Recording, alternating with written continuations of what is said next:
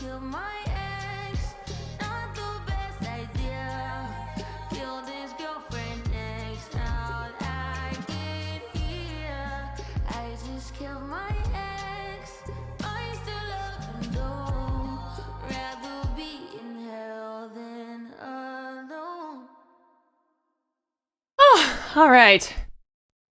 Oh, God. I sprinted back to make it on time and I still didn't. All right. You guys been dancing? I literally ran. I am the first to run whenever there's injustice in this world. I just start running. So that's what I was doing.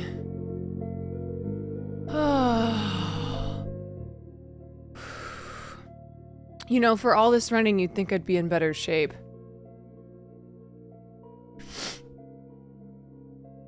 You think I'd be in, like, marathon shape, but strangely not the case. Have you guys been watching the Game Awards? Is it like an exciting thing to watch?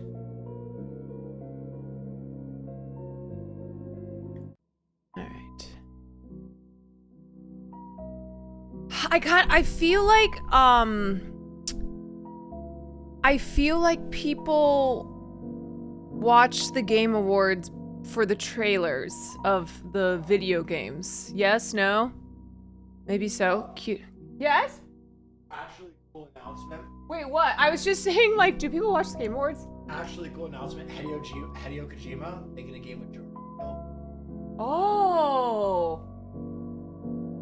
No information. A horror game?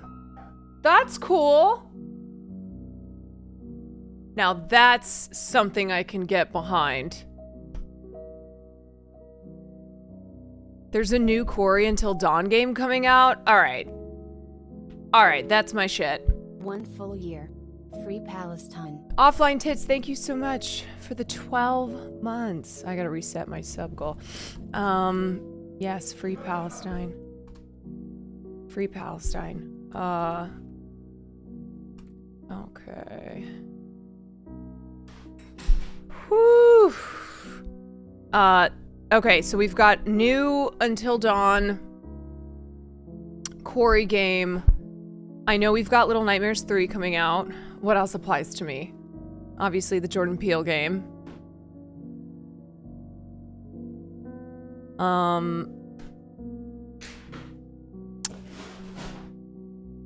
Anything else? Anything else cool so far? One day his tits will be online and yeah. One day offline tits will be online tits and no one will know what to do. Are we watching the Game Awards? I didn't plan on it. Because I don't really know what stellar commentary I would offer. I turned down an invite to the Game Awards because I was like, what do I do? What would I do? I don't know. Like, if it were the Oscars, obviously I would, you know, that's my shit.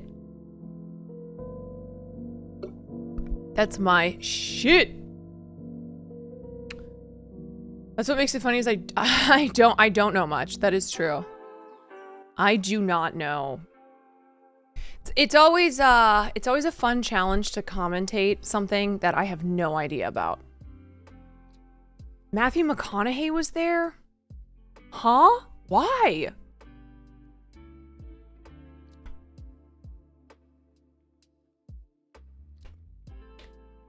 That's random as fuck. He announced a new- oh, well, okay. I guess all these celebs are getting in on games now. Hold on, I gotta charge my phone. Classic, my phone is dead.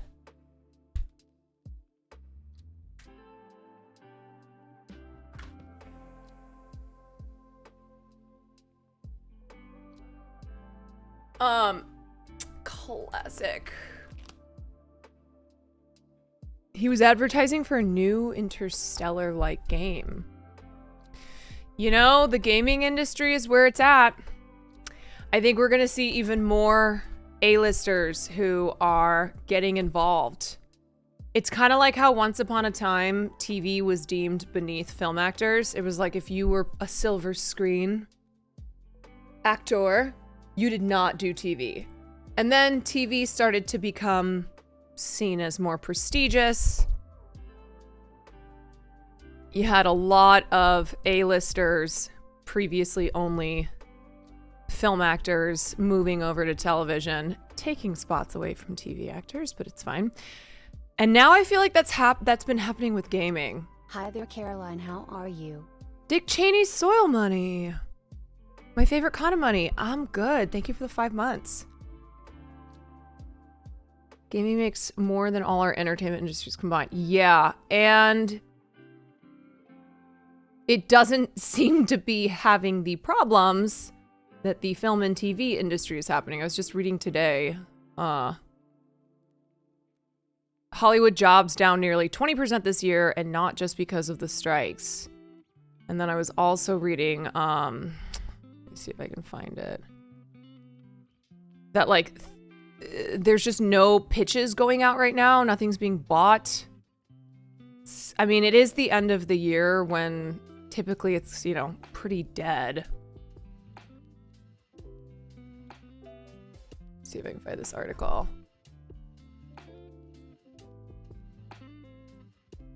Yeah, post-writer's strike. Where are the TV deals?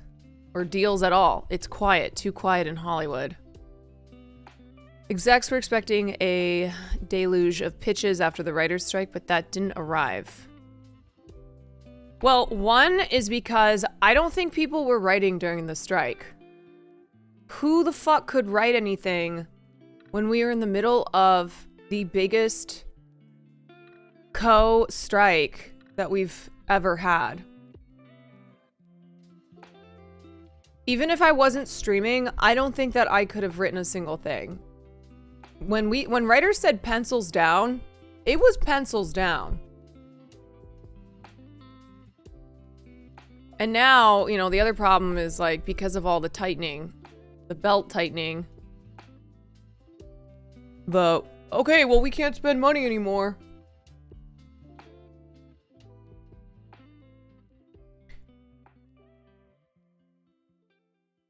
Gaming industry layoffs in the last year. Sheesh. All right, maybe I'm not correct in my assessment. Roughly 6,500 video game workers have been laid off globally since January.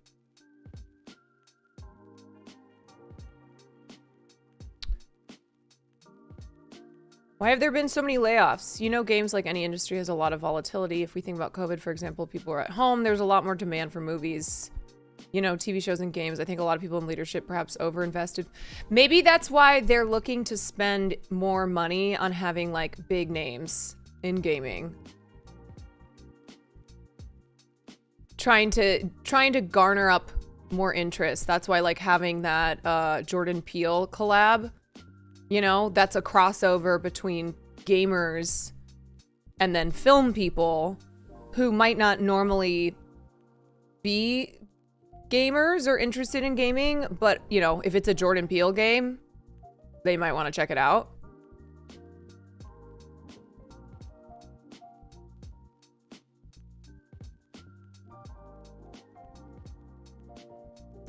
I wonder what Club Chalamet... Oh, you know Club Chalamet is tuned in. Why is he there? What's going on with these game awards? Timothy Chalamet will present at the Game Awards tonight. Oh, wait, I'm sorry. Now that I see this photo of him, I have to pull up, where is it? I need to find this.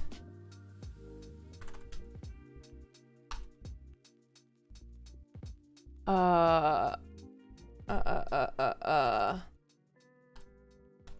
need to find this photo because this made me chuckle.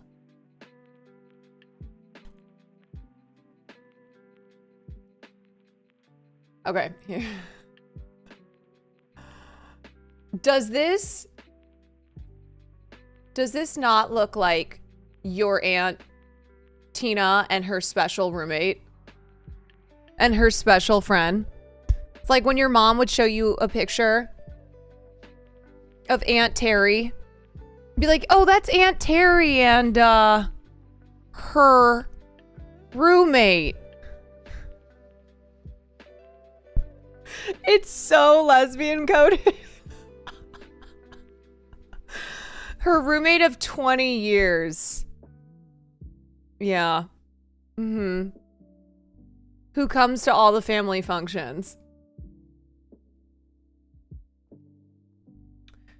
Cutie's over there taking notes on how to run her event better. Yeah, her like pretty much one woman event.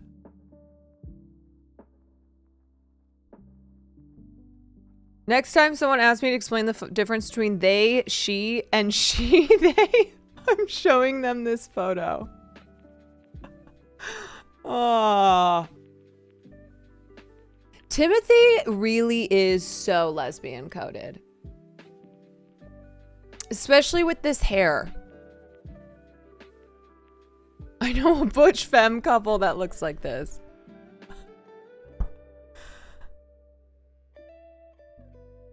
Well, oh, I forgot Austin Butler's in Dune too.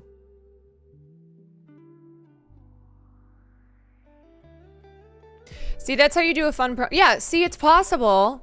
It's possible to like make funny pronouns jokes and not just be extremely hateful. I learned recently that lesbians love him and I felt so many pieces. Yeah.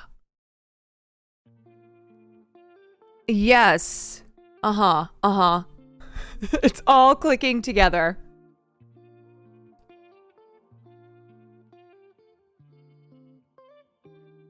Look, I'm here for it, okay? I'm here for it. You know they drive a Subaru? Straight up. I'm not kidding you. I'm actually not kidding you. Timmy looks like my mom's friend from college who has the roommate of 20 years. And I even remember being as a kid being like, just going, wow, they've been roommates for a long time. Lesbians love feminine looking boys. Yeah, maybe it's lesbians who have been the main drivers behind the cult of Timothy Chalamet.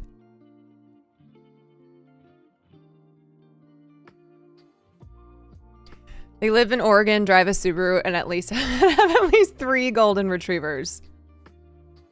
Yeah, 3 golden retrievers, all who are named after famous lesbians.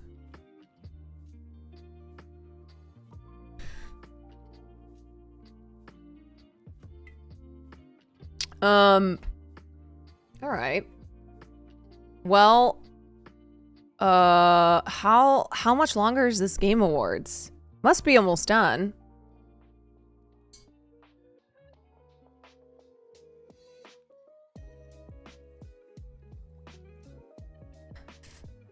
Who's my favorite lesbian actress? That went fast.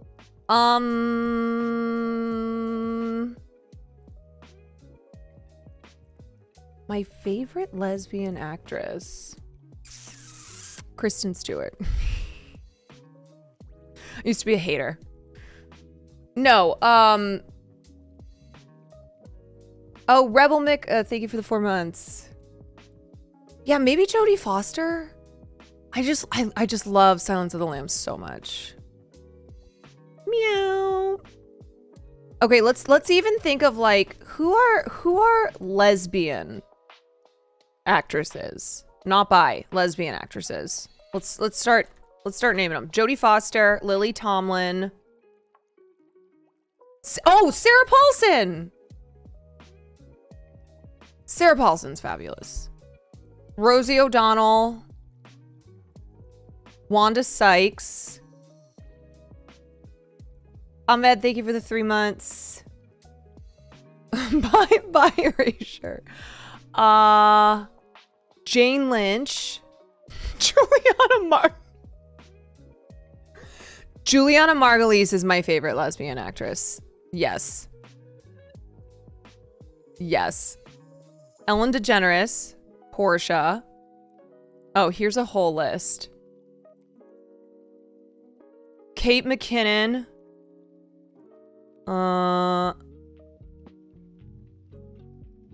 Cherry Jones. Heather Matarazzo from Princess Diaries. I didn't know she's lesbian. Cynthia Nixon. Oh, they did her so dirty though.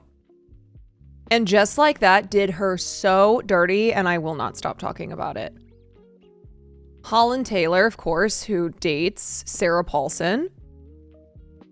Here, I'll just pull up this list right here.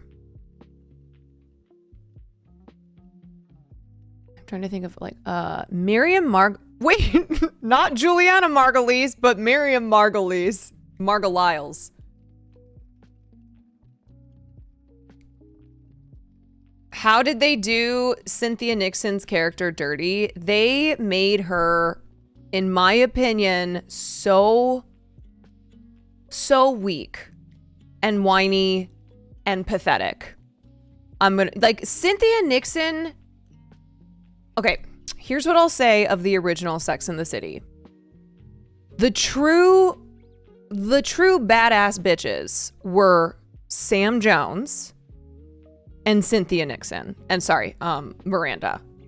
So Samantha and Miranda, they were like the real ball busting bad bitches, okay? Carrie got all the attention, even though she sucks. Now, what I will say about Charlotte in And Just Like That is more likable. I like her better than I did in the Sex and the City series. Now, what they did to Miranda, her relationship with Che, who is maybe one of the most annoying characters on TV, but representation. Her relationship with Che and then the subsequent breakup, and then Miranda just kind of like, it was painful. It was freaking Che. It was. There were so many times that Will would come through the living room as I was watching And Just Like That, and anytime Che would appear, I would just start yelling. Her character was my fave, and I love Steve. Yes! Same. Like, what an actual good relationship that was. Carrie's relationships were shit. When I was younger, I, of course, was a Carrie Bradshaw girl. Most of us were. As I got older, I embraced Samantha Jones. And then as I got older, so like late 20s into my 30s, I realized that I was a stan for Miranda. And then I grew up.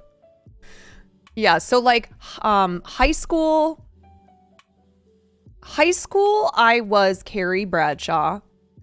College and like after college, I was Sam Jones.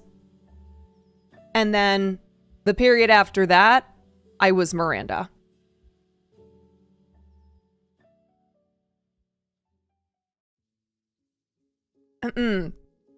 And just to speak to the women IRL, Cynthia Nixon is a badass bitch.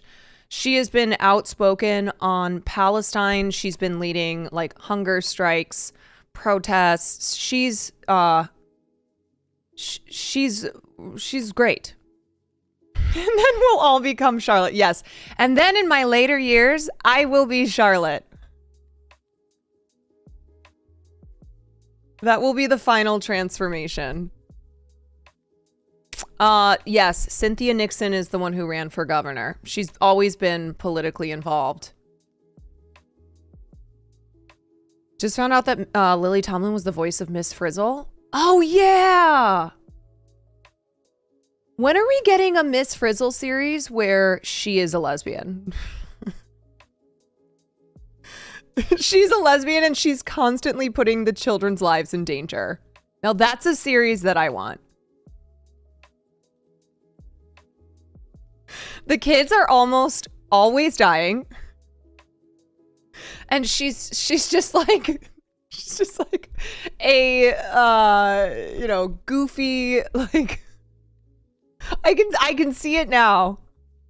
I can see it now.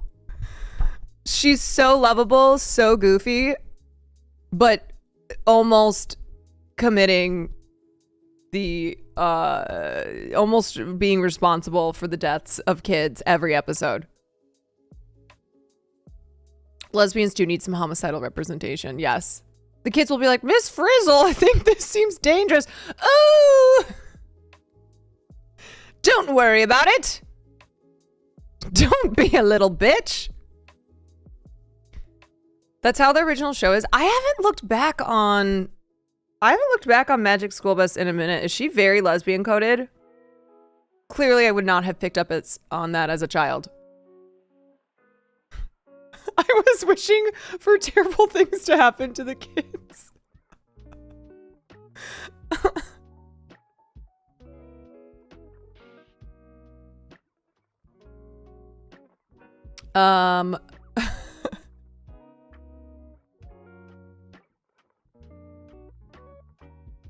They had a video game too. I do remember that. I remember there being a video game, or not a video game, a computer game. A Magic School Bus computer game that was so fun.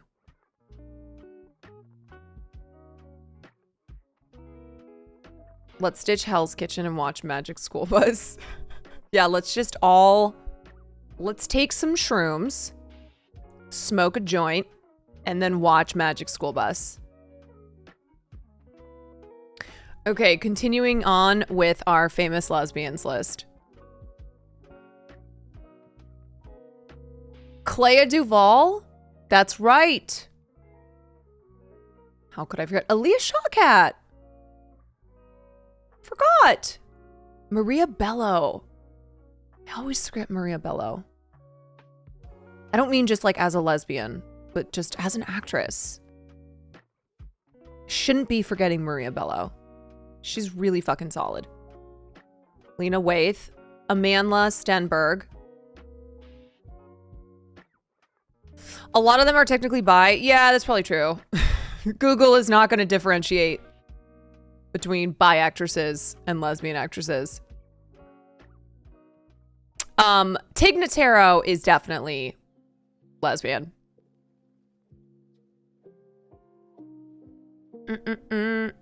What the fuck has happened to Ruby Rose? Remember the period in time when everyone was obsessed with Ruby Rose?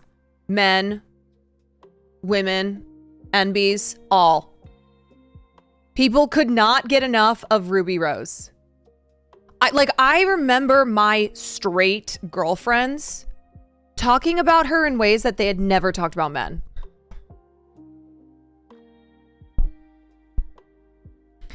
No, there is definitely something that was off about Ruby Rose. Like I feel as if I remember there being, I don't know.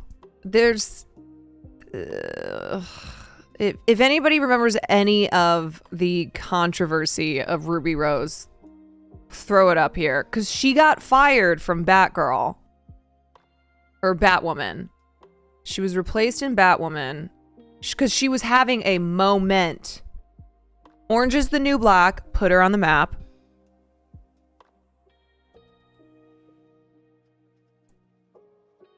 Was it the Batwoman thing? I'm pretty sure it was.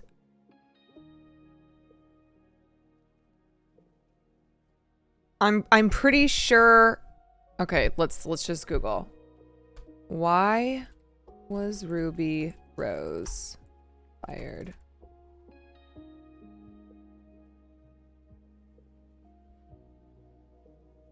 Okay, see, I knew that there were some allegations there. A recap of Ruby Rose's Batwoman allegations and the responses. The world of Batwoman was thrown for a loop Wednesday when former star Ruby Rose came forward with several allegations about unsafe working conditions. and that they actually left the CW superhero drama after season 1. Rose uses they, she pronouns. Warner Brothers, which produces Batwoman, and a former co-star released statements refuting Rose's claims, while a couple of cast members tweeted out their support of the show. When Rose exited the show in May 2020, it was suggested that it was their decision, or at least the split mutual on both their part and the show's. However, in a series of Instagram stories posted Wednesday morning, Rose claimed that wasn't the case. I did not quit. They ruined Kate Kane and they destroyed Batwoman, not me. I followed orders, and if I wanted to stay, I was going to have to sign my rights away. In response, WB-TV released the following statement in which it revealed Rose was actually fired, despite the revisionist history that Ruby Rose is now sharing online, aimed at the producers, the cast, and the crew. The network, and the studio. The truth is that Warner Brothers Television decided not to exercise its option to engage Ruby for season 2 of Batwoman, based on multiple complaints about workplace behavior that were extensively reviewed and handled privately out of respect for all concerned. The Star also claimed that former WB-TV president Peter Roth hired a private investigator to follow them until the report didn't fit your narrative, and forced Rose back to work 10 days after they had surgery for neck injuries sustained on set. According to Rose, spending half a day to rewrite me out for a few weeks to heal wasn't an option. Furthermore, Rose claims production told them to get a taxi when they couldn't drive themselves to work post-surgery. Those are slanderous and unfounded accusations against Peter. He's one of the most respected execs in the business. Oh my gosh, there's a new Life is Strange. That's exciting. I gotta finish this first one and all the other ones.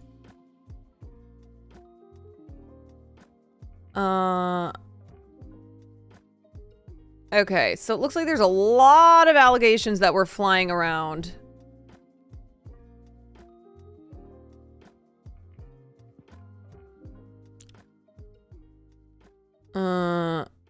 Some members of the cast commented on social media, including Camrys Johnson, who tweeted, "But yeah, fam, she was fired. It's very hard to be fired when you're the lead. Imagine what you have to do for that to happen."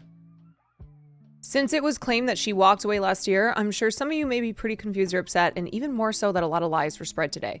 Just know we have a lot of great souls working on this show, and none of this changes.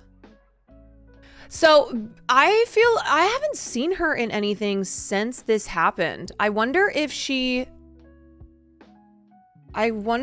got blacklisted. Life is gay. Was Ruby Rose blacklisted?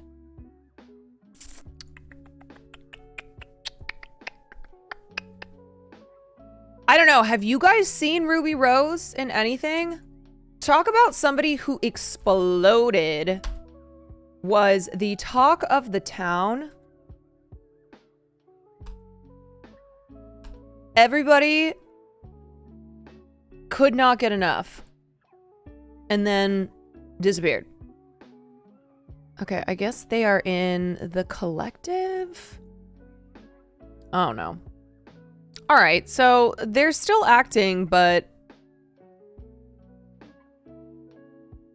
returns home to explore new territory on stage. Yeah, I guess I just feel like I don't hear people talk about Ruby Rose anymore.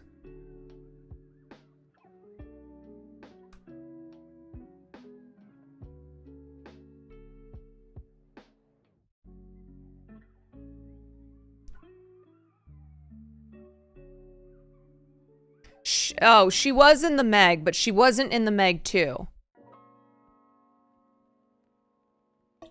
Ruby Rose is not a real name. No, that's a name that she gave herself. Ahmed, thank you for the 3 months. Okay, well, anyway. Anywho, what do we want to talk about today? What are we going to talk about today? We are going to talk about, and also feel free to interject if there's any exciting Game Awards news. Anything that we should know about. This being a gaming channel, we need to know what's going on in the gaming world. But I'm not going to watch the Game Awards.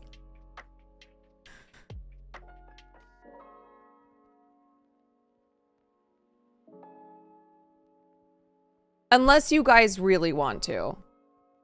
They're probably almost over. I think they're, what, 3 hours? I am game on. I think they started at 4:30. And it's supposed to be like 3 hours.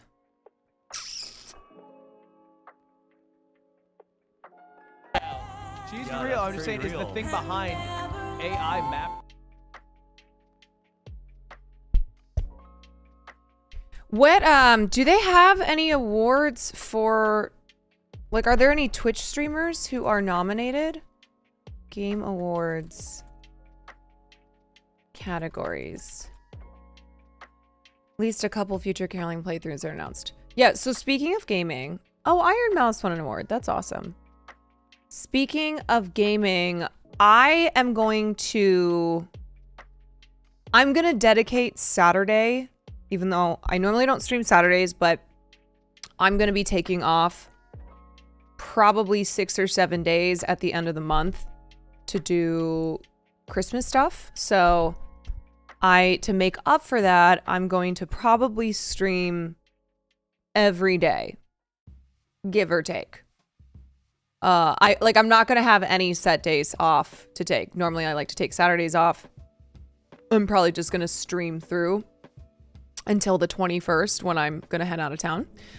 So this Saturday, I'm going to set aside, time for just gaming. Say bye-bye sanity. Well, here's the thing. It's not even, my sanity gets affected when I consume the news all day, and then when I do that on stream.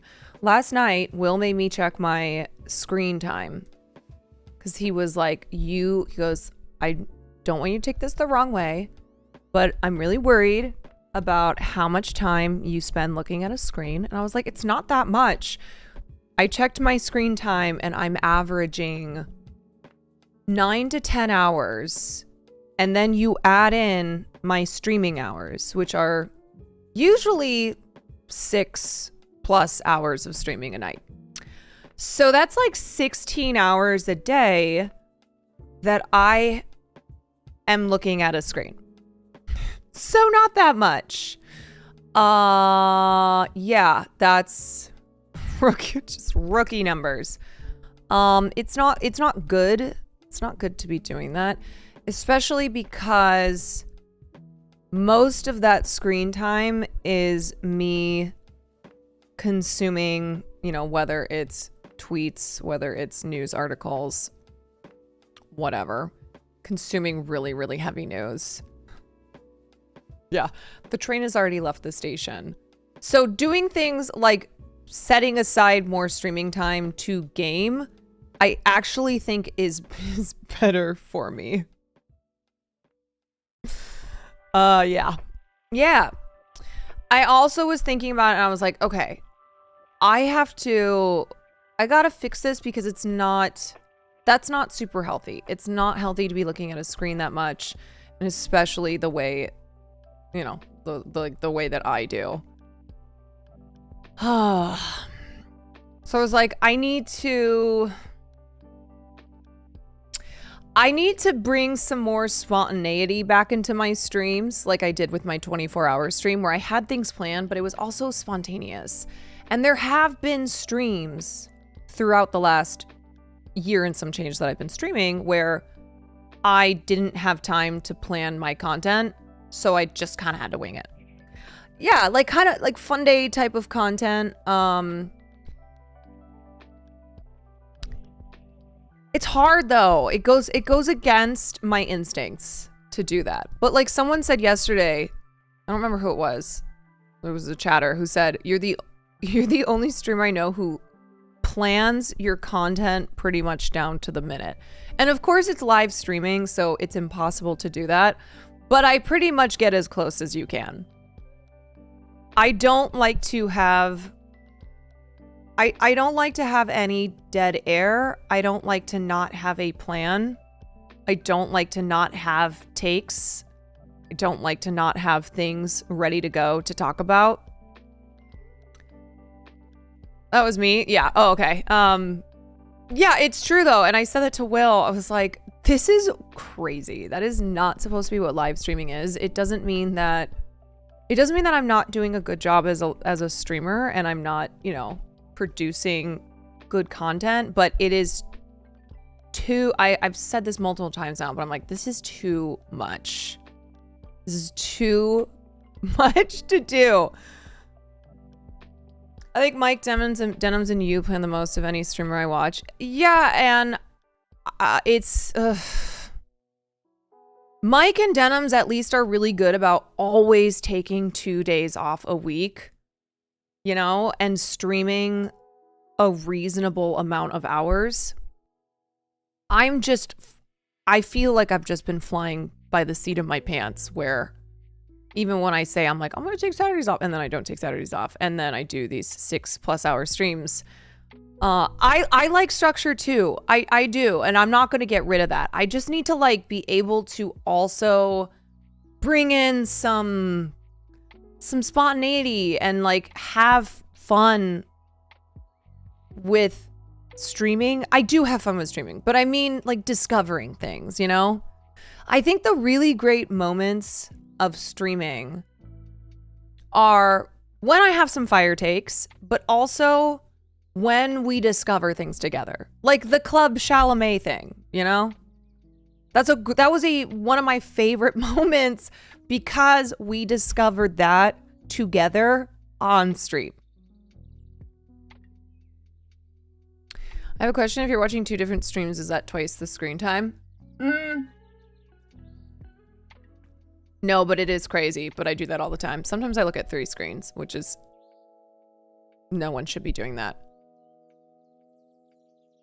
No, I do think a schedule is a good thing. I think my personality requires there to be structure in my content. I'm not just going to go live every night and, you know, just be like, whatever, let's just dick around. Let's do this, let's do that.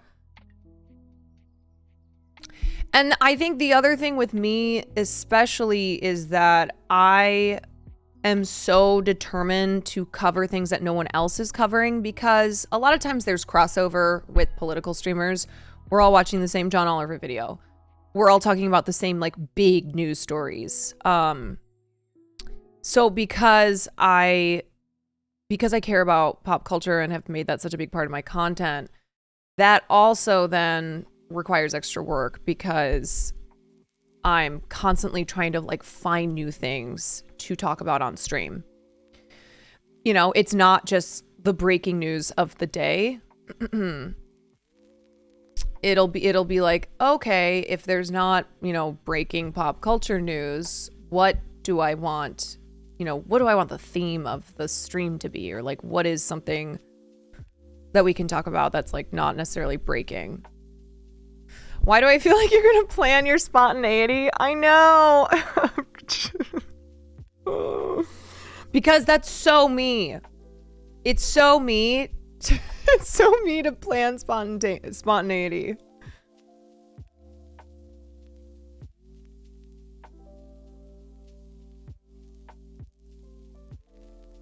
It's pretty wild though that since I started streaming, it's basically been 6 days a week. And I do reacts and gaming, which takes the pressure off of doing all that news, but you know, anywhere from 3 to 5 hours of just basically a presentation. Will always lets chat randomly guy. Yes, he is the king of not planning a stream and just going with it and just doing whatever. Yes, it is a very Libra thing to plan spontaneity. Be like, okay, we're gonna be at 7 o'clock, we are going to have 15 minutes of spontaneous time. Okay? So in 13 minutes, we will have 15 minutes to be spontaneous.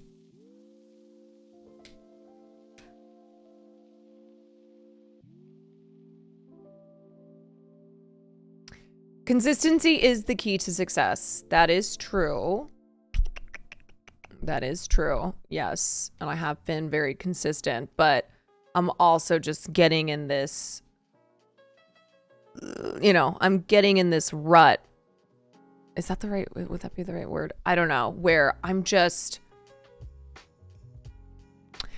I very much so get stuck with something and then it's hard to break me out of that. It's hard to like try to do other things. Okay, now we will have fun from 8:10 to 8:30. That is when the fun will happen. All right, so anyway, speaking of things that I do want to cover, I think what I'm going to do is, you know, I'll always have things that I want to look at, but of course, you know, if you guys are like, did you see this? I mean, I'm pretty generous with like people putting things in chat. I found out that there are some streamers that you have to be a subscriber to even link something. I was like, damn, that's a business move. But anyway, I'm always gonna have things, for at least for the most part, that I'm gonna want to talk about. But that's why sometimes I will say, is there anything happening in pop culture that I've missed? Or did you guys see something that I should comment on? I want to talk about George Santos and the cameo shit. I want to talk about, what else did I have marked in my brain? I want to talk about Selena Gomez briefly. I'm not going to spend too much time. I want to talk about the IDF Gala, which is, it's just had me puking today when I was reading an article about it.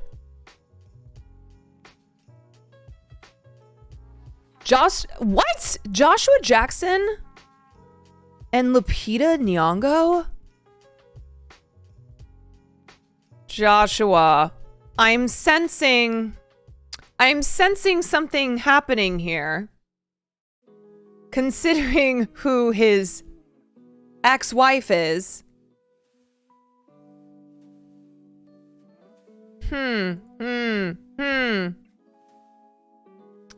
There's Lupita Nyong'o. He just got out of a marriage with Jodie Turner-Smith. Okay, Joshua. Wait, and Lupita Nyong'o was married too.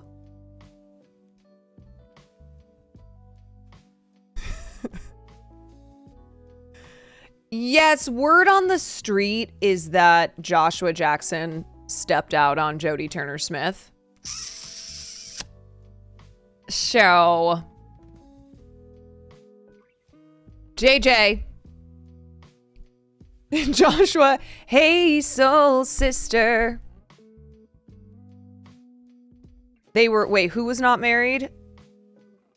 Lupita was not married. Okay. I don't know why I thought she was married. No, you know what I think it was? I think I remember because it was a big deal that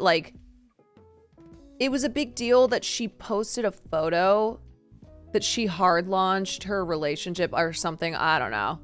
Yeah, they went public with their relationship December 2022. And I remember people freaking out, but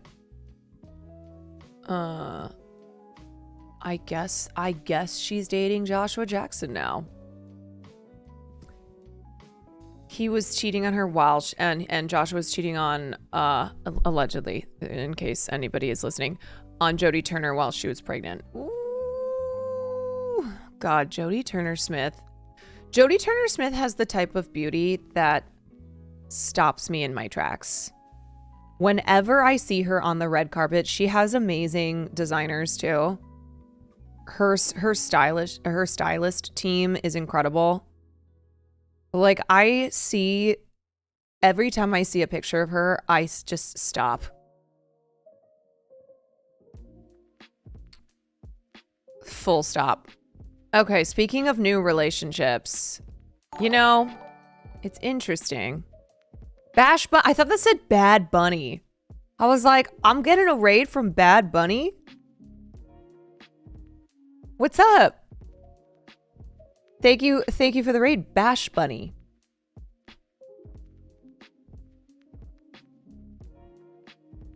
Captain America just walked on stage. You mean Chris Evans? Or Anthony Mackie? Oh yeah, Anthony Mackie's the new Captain America. Damn, the Game Awards really is just... it has just totally mixed with Hollywood.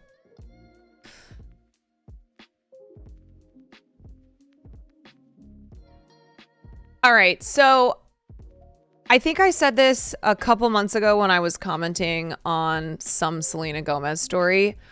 I don't think that she, shocker, is normal.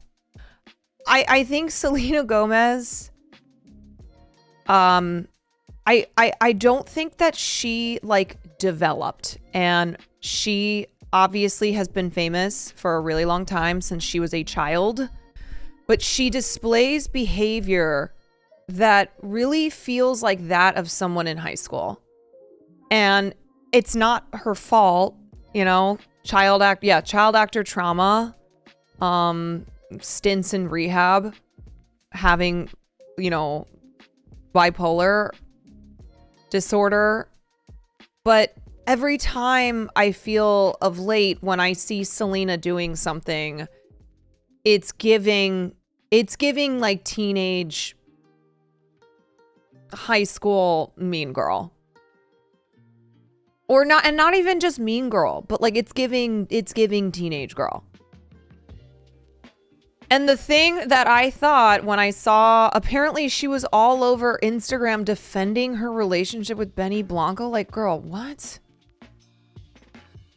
Comments like this: he is my absolute everything in my heart. Okay, they've been dating for a few weeks. Whatever. Love is love. Then why has he been the best thing that's ever happened to me? The end. LOL, yeah, he's still better than better than anyone I've been with. Facts. Why is she doing this? Why is she responding to random Instagram comments to defend her like 2-week relationship? It's so weird.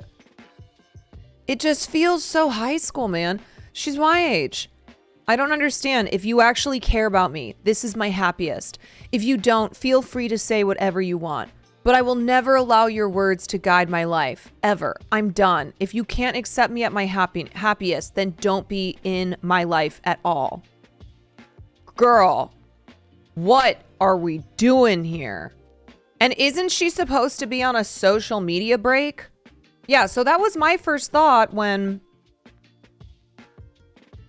I saw Selena Gomez was commenting all over Instagram up and down about her new relationship. I was like, didn't she say a month ago that she was taking a social media break because the violence of the world was too much? I mean, like, here's more comments. Feel bad for you. LOL, you don't know me whatsoever. Okay, sweetheart. I've been in... Oh, sweetheart. Been in therapy since I was 18. I know it's best for me. I will fight till I get what I deserve. I appreciate your misguided input, but I'm growing. Don't feel free to grow with me. Just know I'm not going to be with a fuckboy ever again. Sorry to disappoint. I am gorgeous. I'm normal. LOL. Oh, sweet girl. Fuck off. So off. Oh, celebrities. Really, you guys... She said she's taking another break. Oh, okay. So, celebrities are not normal, but especially when they have been famous since they were children, okay? There's just no way for them to I really believe this. Maybe there's a rare instance, but I just think that there's no way that they are normal thinking human beings.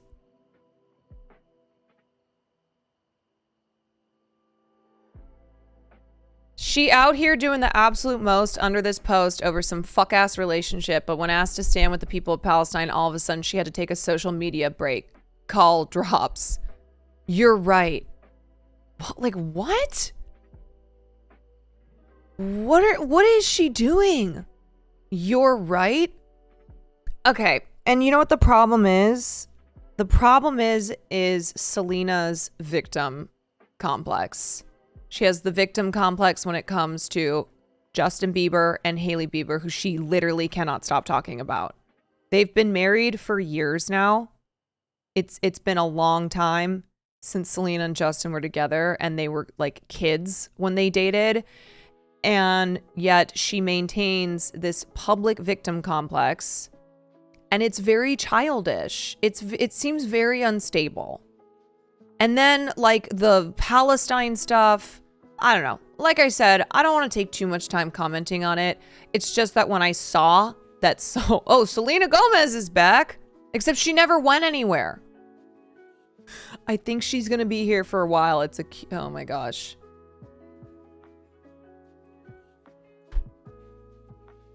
She then promoted her album coming out in 2 months. Oh, broken.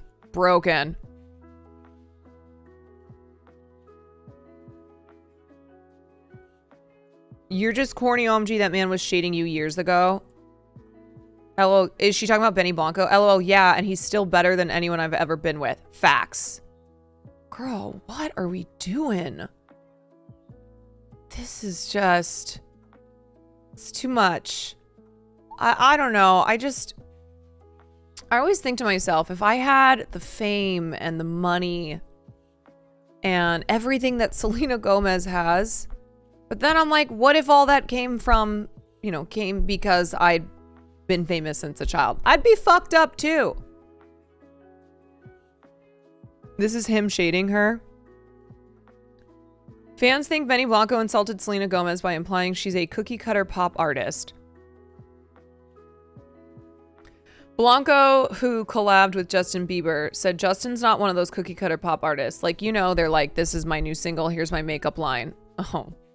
That is Selena Gomez. And he's like, Justin's like, yo, I have a pimple and I have anxiety today. Okay, I'm sorry, but that is a stupid statement too. See, all these people are dumb. Guys, celebrities, very dumb. Very dumb. Benny Blanco stating that Justin is not a cookie cutter pop artist because he's like, yo, I have a pimple and I have anxiety today.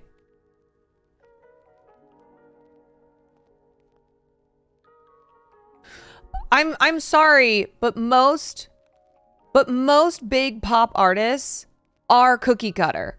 Okay? They make catchy music. Well, them and a million people. But let's not pretend as if Justin Bieber is a cut above the rest.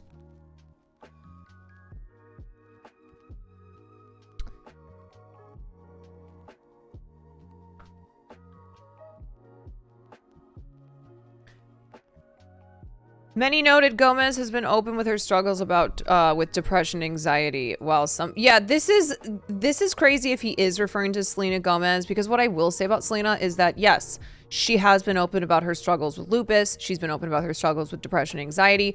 That's why I'm like, girl, this is not healthy behavior. Celebrities getting this involved, celebrities responding to random ass comments on Instagram. Why? Like, I stay away from this. Once in a while, I'll respond to a comment on a tweet, but I'm not like going in, name searching, or, responding to everybody who's got an opinion on me, and I'm nobody.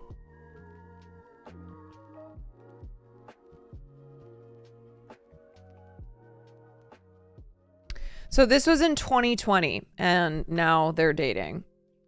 Some fans even accused Blanco of misogyny, criticizing the all men who are always degrading women and their success in order to praise men for the bare minimum. Yeah, no, fuck him. Benny Blanco. I've only heard like not great things, okay? From people who have dated him.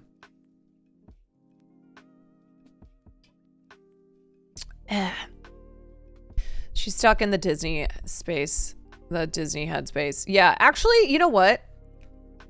I do have a video I want to watch at some point, and it's stuff that we've talked about.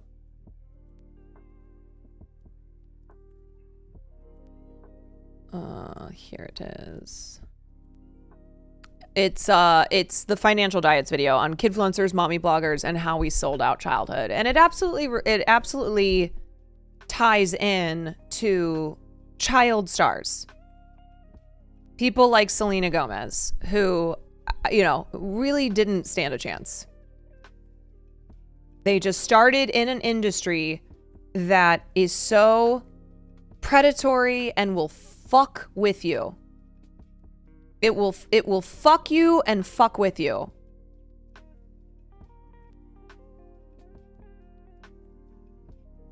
I haven't watched May December yet. Okay.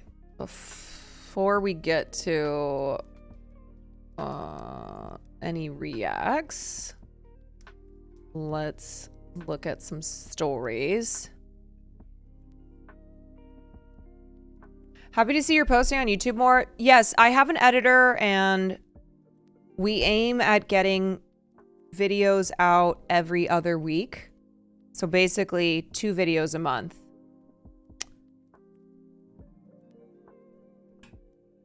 Which once my YouTube gets bigger, I'll probably ramp up to a video a week.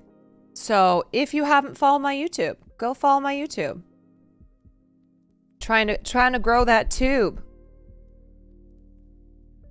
We're going to cover we'll cover the Versailles, the insane $65 or $56 million viral wedding that now is the groom and the bride are in shambles because he is a criminal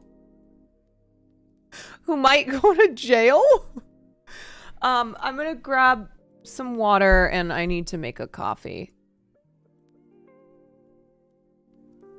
I'll be right back.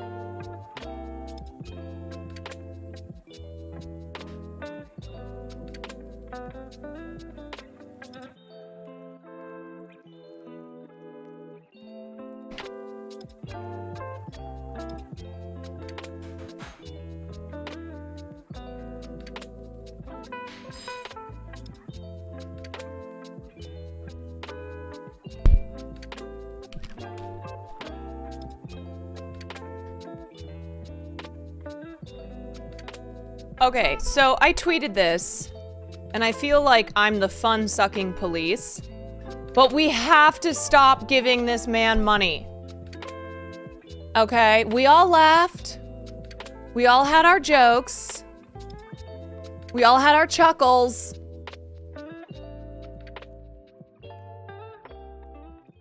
But we gotta stop giving him money. He's already bumped the cost of his cameos from $200 to $400, or sorry, $75. $75 to $400 because of how many people are buying his cameos. It's his only honest dollar he's ever made. That is true. That actually is true. He made apparently $50,000 in the first day. 50,000. How does this man continue to fail upwards? 50 grand in the first day.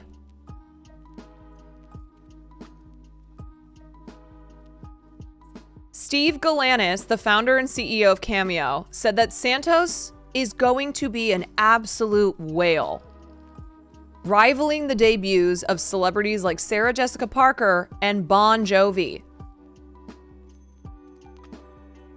The news website reported that he made an account after a staffer from former House Speaker Kevin McCarthy's team recommended it to him. Santos took up the suggestion and has made over 150 videos, even pledging Tuesday evening that he would crush another 60 to 70 tonight. Obviously, there's a monetary benefit. I'm not here doing it for charity, but the other aspect is to remind these assholes who think they're holier than thou that they will be forgotten in history and I will live forever, period.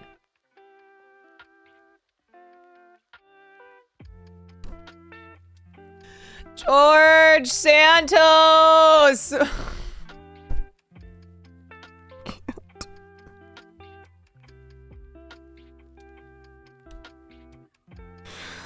I can't. You know what? If there's one thing that we love, it is a gay grifting queen, okay?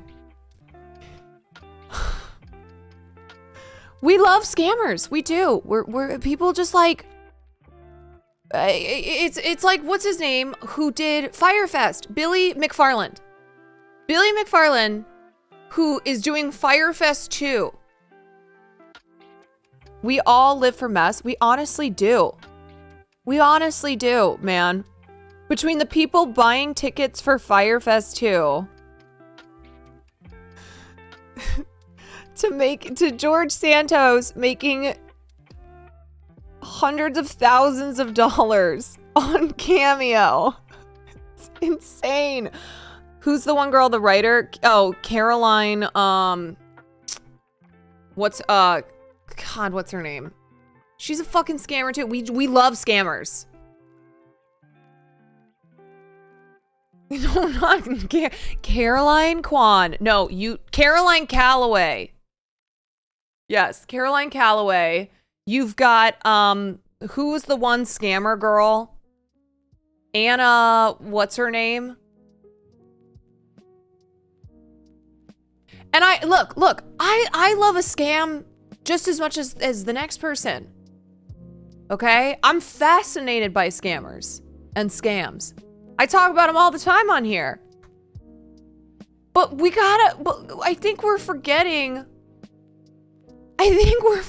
that George Santos is a huge piece of shit. Okay, remember the guy whose dog died? Remember him? George Santos, who was supposedly raising money for this guy's dog so it could get the surgery it needed, and then he stole the money. He's horrible. He's a piece of shit, okay? And like, look, I don't care if it was part of the scam or not. This motherfucker was saying all the shit about trans people, you know, about LGBTQ people in general. Okay, this guy was embodying right-wing politics because it was part of his grift. He would have kept doing that. I don't know, I feel crazy. I actually feel insane. Hogan, thank you for the gifted. I gotta grab my coffee.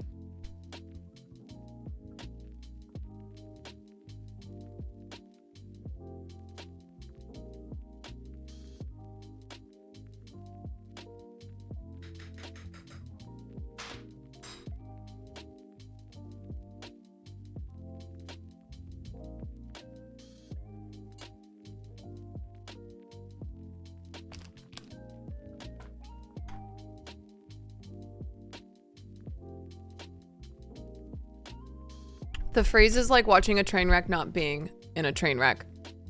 Yeah! You go... I don't know. It's like the joke.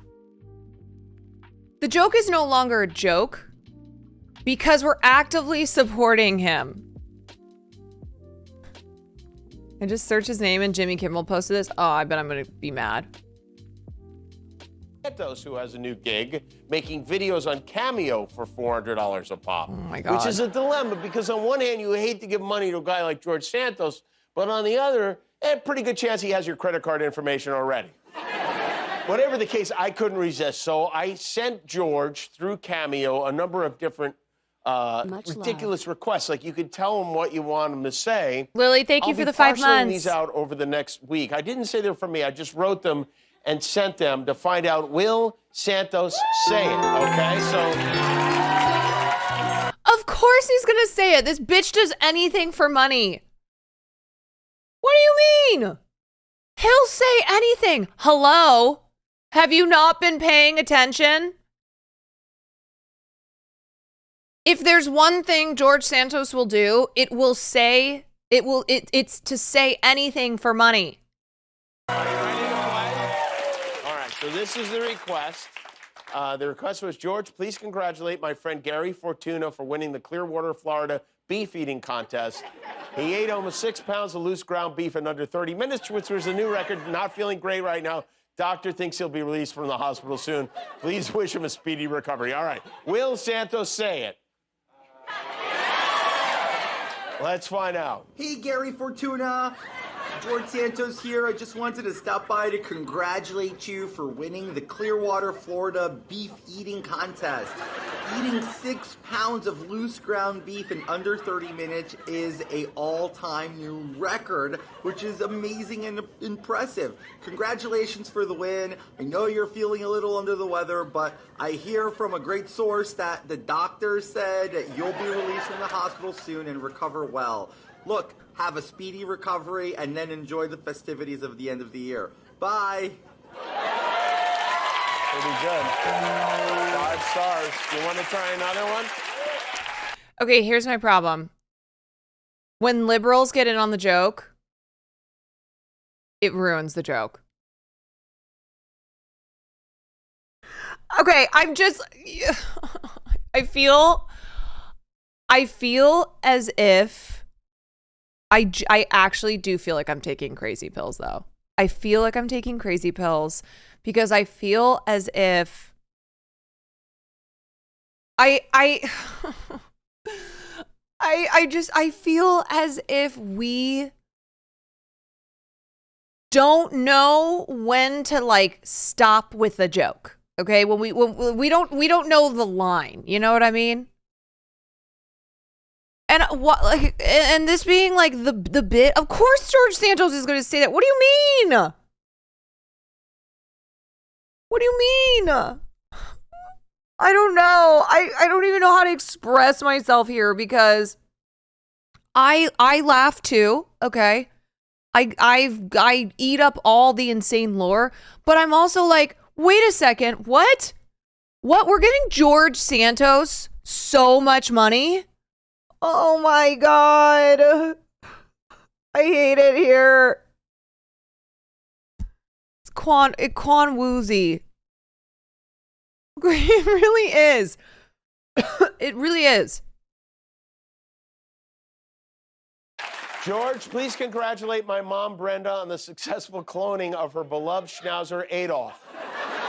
She and Dr. Houndschnaufer went through a lot of dogs in the trial runs, but they finally got it to stick. Tell her to give Adolf a big belly rub for me. Will Santos say it? Yes! Hey, Brenda. I wanted to congratulate you on successfully cloning your beloved Schnauzer, Adolf. I know it was a lot of trials and tribulations, but you finally did it. I'm sorry, but just like the audience, do you know what I mean? It's so cringe now. It's cringe. It's cringe. And of all the things, like, I'm sorry, ground beef, dog named Adolf, not even funny little bits. It's so,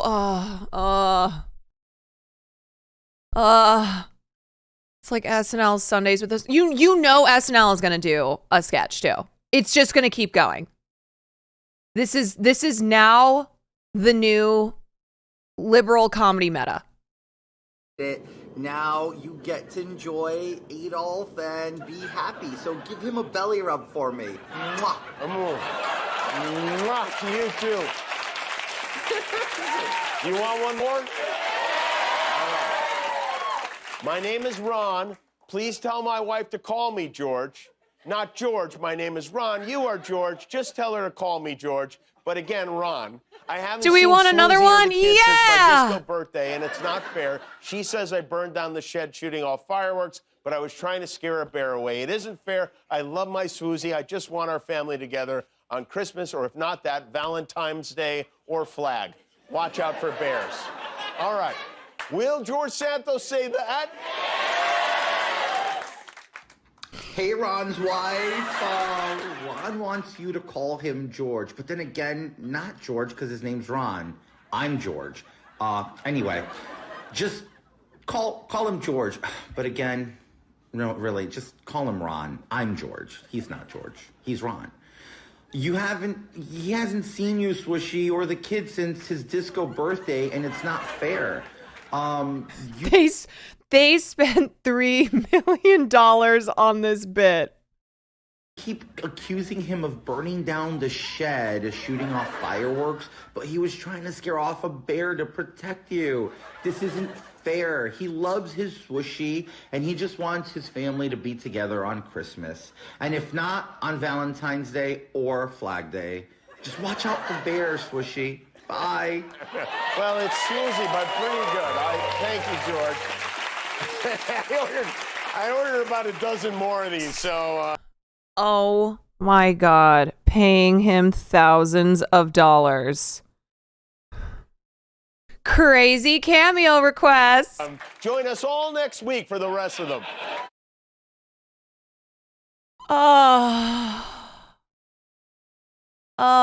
Okay, look, if you need motivation to like not get in on this, beside the fact that George Santos is a piece of shit, okay? He has he has ruined people's lives through his scams. Like good people's lives, okay? Don't forget about the dog. But if you need motivation as to why this has now just become completely cringe, oh, look who got in on this. Look who got in on this while he was taking some time out of his day from being pro-genocide. John Fetterman was one of the first people to shell out $200 to have George Santos send a personalized clip to Bob Menendez, who is another Democrat who was just found out to be a major scammer, okay, surrounded by scandals. This is what our Democrats are doing. So awesome. Spokesperson for Fetterman told Business Insider that Santos churned out the video response just 16 minutes after the office paid for and placed the request, a quicker turnaround than expected. Hey, Bobby. Oh, wait, here it is. Let's just watch it. Why is this? I bought my ethically challenged colleague. Oh, you want to talk about ethically challenged, John Fetterman? I thought my ethically challenged colleague, Bob Menendez, could use some encouragement given his substantial legal problems. So I approached a seasoned expert on the matter to give Bobby from Jersey some advice. Look, I don't think I need to tell you, but these people that want to make you get in trouble and want to kick you out and make you run away, you make them put up or shut up. You stand your ground, sir, and don't get bogged down by all the haters out there. Stay strong. Merry Christmas. Hey, Bobby. The comments to this, ha ha ha. Fetterman has been on fire lately. Credit where credit is due. John, give your public relations team a raise. LOL. Y'all. This is next level. On top of the next level. Next time, maybe have him sing it in drag. Rapidly becoming one of my favorite senators. Bravo. Totally funny. You have earned my respect, Mr. Fetterman. John Fetterman is hitting the Democrats harder than the GOP could ever dream. Yeah, this one, hey John, free Palestine. That's what I'm talking about, okay? Oh, how can you not die of cringe? How can you not? The drag comment feels homophobic? Of course. Yes. Of course. You know the Pod Save boys have all bought cameos for each other for Christmas. Oh my God. I don't know. Am I being a fun sucker, or am I just like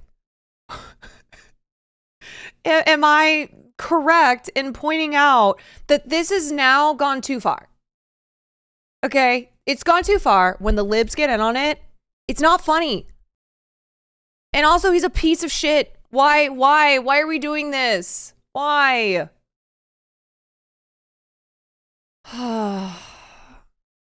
If it helps you feel better, remember this money is going back into the pockets of hardworking only. Wait, did he subscribe to Finster's OnlyFans? Wow. Wow, it's all connected. It's literally all connected.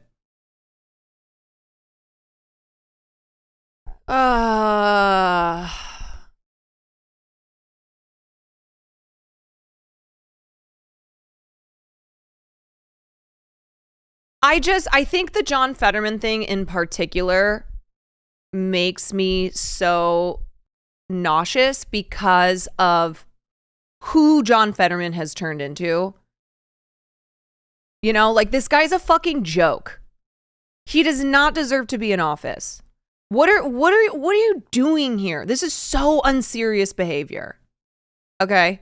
Everything about John Fetterman now, I cannot stand. I can't stand. I cannot stand to look at the sight of him. At least he's got taste. Yeah, let's go Finster.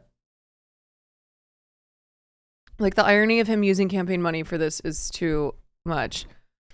I don't know. I don't know. It's like, it's the failing upwards, right? This guy is the biggest liar, okay? He is a grifter. He hurt a lot of good people, all right? This was not like he only hurt rich people with his schemes. Okay? He only took money out of the pockets of rich people. No, he fucked over. He fucked over, like, just everyday, good, normal people.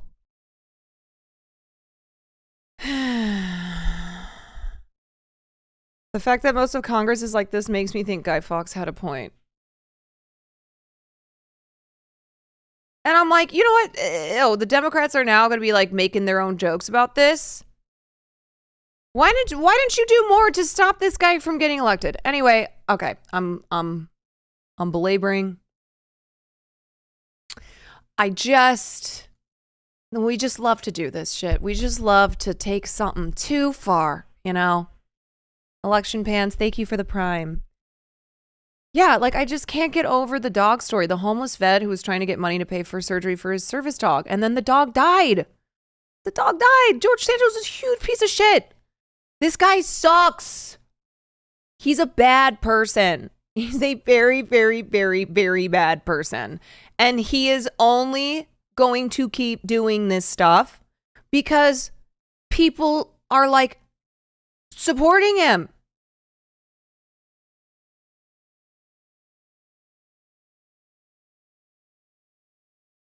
Santos feels zero shame. He is going to say anything. So this whole, like, let's see if Santos says this.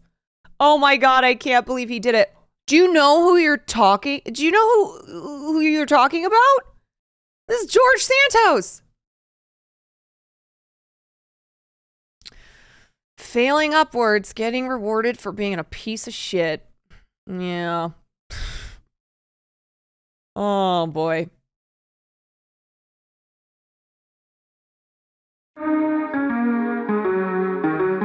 Democrat Twitter.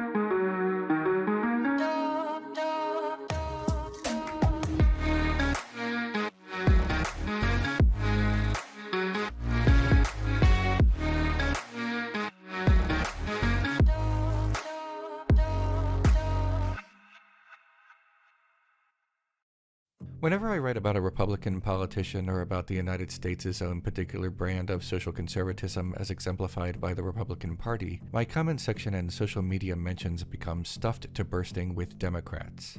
In and of itself, this is not a problem, not to mention completely expected. Donald Trump is so reviled among Democratic voters that anyone talking shit about him is their ally. And if the person bashing Trump has no immediate signifiers of their party or politics, Democrats will assume the person is one of their own. Democrats despise Trump so much that even when a Republican... Did you guys see that Joe Biden recently said that he wouldn't be running for president if Trump weren't running?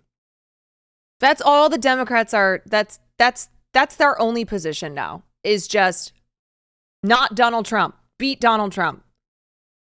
So you have all these blue-checked libs who only care about beating Donald Trump. So anybody who opposes Donald Trump is cool with any blue-checked lip. Joe Biden, it is so clear. It is so clear that Joe Biden never ever intended on being president to actually be a change maker here, okay? Not that like this is groundbreaking information, but the fact that he ran for president to beat Donald Trump because he's the only one who could do it, even though he's like, I'm going to be a one-term president. Oh, lo and behold, shortly after taking office, talking about running for a second term, and now claiming that he wouldn't be running for president if it weren't for Donald Trump. And I'm like, that's not good enough for me. That's not a good enough motivator for you to be running for a second term. Because Donald Trump is running? Thank you. I will not let the one-term lie go. It was such a lie. Such a lie. Joe Biden, and people forget this. When Joe Biden was running against Donald Trump in 2020, he ran on the promise that he would only be a one-term president, that he would step aside for someone who was younger and, a younger progressive was the idea, right? The new generation to come in. But Joe Biden had to run because Donald Trump was the biggest threat facing our country. And now Joe Biden has to run again because of Donald Trump. Beat the other guy is usually the position of someone running against an incumbent because they have no record of their own to see. Right. To run on. See the Not Bush campaign in 2004. Right. That's why it's so weak. It is no platform at all. It is so weak. And they expect people to be motivated to go out and vote for Joe Biden. Politician finds it in their best interest to criticize the former president. Twitter libs are insane. Oh my God, this is going to piss me off. I cannot stand Brooklyn Dad. Oh, he's one of the worst. Which president has a rockin' pair of aviators, a bangin' record of legislative success through his first term, and was the real winner of last night's GOP debate? This president. Puke in my mouth. Puke in my mouth. Puke. Democrats will make a mad dash to praise them, trampling over themselves like a mob at a Black Friday sale to shake that Republican's hand and extol their virtues. Oh my God. Oh, the whitewashing of Liz Cheney's record simply because she voiced her criticism. She stood up against Donald Trump. Liberals are so pathetic, man. Pathetic that they will just forget about everything else when somebody says something negative about Donald Trump. They're like, yay, you're one of the good ones. thanking them for their honorable service like they just returned from World War II. Despising Donald Trump is probably the morally correct position, and I share it. It's just worth noting that the way Democrats go about it has its own unique flavor. I wear my politics on my sleeve, or at least on my Twitter profile. Yet people who are new to my work sometimes initially mistake me for a liberal Democrat because A, some of my videos criticize individual politicians, usually in the Republican Party, and B, Democratic voters and Republican voters have been conditioned by their own parties to disregard anything resembling a political spectrum in favor of a binary that does not contain the actual left wing. This happened as recently as my video from earlier this month, and I knew it would, so I included a line reminding any Republicans watching that their whataboutism on Obama, Biden, or either Clinton is even more meaningless if directed at me. If you have heard me say this sort of thing before in other videos, I apologize for this repetition, but it's necessary for my own sake. Social media has intensified this binary into sectarianism. Now Never watch before this in drive. human history have ordinary people had the opportunity to shout their opinions at more people at once. On paper, this is a good thing. It allows for political organizing, not to mention On a diversity paper. of political opinions touching the mainstream that might not have had that opportunity before. I certainly benefit from this, at least on some level. Unfortunately, the stewards of this political organizing are not the people themselves, but tech companies. You see, tech companies like Facebook and Twitter allow an enormous amount of misinformation and dangerous misuse of their platforms. They are not financially incentivized to stop doing this. They are not financially incentivized to ban people, to moderate misinformation, or to be responsible for their own platforms. They are incentivized to allow almost anything so long as it trends. Tech companies don't care about the vague concept of freedom of speech or the reductive concept of censorship either. They ban accounts when it is convenient to do so, and never a second before that. Social media engenders sectarianism because the moderators are asleep at the wheel, on purpose. Tech companies do not want to take responsibility. They want to take, money. So a platform like Twitter helps raise the voices of people who otherwise might not be heard, but it also raises the voices of people who have no idea what they're talking about, who spread misinformation, and who profit from a binary us versus them politics as team sports model. Their followers are invariably people who cannot see beyond the corners of their voter registration cards. This explosive sectarianism creates insular communities. On Facebook, these communities form groups, both public and private. On Twitter, the Communities feature has only recently been added, but when Twitter users refer to different communities on the platform, they are not referring to these recently branded user-moderated communities, they are referring to loosely organized affiliations. Communities that form more organically due to the platform's microblogging and Okay, wait, I want to address this. Where do you see him promising to not run again? All right, so you know what I realized is that Joe Biden did not okay, so I was wrong on this, that he didn't explicitly make that pledge, but that was what was spread via his team. So it was the suggestion from Biden to his team that he would be a one-term president, and then that was used to assuage the concerns of voters who were like, Biden is so old. So okay,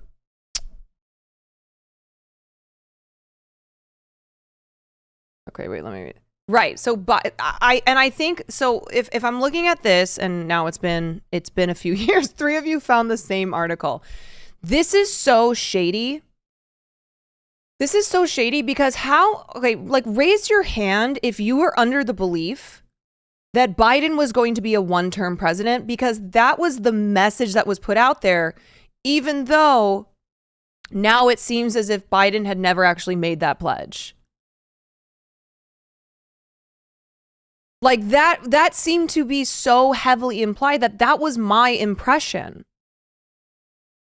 Based on like what his team members would basically signify. And the fact that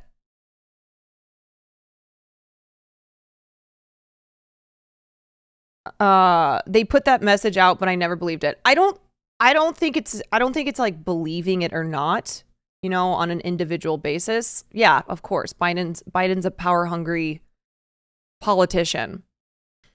But I think it's actually nefarious though, because there were a lot of people under the impression that Joe Biden was not going to run for a second term. So they felt more comfortable voting for the oldest person to run for president, or the oldest person who would be president. They felt more comfortable thinking that he was only going to be a one-term president, and that then he would be stepping aside for, you know, a younger, hopefully more progressive person to represent the Democrats. If it gets spread and reported enough, it's assumed to be true, especially since most people only skim headlines. 100% I remember it and held on to it because I didn't want to vote for him, but reluctantly did for the transition stick. Right. So whether or not you are, you know, you're like, I never believed he would be a one-term president. The thing is, though, is that was part of the messaging, and that was something that was done to alleviate the anger that people had over Biden being so old and being such a representation of the old guard. You know, so when he, shortly into his first term as president, started talking about running for president again, people were like, what? You're so old. We thought you were going to be a one-term president. We thought that was the deal. If Biden is elected, a prominent advisor to the campaign said he's going to be 82 years old in 4 years and he won't be running for a re-election. Yeah, see? So it was like all stuff like this. So even though I was incorrect in saying that Biden had publicly pledged that, of course, this was a political maneuver.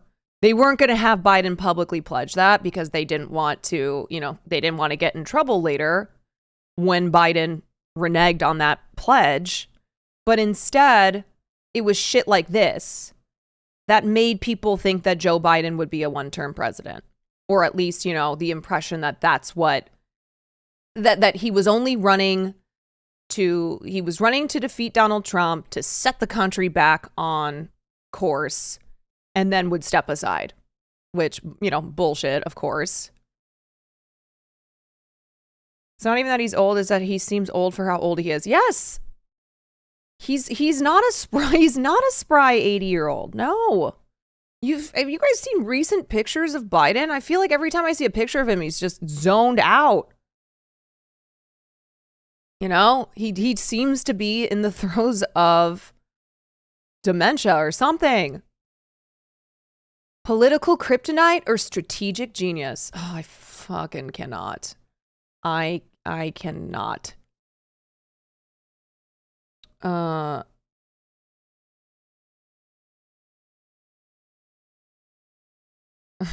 of able is asking Biden. Remember, this is like asking Feinstein to know what year it was after 2009. Tweeting apparatus. Hockey Twitter is not some members-only club about hockey. It's just what people on the platform call the unofficial community. Here, look at this. Speaking of Biden.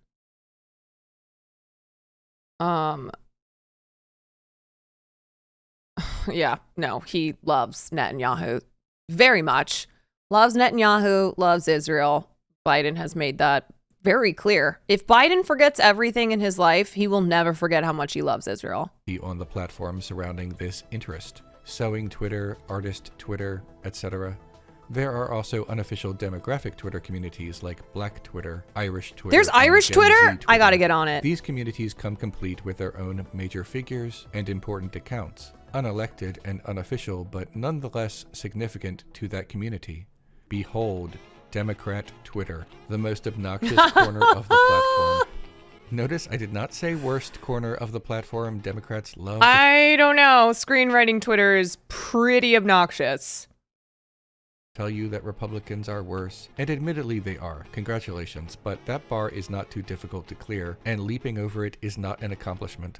The party line of Democrats are still better than the Republicans does not foster enthusiasm but defeatism, an ennui of hardworking, beleaguered people who have been convinced that this is about as good as it gets.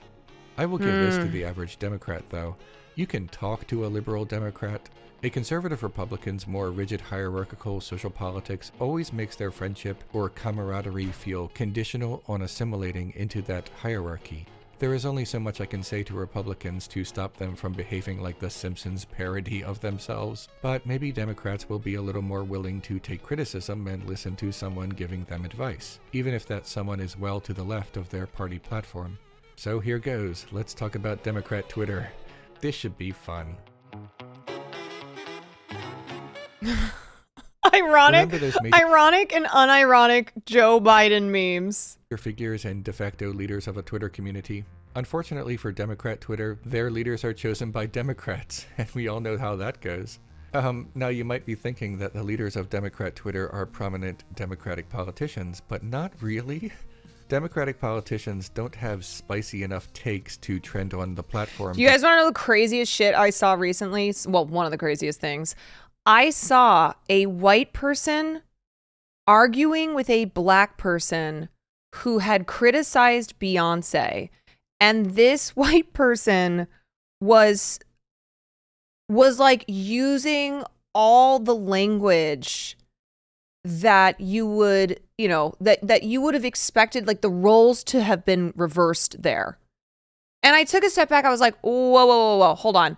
This white person is like, is arguing against this black person who was criticizing Beyonce, and the white person is talking about how black people aren't, shouldn't be expected to stand up for, to every single cause in the world and to shoulder all that. It was wild. It was a very, very wild exchange.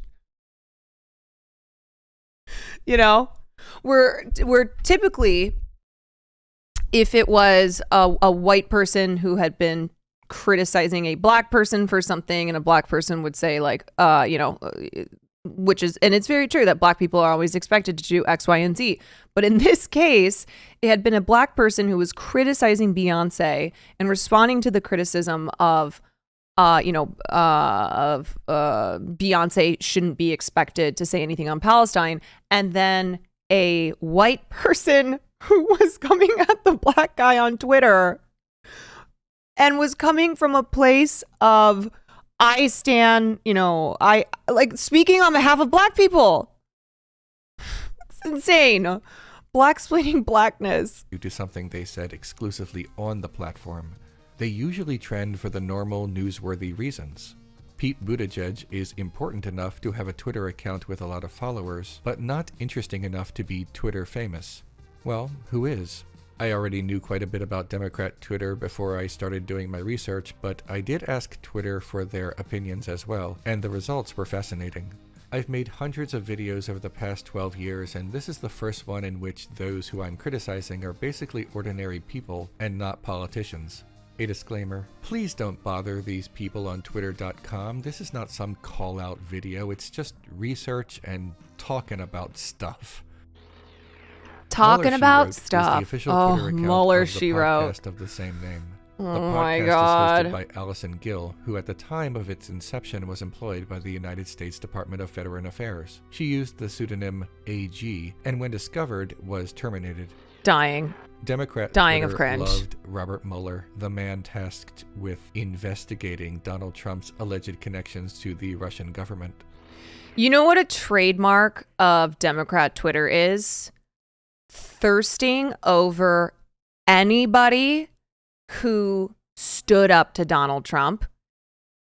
It is fascinating. It's frightening and it's fascinating. Thirsting over Andrew Cuomo, thirsting over Robert Mueller, like saying the most saying some of the most graphic things I've ever seen about how horny they were for these men because of like them not just going along with everything Donald Trump said. Yeah, we had remember Cuomo-sexuals? Remember Cuomo-sexuals? Baby matcha latte, thank you for the 4 months. If there's one thing Democrats hate, it's Republicans. And if there's one thing Democrats love, it's a Republican. Democrat Twitter was absolutely in love with this powerless civil servant for years, genuinely expecting that the sitting president of the United States would be handcuffed in the Oval Office and dragged out through the front gates. All the late-night lib shows talked about it in the same way, sometimes in song. I can't. That was never going to happen. The idea that Trump would land himself in legal trouble before he was out of office places a completely unearned amount of faith in institutions designed to protect the powerful. It was a rough not time in protect the 2020, people. that's true. But that's just how liberals think of the nation. Liberals think that it's a shining beacon of democracy, a polity that exists voluntarily instead of what it actually is, a territory with a monopoly of violence controlled by the biggest gang. Mueller, she wrote, has since pivoted to unrelated crimes allegedly committed by Trump and garden variety Democrat cold takes. Allison seems like a perfectly nice person, but I would be remiss in my duties, I guess, in this if I did not mention one thing. She recently told people disappointed by Biden's limited debt forgiveness that they are partially responsible for mass shootings if they don't vote Democrat. But otherwise, yes, very nice, I'm sure. We all have bad days and bad takes. This one is just a lot, and tells us what we need to know about the limited political spectrum and binary absolutism in the minds of many Democrats on social media. Biden didn't even, the 10K thing never even happened. Registered Democrat and not voting Democrat is selling out. To sell out is to violate your principles for selfish concerns. But this I can't even imagine what Mueller, she wrote's tweets have been in the last 2 months regarding Genocide Joe. I'm sure she's been tweeting about selling out by not voting Democrat rests on the shaky foundation that not being a Democrat or not voting for a Democrat is an inherent violation of principles. Even other registered Democrats are not violating their principles by demanding more for their vote. That's part of the democracy that liberals believe they have in the first place. It presumes too much about the individual principles of others and minimizes economic concerns that are also life or death. More people die every year from preventable conditions due to poverty and lack of affordability than will ever die from horrific mass shootings, and the removal of $50,000 of debt would go a long way toward resolving that problem. Even if she did not mean it like, take your crumbs, losers, or whatever, it still comes across extremely insensitive, especially from someone who had so much of her debt forgiven. By the way, trying to guilt someone into voting does not work. So this does not even make sense as a pragmatic thing to say, let alone an ethical thing to say. That you would rather see a teacher underpaid because you won't vote for the Democrats. What's my Vegas odds on a 50 Shades of Mueller fanfic? The question is rather, how many of them exist? Not does it exist?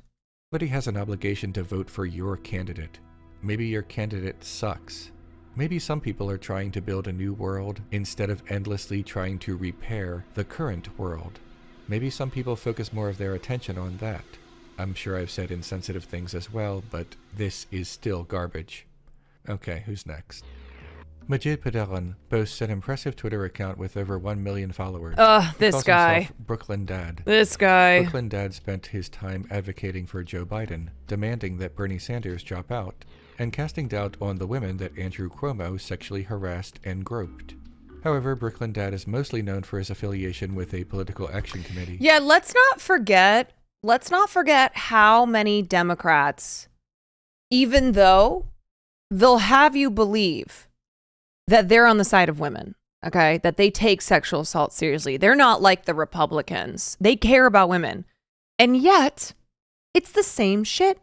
If one of their fave Democrats gets accused of sexual assault or harassment, they're like, okay, yeah, right. You saw that happen with Cuomo and with Biden.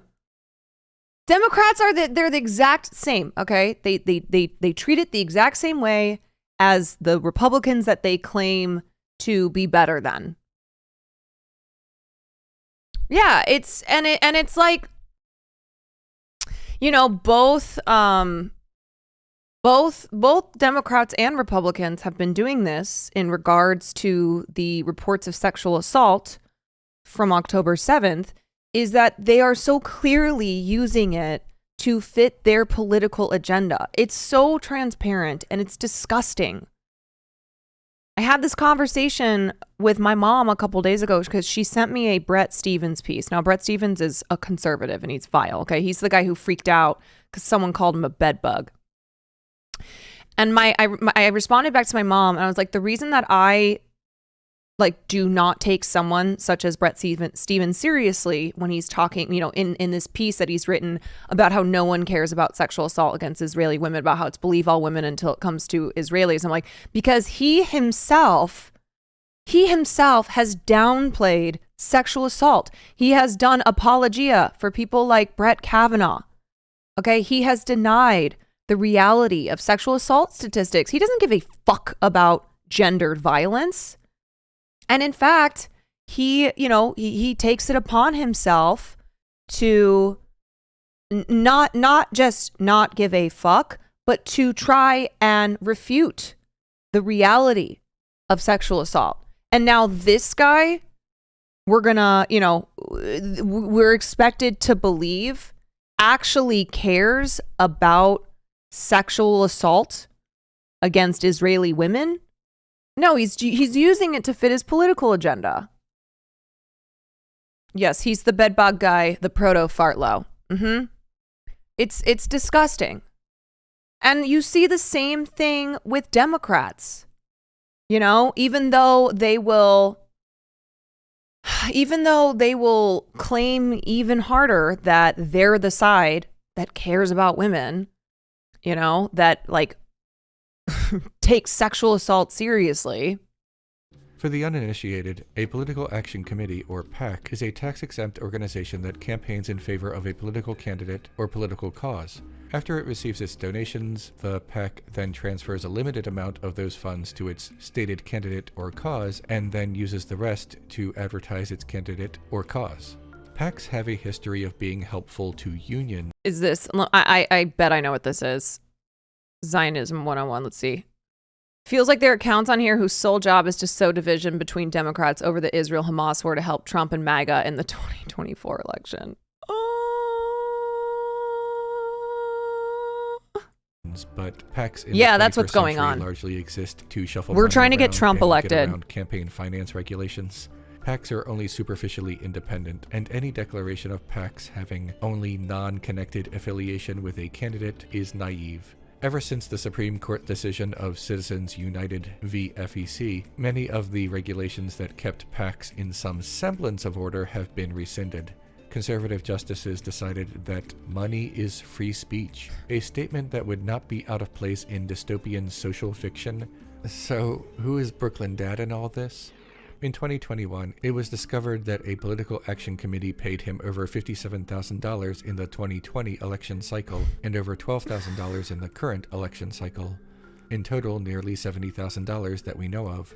The political action committee paying him is called Really American PAC, which sounds Really like something American. a Martian would call its covert organization. Yes, on we Earth, are but really all PACs have American. names like that. Really American PAC saw Brooklyn Dad's defenses of multiple criminal sex allegations and said, "What an opportunity," and started paying him tens of thousands of dollars to ramp it up on behalf of Biden.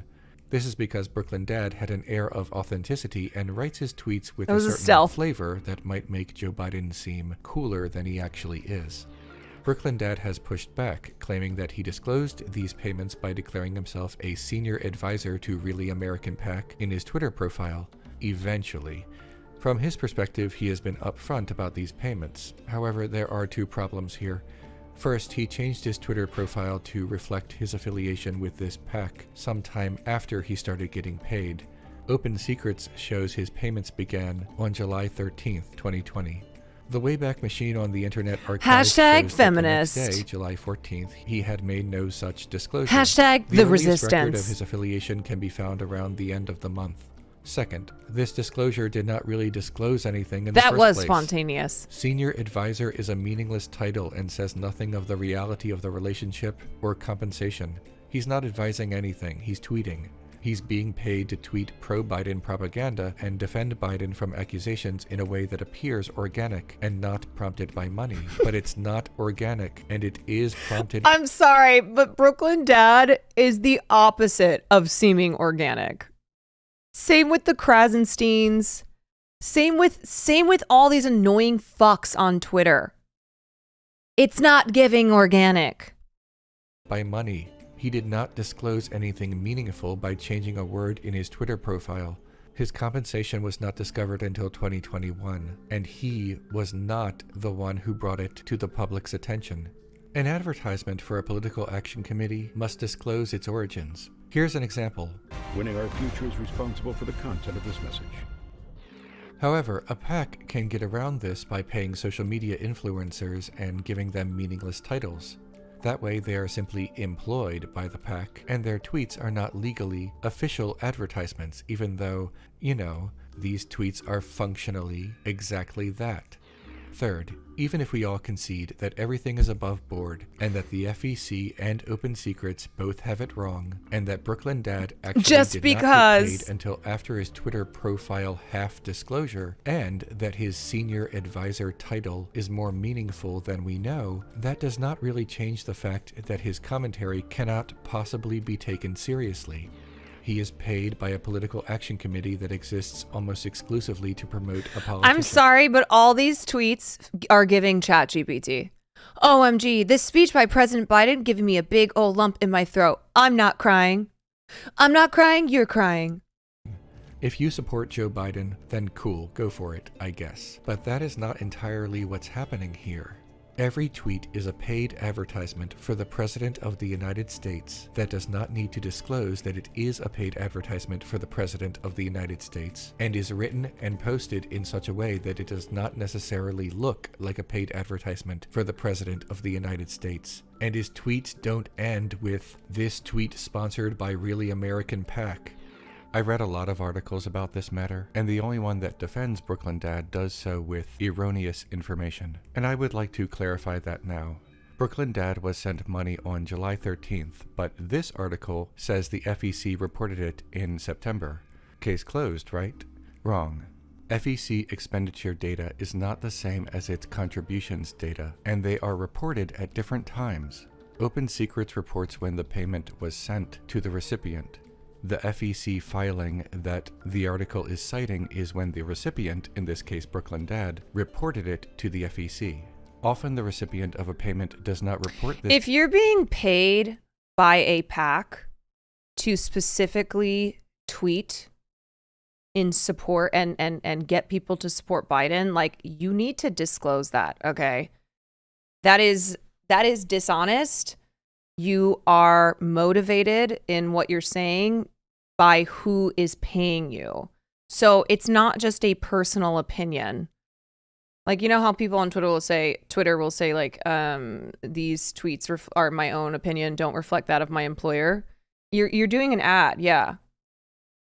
And so people who see a Brooklyn Dad tweet and think that this is just like some guy on Twitter expressing his opinion, when in reality, he is being paid by a PAC that's stated goal is to garner support, voter support for Joe Biden. So it's shady to make it seem otherwise. It's like that with anything. With somebody who has a big account who is being paid by a PAC or by an org or whatever to tweet the things that they're saying. Payment until the following period. Brooklyn Dad reporting his payment in September does not mean that he received it in September.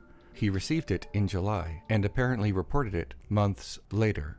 This is not unusual. I'm not making any wild guesses here. This is just literally how it works in clear, unambiguous language from both the FEC and Open Secrets. So no, Daily.article, you appear to be wrong, and your debunking has been debunked. We all make mistakes. Again, the date of his payment does not change much of the moral calculus of this, at least for me, but it's a point of contention that needed to be clarified nonetheless. What about other Democrat Twitter leaders? Well, there's Occupy Democrats, a fake news media service. Occupy Democrats is among the most Occupy unreliable Democrats. sources of news on the internet, consistently spreading misinformation and hyperbole, frequently fact-checked and frequently found to be lying, or at least spreading half-truths. Occupy Democrats also has the worst Twitter practice of ending almost every tweet with retweet if you agree. It's so annoying. So it's like, do you think Joe Biden was right to say that kittens are good? Retweet if you RT agree. if you agree. RT if you agree. RT if you agree. It's embarrassing to watch. What if I'm gonna start doing this on my own tweets. I'm gonna end every tweet. Retweet if you agree with Caroline Kwan. What I find shocking every time is how cheaply people in politics sell out for. Yeah, it's pretty depressing, but also it just speaks to how many people don't actually have real morals and beliefs. And they'll take any payday, you know? You wanna pay someone to say shit, to have beliefs? You don't have to pay them that much. But Democrats eat that stuff up. If you're a Democrat, you need to stop following Occupy Democrats right now. They're fake news, okay? It's not just Republicans who engage in that sort of thing. You're being fooled, and you need to stop. What they say is mostly not true. The average Twitter Democrat does not have a big following, but they are just as easy to spot as the unelected leaders. They can be spotted by their emojis alone. A big emoji for Democrats on Twitter is the globe, signifying globalism, particularly the economic variety. It's also a reclaiming the word movement for Democrats because the right tends to use the word globalism to wink wink nudge nudge at right-wing anti-Semitic conspiracy theories. You are more likely to find blue hearts, blue waves, and other assorted bits of blueness.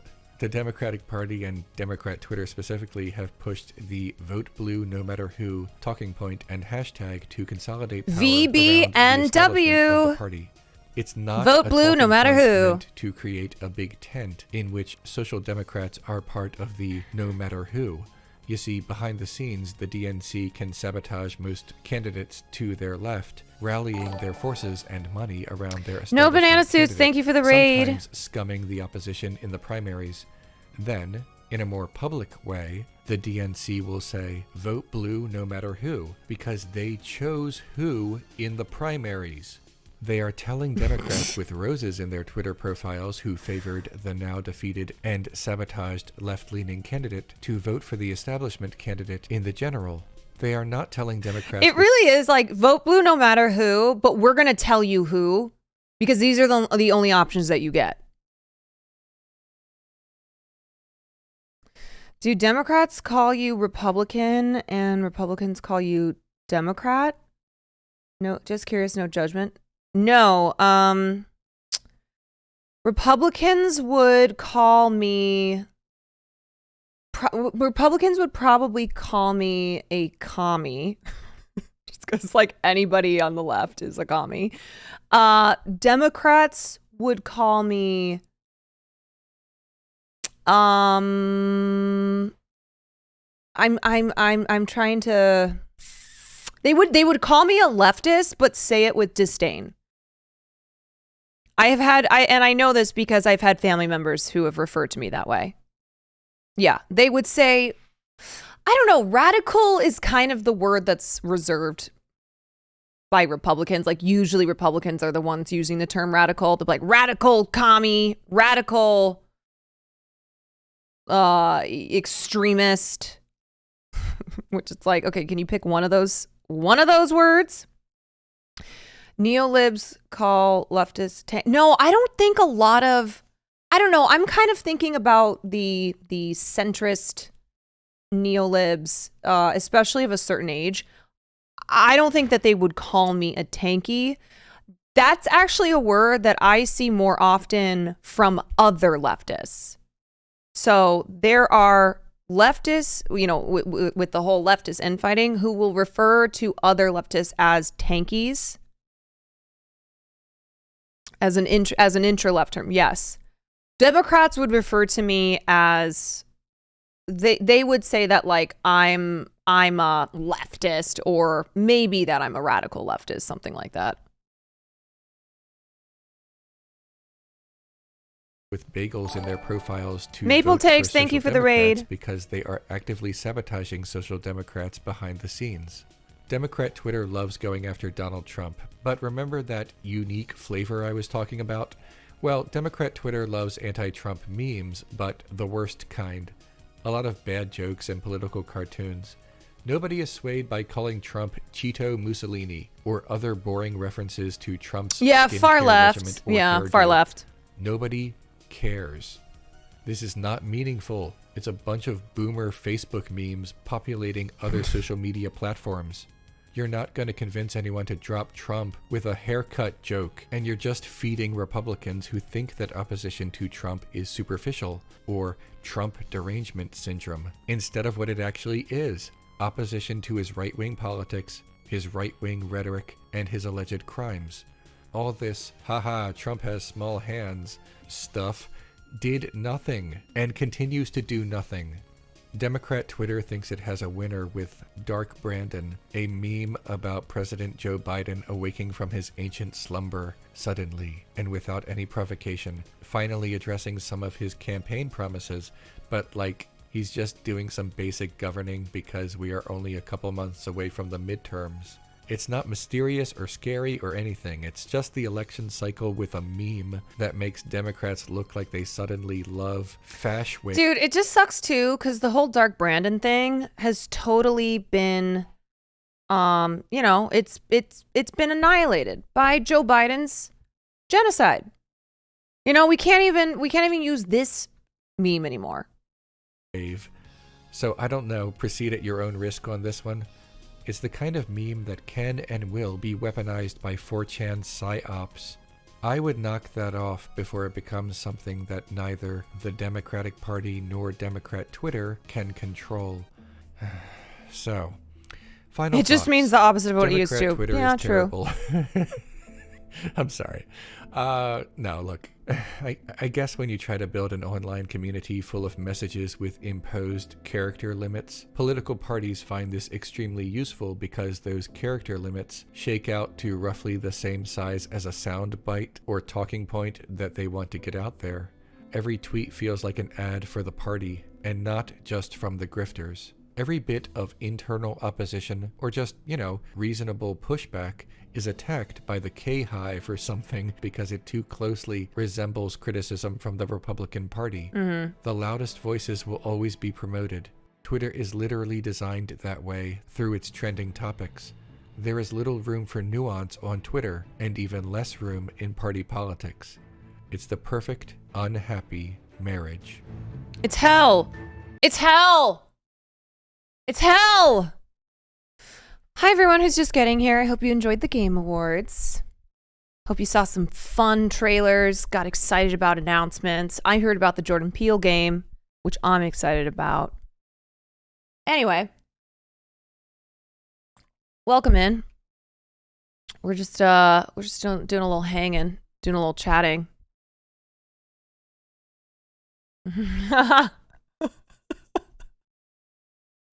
Scared the shit out of me. Took some years off my life. Okay. Another thing that I need to say about Twitter.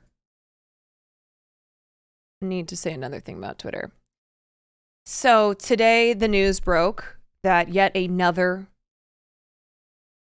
writer, another journalist, someone who has been working to get the news out about what's happening in Gaza, was killed in a targeted airstrike. This is Professor Rifat Al-Arir. And not only was this just crushing again, okay? And this was one of his last tweets. If I must die, you must live to tell my story, to sell my things, to buy a piece of cloth and some strings. Make it white with a long tail so that a child somewhere in Gaza, while looking heaven in the eye, awaiting his dad who left in a blaze and bid no one farewell, not even to his flesh, not even to himself, sees the kite, my kite you made, flying up above, and thinks for a moment an angel is there bringing back love. If I must die, let it bring hope, let it be a tale. It's just, there is something that is so horrifying about this being a daily thing where someone whose words we are sharing on social media, whose, life we are praying for, whose, well-being we are checking in on, finding out that that person died. It's like just another person who has been sharing such powerful words and whose life mattered, just dead now. But the point I wanted to make about Twitter, since we were just talking about Twitter, is that every day I am astounded at just the level of sadism and how unbelievably inhumane people are. And I think to myself, okay, it's Twitter. It's just Twitter. This is not the whole world. Okay, it's a sliver. I can't look at this as a representation. But I think to myself that like this stuff is also happening off Twitter as well. And what I'm referring to is that there are so many people who respond to the death of someone like Professor Arir by pulling up a tweet and doing the "this you," and then other people responding to that, and all of them are justifying this unrighteous death. It's mind-blowing. It's actually like mind-blowing evil. And I always maintain that the civilians who died on October 7th did not deserve death. The Palestinians who died before the 7th and after the 7th did not deserve death, and especially not for something that they tweeted that you, a person online, disagrees with. That is just like truly sadistic thinking. To think that somebody deserved to die because they tweeted something that you found offensive, that you disagreed with.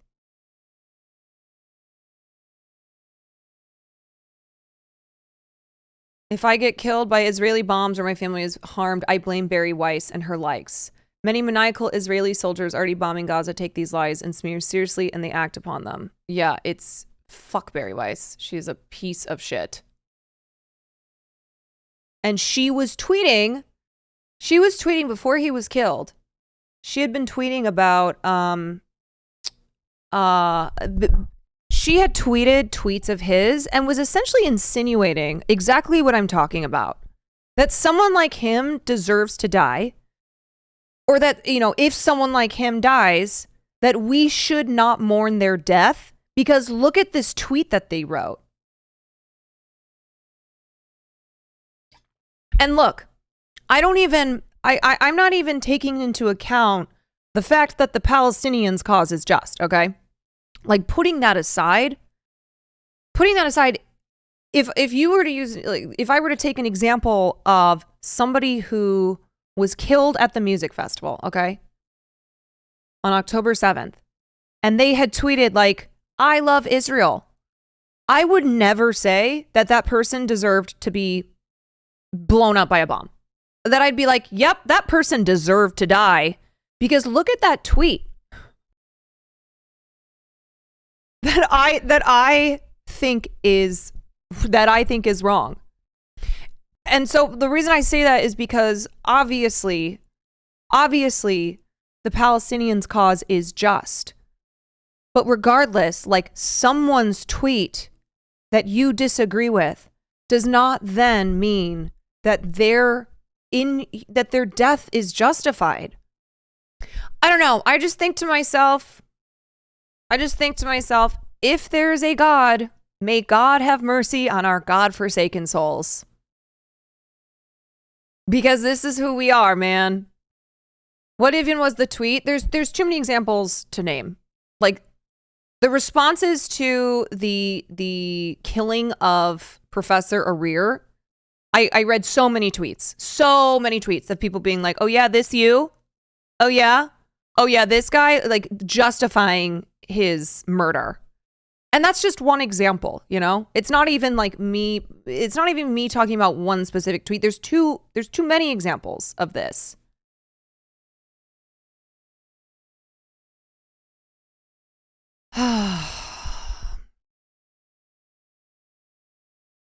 He was joking about the absurdity of the baby in the oven claim, and right, yes, yeah. That was one thing that I saw of people pulling that up, you know, which, right, there's just so many levels to it of he was making fun of an absurd claim, not making fun of a supposed baby in an oven. But anyway, it doesn't matter. It doesn't matter because the point is like the just inhumanity of justifying someone's death because they wrote something that you found to be offensive, you know? And whenever I like have takes such as this, I always imagine the pushback on it of people being like, "Oh yeah, well you celebrated Henry Kissinger's death." I'm like, yeah, there's a huge difference between someone like Henry Kissinger, who actively caused the deaths of countless people, okay? Countless people around the world. Too many to count. Too many, all right?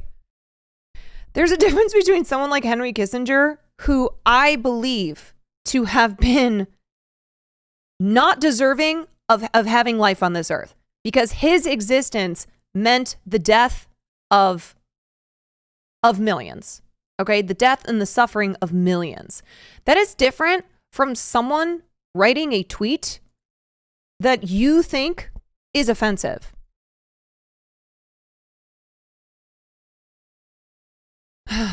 Someone making what you think is a joke in poor taste does not equal killing. Right. Man, and what's wild too is that the same people though who would think that a tweet means you're deserving of death would then also cast shame on someone who celebrated the death of someone like Henry Kissinger. But look, I reserve the same. I reserve the same opinion for people who looked at the civilians who died on October 7th and said that they deserved it. And when I talked about in the aftermath of October 7th what happened, it was never justification for those deaths. Okay, they didn't deserve to die. It was an analysis of why that happened, you know, context of why that happened, which is not the same as justifying. I just think that like we really need to stop and consider when we think of someone being deserving of death. And I think that that is just being so loosely thrown around. All right. And I will acknowledge, and this is because this is what I see online, I will acknowledge that I see that so much more, of course, when it comes to the deaths of Palestinians.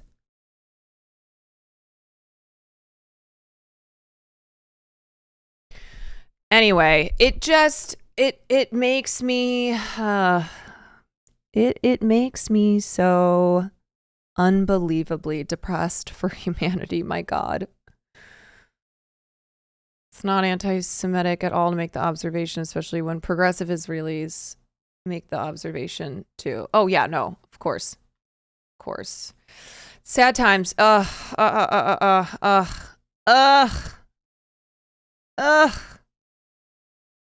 Say for the Yes, the alt-right playbook, never play defense.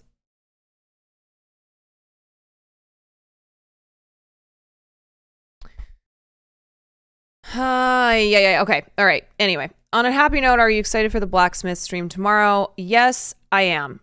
I'm very excited. It's going to be great. I still don't know what time it is, though. Does anybody know? Does anyone know what time the Blacksmith stream is tomorrow? It's at noon. Okay. Wait, he didn't say? How do you guys know? No, he definitely must have said. He mentioned the stream. Actually, my phone's dead, but maybe Valkyrie messaged me that info because I am joining the Blacksmith stream. Yes.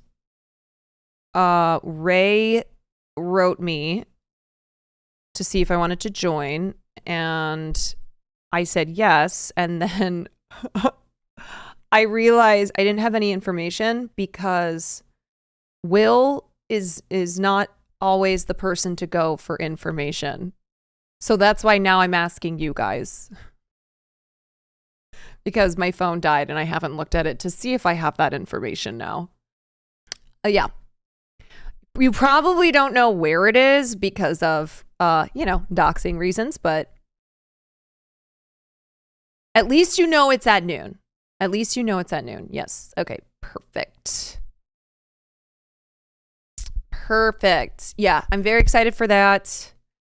I don't know if I don't know what I'll make. I might just join in on whatever Will is making because I don't know if there's going to be time for everyone to make something.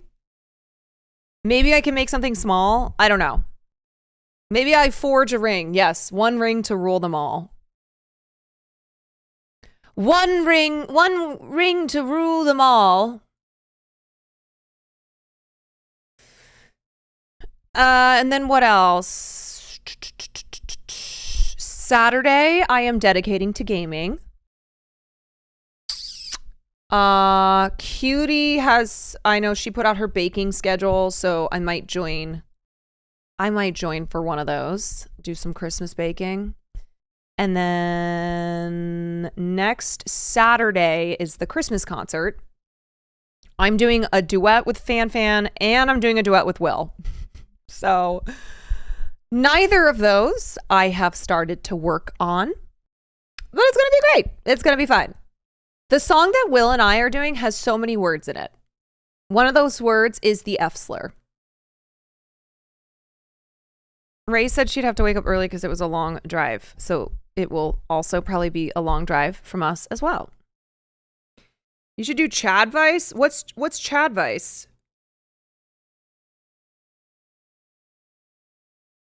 So bring me some figgy. Yes, the F slur is figgy pudding. The song is Fairy Tale of New York. Here, I'll play it for you guys. This is apparently what Will and I are going to be singing. Hassan's dating advice. Oh, is that like what Will did? Will did, he did Chadvice. That was one of the first streams that I did. I wasn't a streamer yet. Hassan and guests give advice to chatters who call in. Oh, what time is it on Saturday? Because I'm...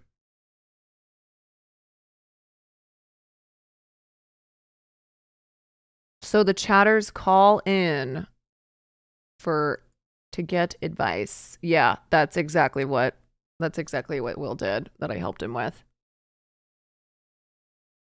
Well, Saturday I am finally getting together with some girlfriends of mine, one of whom had a baby. And then I was gonna game in the afternoon. So we'll see. I'll talk to him about it tomorrow though. Okay, this is the song. It was Christmas Eve, babe. that Will and I are going to duet.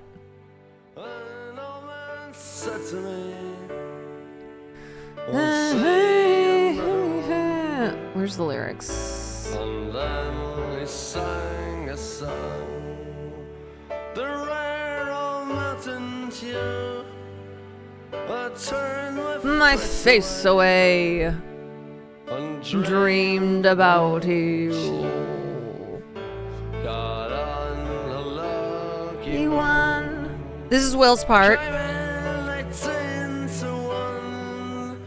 I've got a feeling I can't believe I'd never heard this before. this year's for me and you. So happy Christmas. I love you, babe.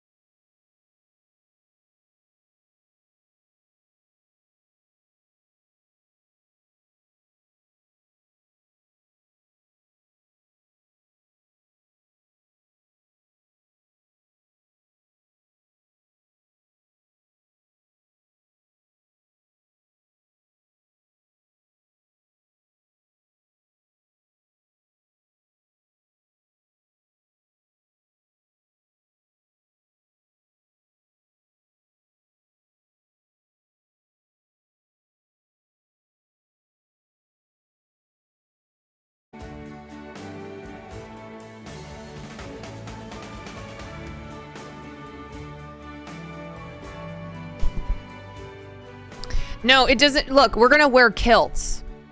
We're gonna wear kilts, okay? I don't care. I don't care that it's wrong culture. I don't care if it's Scottish. I want us I want us in kilts. Or what else is like an Irish AF outfit? Do we dress like we're from Peaky Blinders? Irish costume?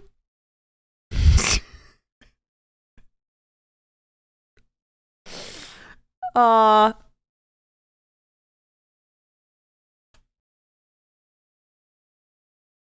is there a music video?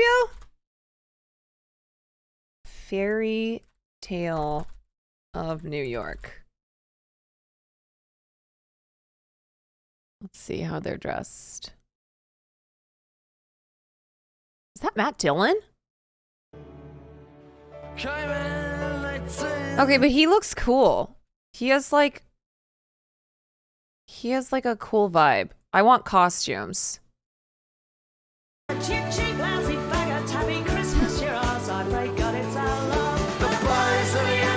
PD choir still singing Galway Bay. The positive on Christmas Day.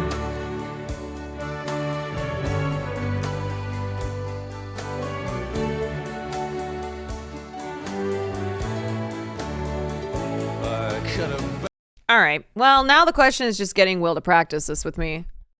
I have a feeling we probably won't practice it until 5 minutes before. Oh my God. This was never me, but I had friends. I had friends who did this. The what are those curls called? Oh God. Yeah, I had friends and cousins who did this. What do you call those really, really tight curls? Ringlets?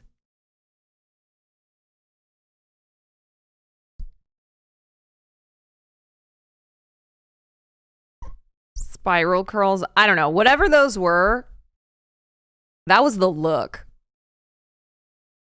And the bells are ringing out for Christmas Day. And then right now, Fan and I are supposed to be singing Silent Night. It's kind of just a placeholder. I really wanted to do Feliz Navidad. And then somebody else, right before I could submit that, someone else submitted it. So, you know, I lost out on that. I wanted to do like choreography, instruments. Feliz Navidad. Feliz Navidad. Feliz Navidad. Prospero año feliz. I want to wish you a Merry Christmas. Who got it? I can't remember who it was. I didn't know who. I didn't know who it was. I didn't recognize the name. James? No, it's not James. Can you do more of feeding Will things that you need to get rid of? First of all, that was not food I was trying to get rid of. That was food that I specially made. Okay. And second of all, tune in for my dinner and a movie streams every Sunday. Who was it? No, it was the only person that I didn't know. That's who was doing it. So Fan and I right now are planning on Silent Night. We basically we just want a Christmas duet, and she wants to do something pretty. This is always a good one too. It's not really like,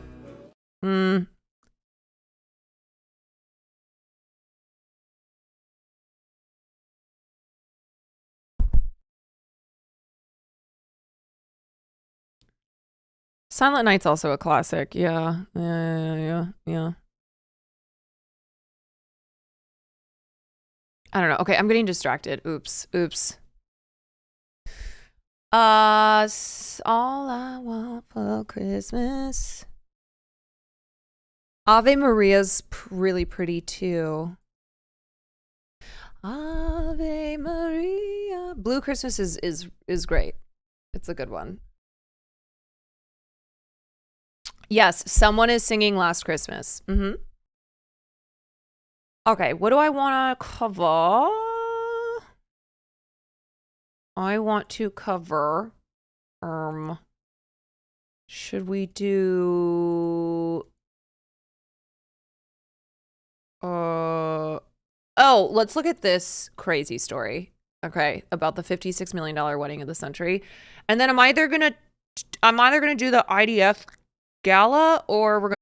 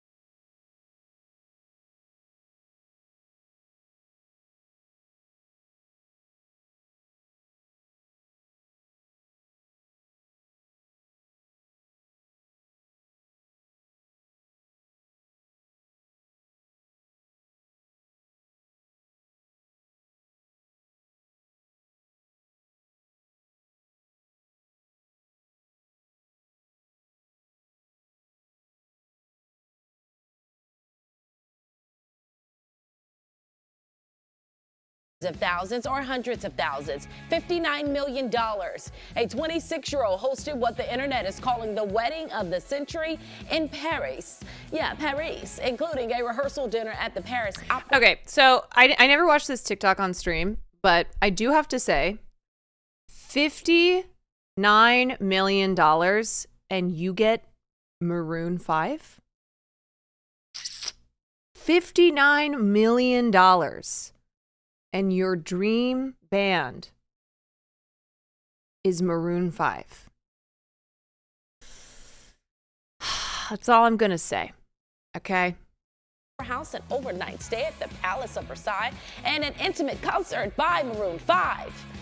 The bride documented the whole thing and shared it on TikTok. They reportedly even flew their guests to Paris on private jets. So who are these people? Madeline Brockway is a 26-year-old car dealership heiress. She's originally from Miami but lives in Fort Worth now. She Money posted can't all buy of this taste. on TikTok, so you can find her there if you want all the details. All right. Okay, I want the actual TikTok. I don't want people's reacts to it. Can somebody link me the actual TikTok that went viral?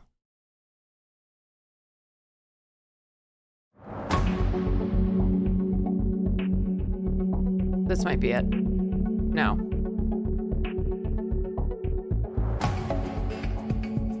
No, this is the story that I want to cover. $56 million. Oh, thank you. Okay. Yep.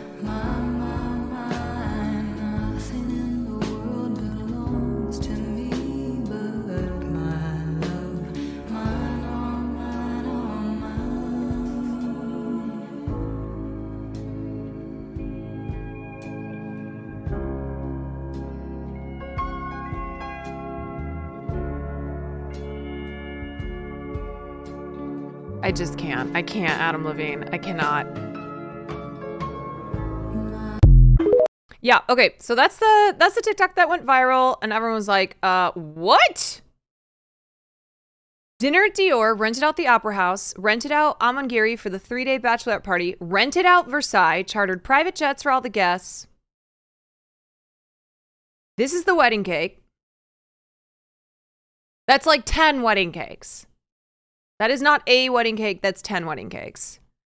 This is what the bride dressed up as for her bachelorette party. Very on the nose. Marie Antoinette. Let them eat cake. Here's 2 of the things that were on their wedding registry. A casual $12,500 butterfly house. A $690 platter. Pardon me. But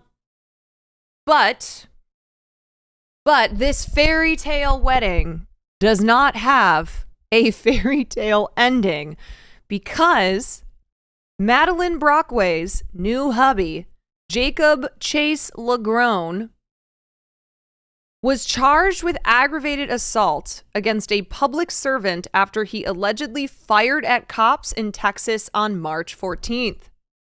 3 officers were responding to a home after receiving multiple calls reporting a disturbance at the address when Lagrone allegedly shot at them. Oh, baby, you are toast. You are toast. You shot at cops? Oh, it's over.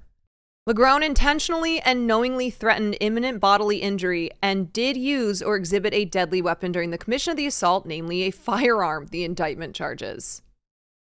He appeared in court on Thursday, could face up to life in prison if convicted. He's been offered a plea deal in which he'd be sentenced to 25 years in exchange for pleading guilty and foregoing a trial. So here's the thing, okay? If you look at this timeline, this happened in March. The wedding happened, I believe, after that. I don't know if anybody can verify a date on this. Okay, her husband was arrested earlier this year for assault. So my question is, was this like a fuck it, my groom's going to prison, so let's just light money on fire? Was this like a, not just a celebration of their nuptials, of their wedding, but also a goodbye party to the groom who might go to prison for life, or at least for 25 years if he takes the plea deal?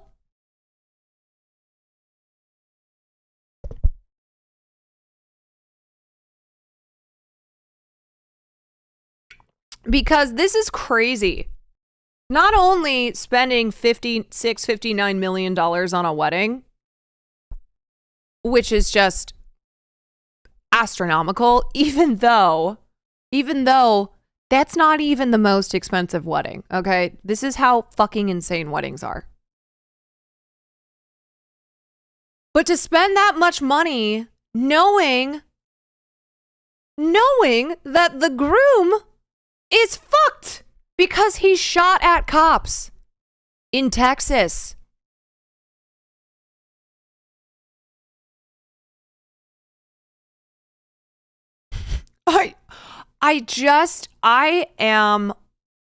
I'm blown away. I'm absolutely blown away. How was he even allowed to leave the country? Who knows? Because they got married in France.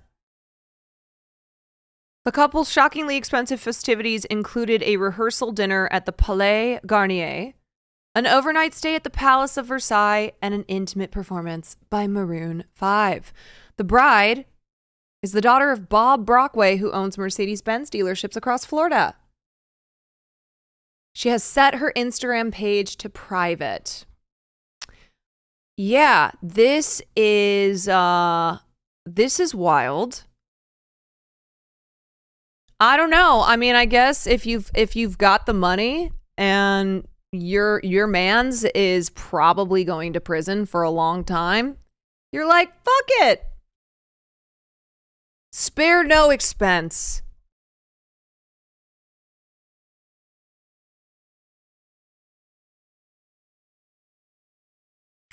Why are you shooting at cops when you have millions sitting around? Well, it's a good question. I don't know if we have more details on this. Let me see if I can find any more deets. Let's see.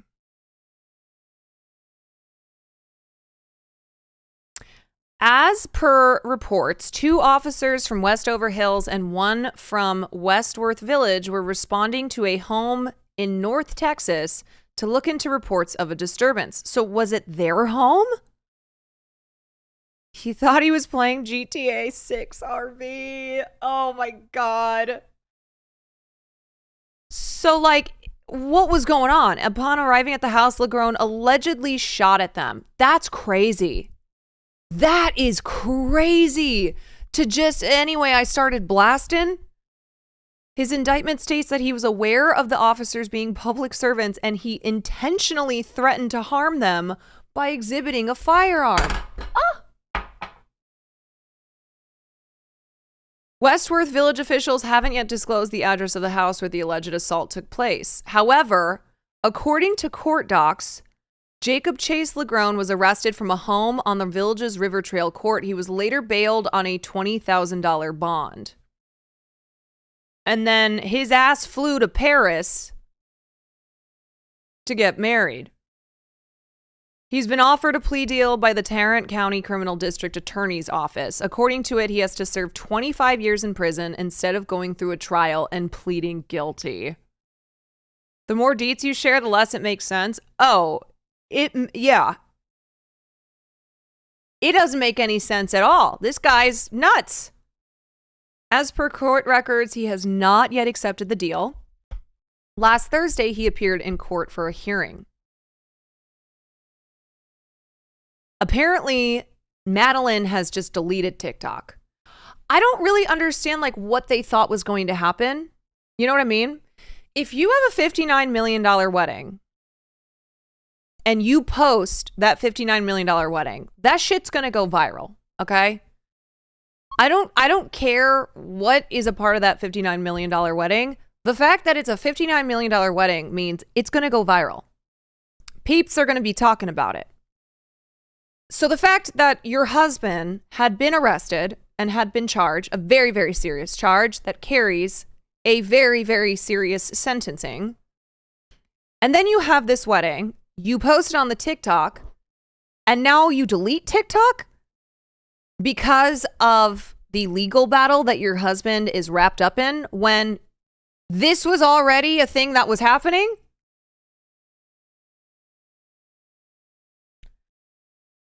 I just have my question is for the parents. Okay. Look, I know rich people, when you have that much money, then, you know, you can afford things like a $59 million wedding.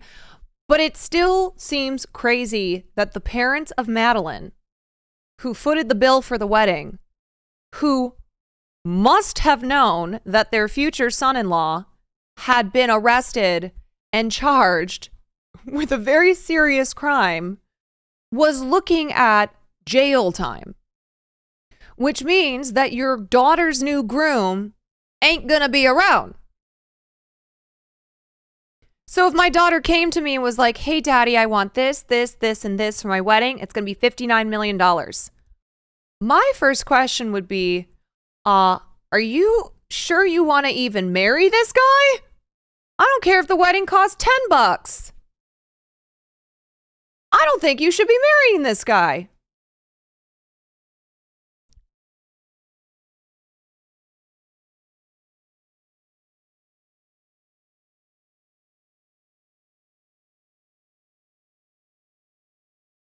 Madeline was not seen accompanying him to the court last Thursday. It's uncertain whether or not their marriage is facing issues due to his indictment. Okay, you know what? Without knowing the ins and outs of that relationship or that marriage, I'm going to say that it is. I don't know how a marriage does not face issues when one person in the marriage is looking at spending life in prison, with the plea deal being 25 years. I'm going to just take a gander and say that, yeah, there's problems in paradise there, but it's wild because they knew these things because the arrest happened before the wedding. Apparently, she also deleted or deactivated her Instagram account. There is just so much about this story that makes no sense whatsoever. And also, he looks like a tissue. I don't know why I'm throwing my life away being married to a guy who looks like a tissue.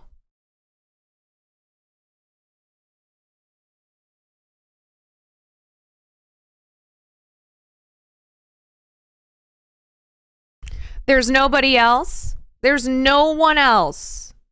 No one else who you can be with. You gotta be with Mr. Kleenex. I swear to God, every picture of him looks like a different person. I agree with that, and also, I bet that there's even more shady shit about this dude that we, the people, don't know.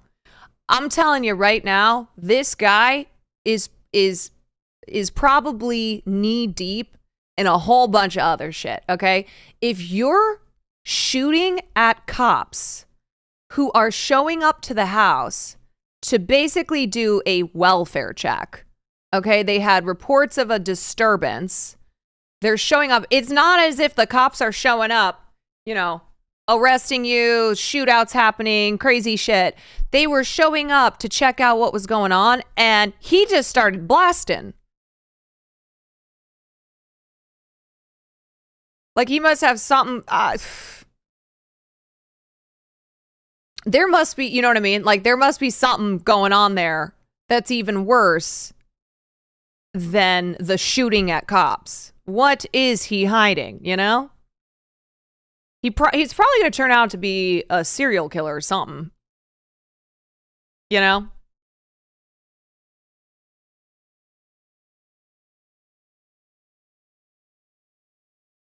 Look at this guy.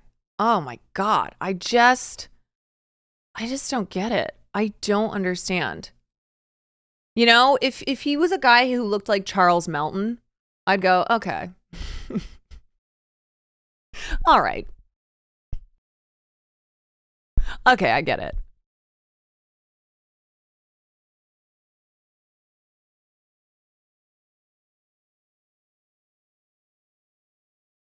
Was this guy being a leftist a joke or was it real? Oh, I don't know. I didn't hear that at all. Grun Gobbler, thank you for the tier 1. I did not hear that he was a leftist.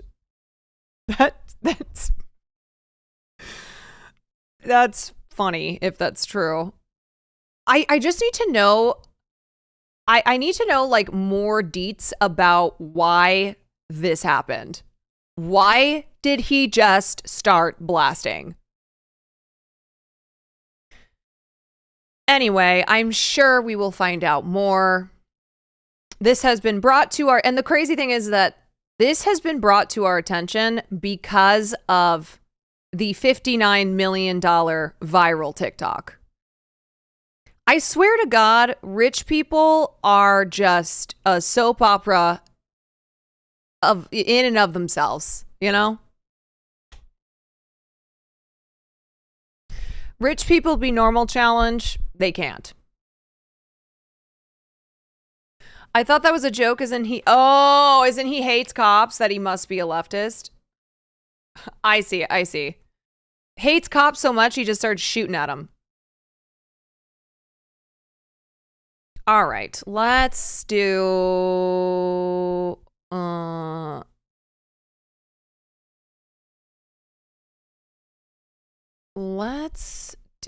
this.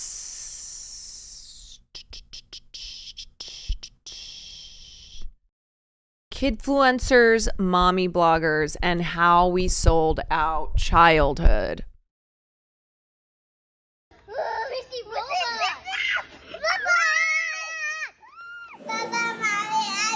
Here, I'm gonna get the link for the video. Today I'm gonna be building a secret room. What do you call water that's cold? Cold water.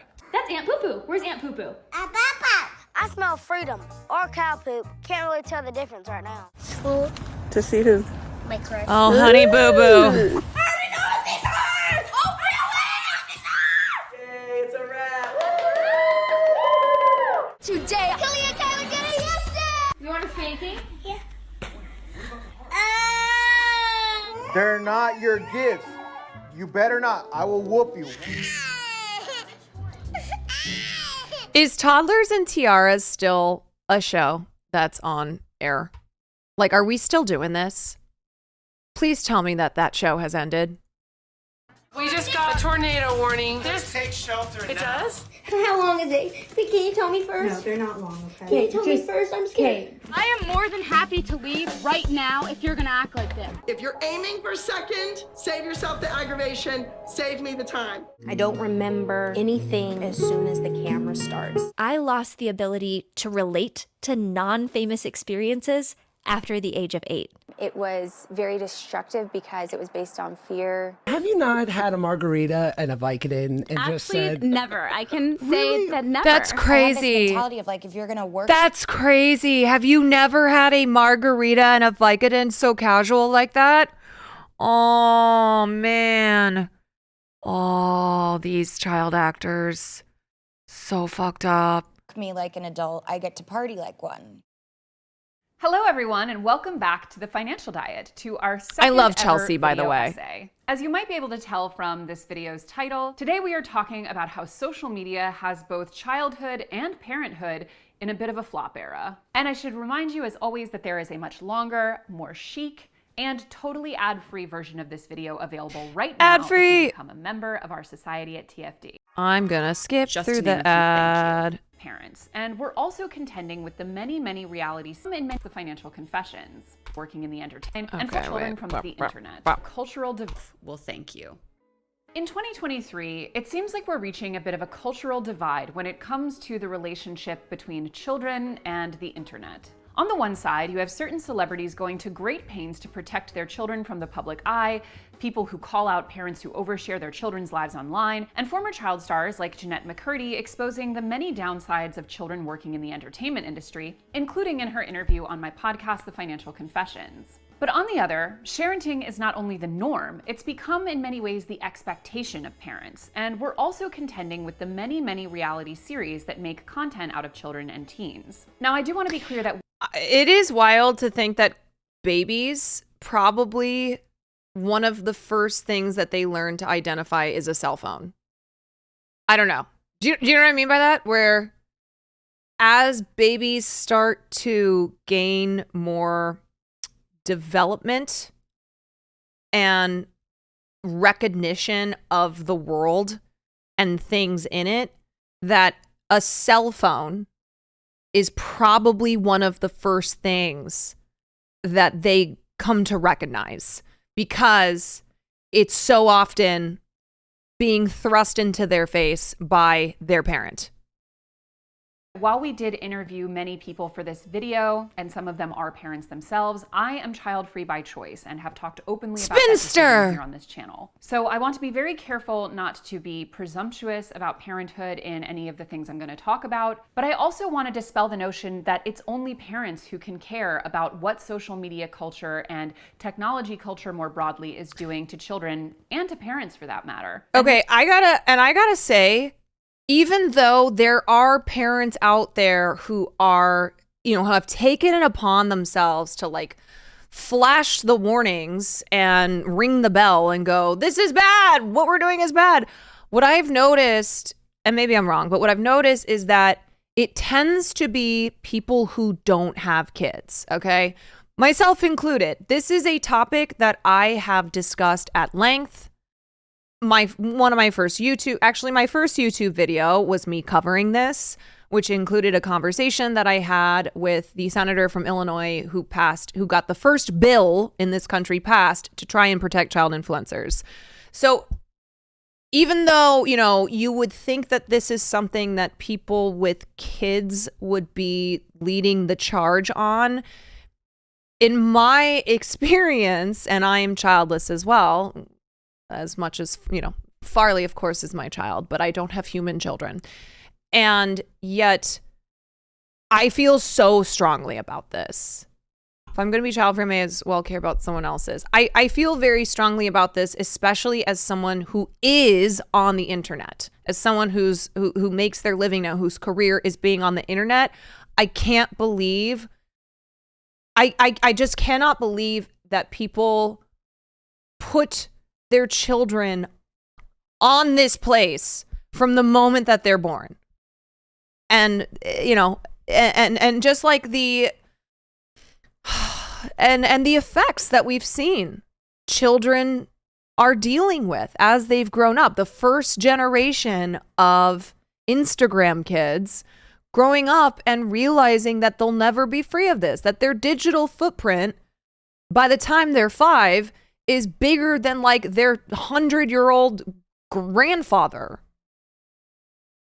We may not be children today, but we all once were. And as someone who has lived her life publicly online since the age of about 21 years old, which I should say was not technically a minor, but in my opinion, way too young to really understand the implications of what I was doing, I personally feel very, very sensitive to the idea of creating a public persona of any kind for someone who is far too young to be able to meaningfully consent. But that's just my personal disclosure out of the way. Child-free by choice, but very interested in protecting kids online. So now that my disclosures are out of the way, what is the context here? Social media is now a completely normalized part of a child's life, often even before they're old enough to have their own accounts. Some of you may have seen some of the viral TikToks of the past few months with teachers talking about how much children have changed in the past few years, how few of them are operating at grade level, how extreme the problems are with things like concentration, anxiety, and even just basic verbal and intellectual development. Now, I should point out that even the teachers themselves who are making these TikToks are pointing out that it's not just one factor. There are many things that are making children particularly difficult to reach right now, things like the pandemic. My ex's psychiatrist did a study that showed that kids that are younger than 4 with more than 20 minutes a day of any screen showed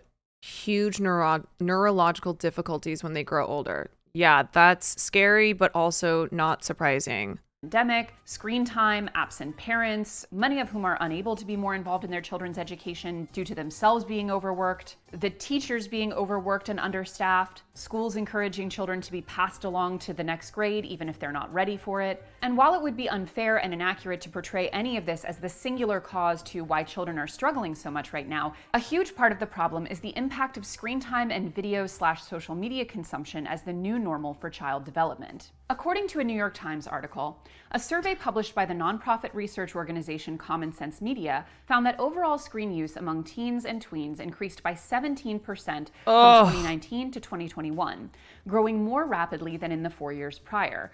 On average, daily screen use went up among tweens, ages 8 to 12, to 5 hours and 33 minutes from 4 hours and 44 minutes, and to 8 hours and 39 minutes from 7 hours and 22 minutes for teens ages 13 to 18. Oh my 8 God. hours and Oh 39 my minutes God. a day on average. The increase is reported Oh by my the survey God. are most likely a reflection of the difficulties that families endured with school, childcare, and social interaction throughout the pandemic, experts said. Of particular concern to someone who tracks screen time is an upswing in social media use among children 8 to 12 on platforms such as Instagram, Snapchat, and Facebook, even though such platforms require users to be at least 13 because of a law that prohibits companies from collecting data from children. And with all Yeah, but come on. It's so easy to get around that shit. Those are just things put in place to protect the companies, let's be real. Excessive screen time, it's important to note that studies have well established that this screen time and social media use can have huge negative impacts on child and teen development. Although it should be noted that the impacts do tend to become different as the child ages, because notably the experience of being online as a teenager and all of the problems that come with it are still pretty different than when you were a very small child. But the evidence is clear. Spending this exorbitant amount of time looking at a screen and engaged in social media before you're even legally allowed to is bad for children. To learn more about this, we spoke with YouTuber and former teacher Natalie Parmenter, who I also interviewed on the Financial Confessions, all about why she decided to leave the teaching profession. I think kids today are up against some pretty big challenges with their attention span. So we've seen studies come out of Microsoft and out of King's College that shows not just kids, but everybody's attention spans are a lot shorter these days. Yes, But when you're talking about children, they have about 2 to 3 minutes of attention per year old. So a 6-year-old maybe has 12, a little bit more than that, minutes. And so we don't have a lot of time to cut from their attention spans. So I think it's hurting them, especially in the school environment, because they can't sustain attention long enough to get through a lesson sometimes if they're getting a lot of iPad time at home. The other thing too is constant entertainment. Over my span of teaching, I started teaching in 2012 and I was student teaching and working in schools before that. I've seen over time kids are less able to entertain themselves. So then they're expected to be given entertainment. And then I think it's really important for kids to understand to be cautious more than ever. I think kids are getting served videos and they're just taking it as fact. And they need to know how to analyze things. They need to understand how to fact check and question, is this real? We see a lot of issues with kids just wanting to copy and paste Wikipedia articles or use AI to write things, and they never read back what ChatGPT gave them. And so I hope what to see from this next generation is that they're stronger at that than us. And one thing that's also worth noting about this impact of spending so much time on our screens is that it's not just about the actual day-to-day development of the child's brain and their emotional health, it also impacts how they view their future selves. This huge emphasis on social media as the center of children's lives have led to outcomes where, for example, toy company Lego conducted a survey that found that YouTuber was the #1 dream career for children ages 8 to 12, with more than 3 times as many answers as astronaut. Now, I realize the irony saying this as myself a professional YouTuber, but it's worth noting that I didn't start creating on this platform until I was in my mid-20s. which is still a pretty young age to be doing anything at such a public scale, but definitely is a lot older than a literal 8-year-old. One of the people that we spoke to for this video. You know what? The other thing too is that having a career online has no there's no barriers, okay, versus being a lawyer, being a doctor, being a scientist, whatever. Being a professional content creator, there's no barrier to it. Being on YouTube, putting videos on YouTube, being a YouTuber, being like, you know what I'm saying? Sure, maybe I guess you need a camera or equipment to do so, but you don't need education. You don't need anything. You don't need thousands of dollars to get started on a platform like YouTube. Is TikTok creator and all-around fabulous woman that I've been following since I got that platform, Sarah of Mom Uncharted, who acts as a bit of a watchdog for exploitative child and parent content on the internet. But notably, here's what she had to say about the rise in children. What I mean by that is it gives off the impression that anybody can do it, right? And so when these kids see people like Mr. Beast or other huge YouTubers, it's also the idea that anybody could go be Mr. Beast, right? Mr. Beast was just a guy who started making videos on YouTube. Wanting to be influencers when they grow up. I think it's slightly worrisome, to be honest.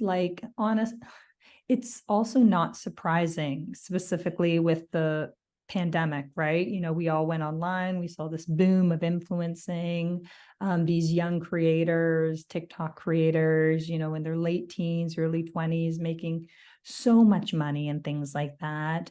And traditional jobs weren't looking as appealing, specifically during the pandemic, right? Like we saw healthcare workers not get treated great, teachers not get treated great. So it's not surprising that like the youth who was spending, 2 years online off school, seeing the hardships of traditional jobs, think, oh, well, yeah, this looks good. Like, who wants to go do that? This looks quote unquote easy. Who reads a story about how a teacher had to start an OnlyFans because she didn't make enough money as a teacher and goes, you know what? I want to be a teacher. No one. I would like kids to live more in the physical world versus the online world. So I'm a big proponent in delaying smartphones, delaying social media. And if in their teenage years, they think like that is a realm they want to go down, then that's fine. But the thought of, 6, 8, 10-year-olds thinking that that's their career is a little concerning given what we're seeing with like teen well-being and mental health. Former teacher Natalie had a bit more to say on this. When I started teaching, the glam job was being in the NBA or NFL. And I definitely saw a shift over the last 5 years of it turning into, I want to be on YouTube or I want to be a game designer, something along those lines.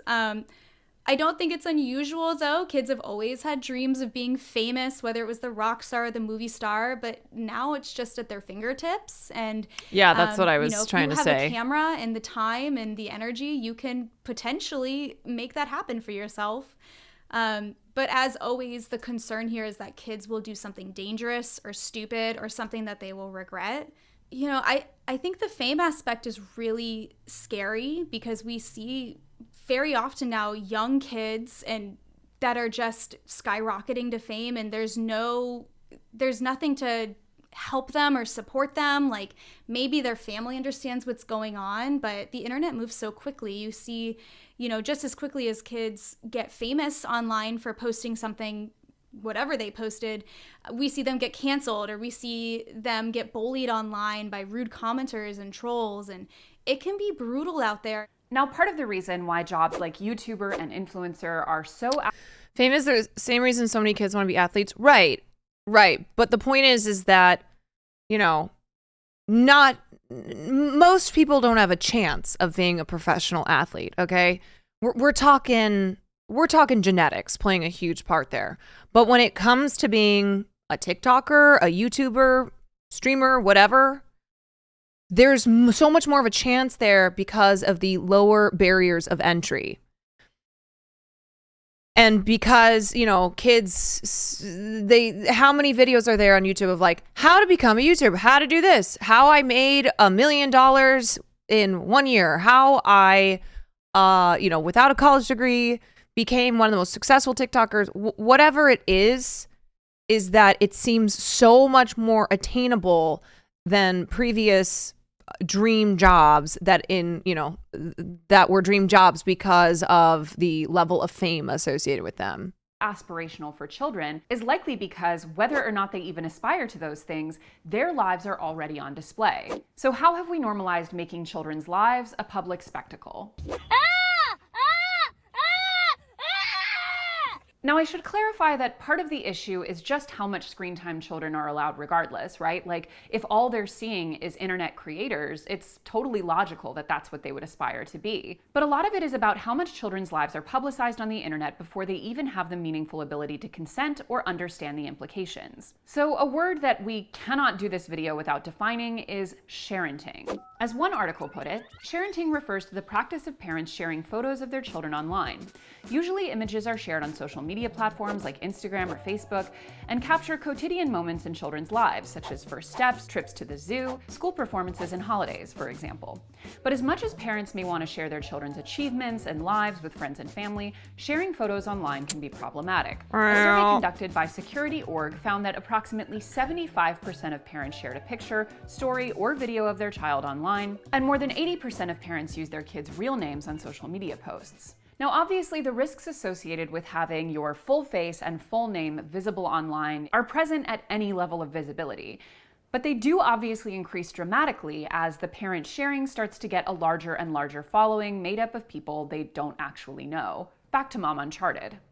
I think it just kind of happened, right? Like it started with the Facebook moms. Like first there was the mommy blogging community sharing mainly text, but some would share images and things like that. And then like Facebook came and then you could share a little more, and then Instagram came and then you could share a little more. And it just seemed to be a natural flow to oversharing that no one was really stopping to think critically about. And then personally for me, like it really hit during the pandemic when we were spending so much time online. I found parents sharing a lot more online because that was the only way to really connect during those times. So I think it was just like a natural, gradual,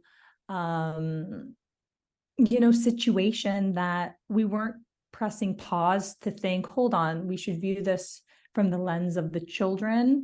And well, that's because people started to monetize, and then they started to monetize big time. And then it became a whole fucking industry where, other people, other families, other mommy vloggers, whatever, saw how much money was being made. And that's how we've gotten to the point that we're at, okay? It's about money. And I said this before last time I talked about this. I don't want to tell you what type of content that you should or should not consume. You are individuals allowed to make those decisions on your own. But please, for the love of God, stop supporting family vloggers, okay? Stop supporting content that is based on a child being the star of said content, okay? For so many reasons to not support. But first and foremost, so that we do not keep encouraging more and more people to get in on this as a cash grab. No more kids as content. Truly, I mean this. And another reason for that is not just so we discourage, we discourage the people who are doing it from continuing to do it, but from people who haven't done it, but who, might jump into it.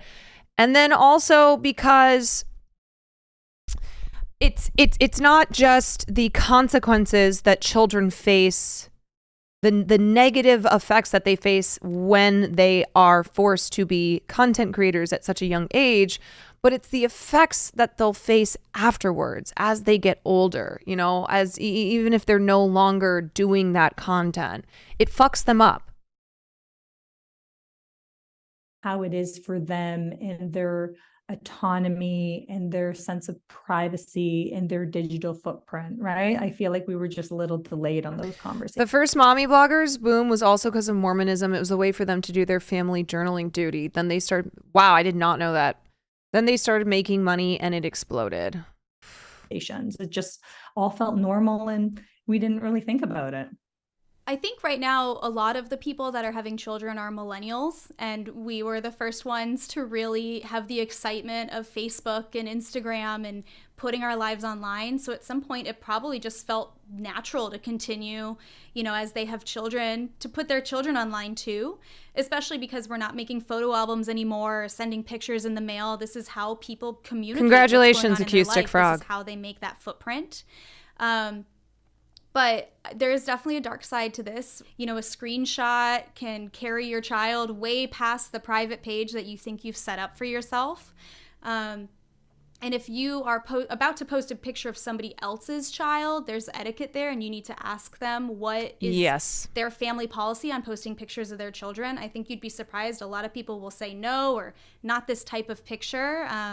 Because once you post it, they've lost control of their child's This lady kind of looked like Caitlin Bennett. And to talk more about the negative mental health impact of growing up in the public eye, we spoke to therapist, YouTube. Yes, I think this is good policy to be adopting anyway, whether it's kids or not. I think we need to get in the habit of asking someone if we can post a photo of them and not just doing it, It's different like if you take a picture with someone where like clearly the intention is to be on your Instagram story or whatever being posted online, but like this is just a habit that we need to be forming, is not just posting people online without their consent.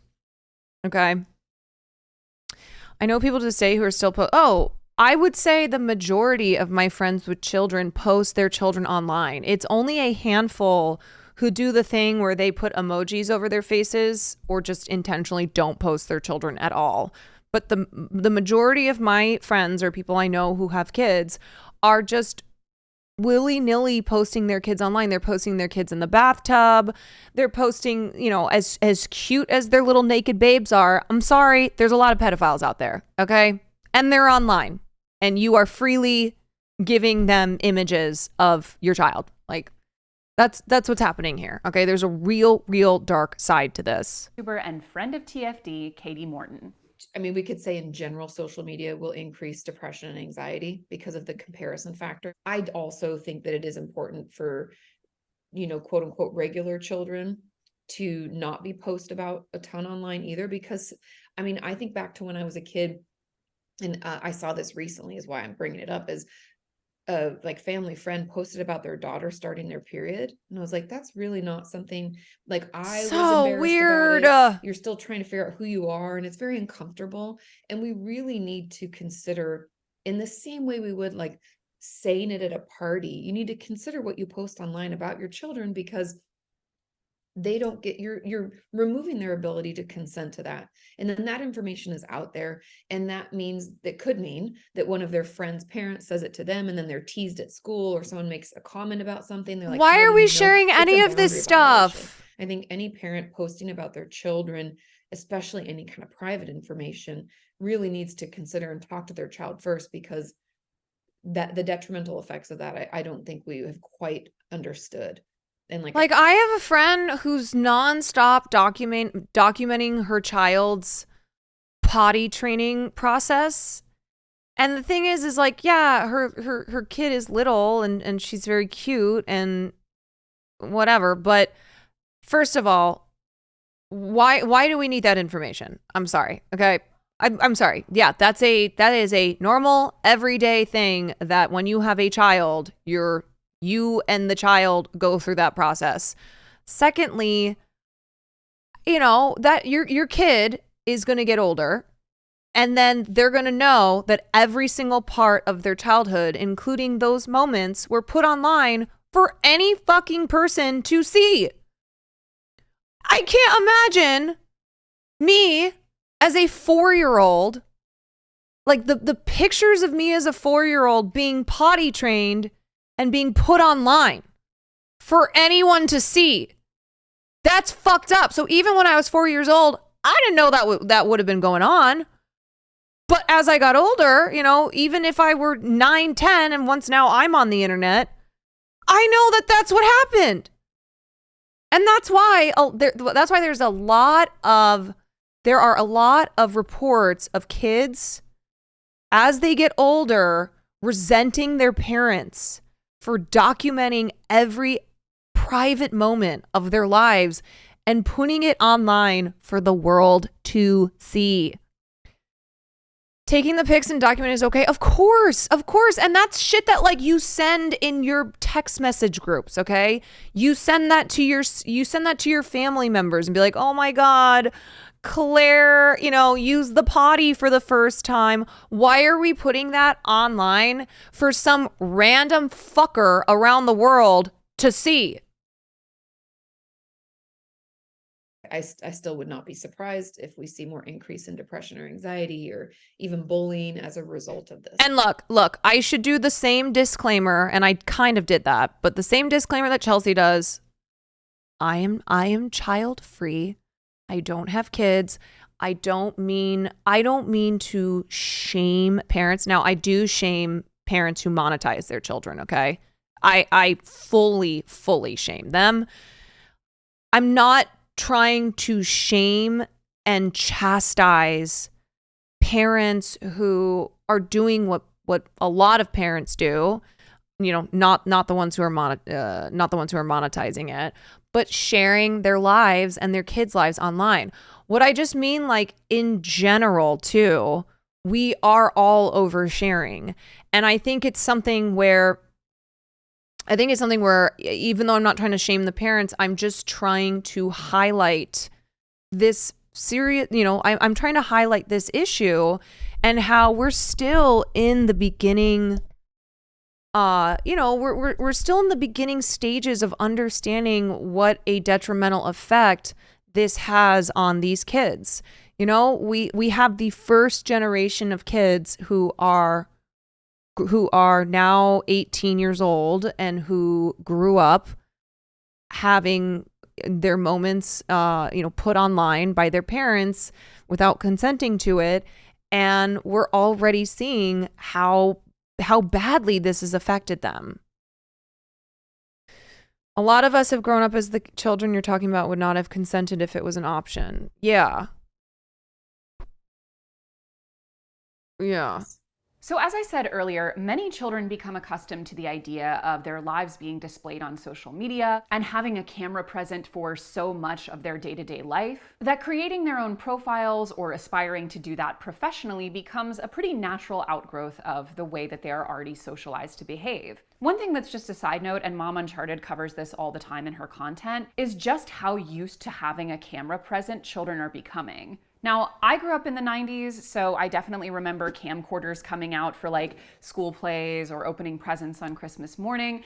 And I do remember that when that happened, there automatically came a sort of desire to perform, or at least a minimum awareness that you were being filmed. It's almost impossible to imagine for someone who didn't grow up like that, but the idea of having that camcorder present in almost every single day of my life, and for all of my more minor moments, you really start to see, especially in how some of these children behave when they're being filmed, that there's always sort of an ambient awareness that a camera is likely present. I'm sure it will take us at least another 10 to 20 years to fully psychologically unpack what it actually does to children's brains to essentially be performing 24/7 and to be filtering all of your natural reactions through a persona expected for the camera. But I'll leave that to the psychologist to do. No. Hot mess millennial mom. I am not saying this as a be all end all, that like if you have posted a photo of your kids online, then that is a horrible thing. Okay. I'm specifically talking about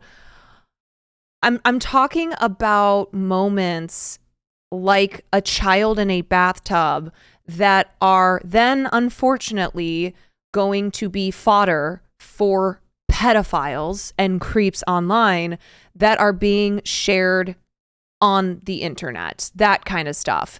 And the fact that like it's one thing to post pictures of your family, and it's another to like do it nonstop all day, every day. Okay.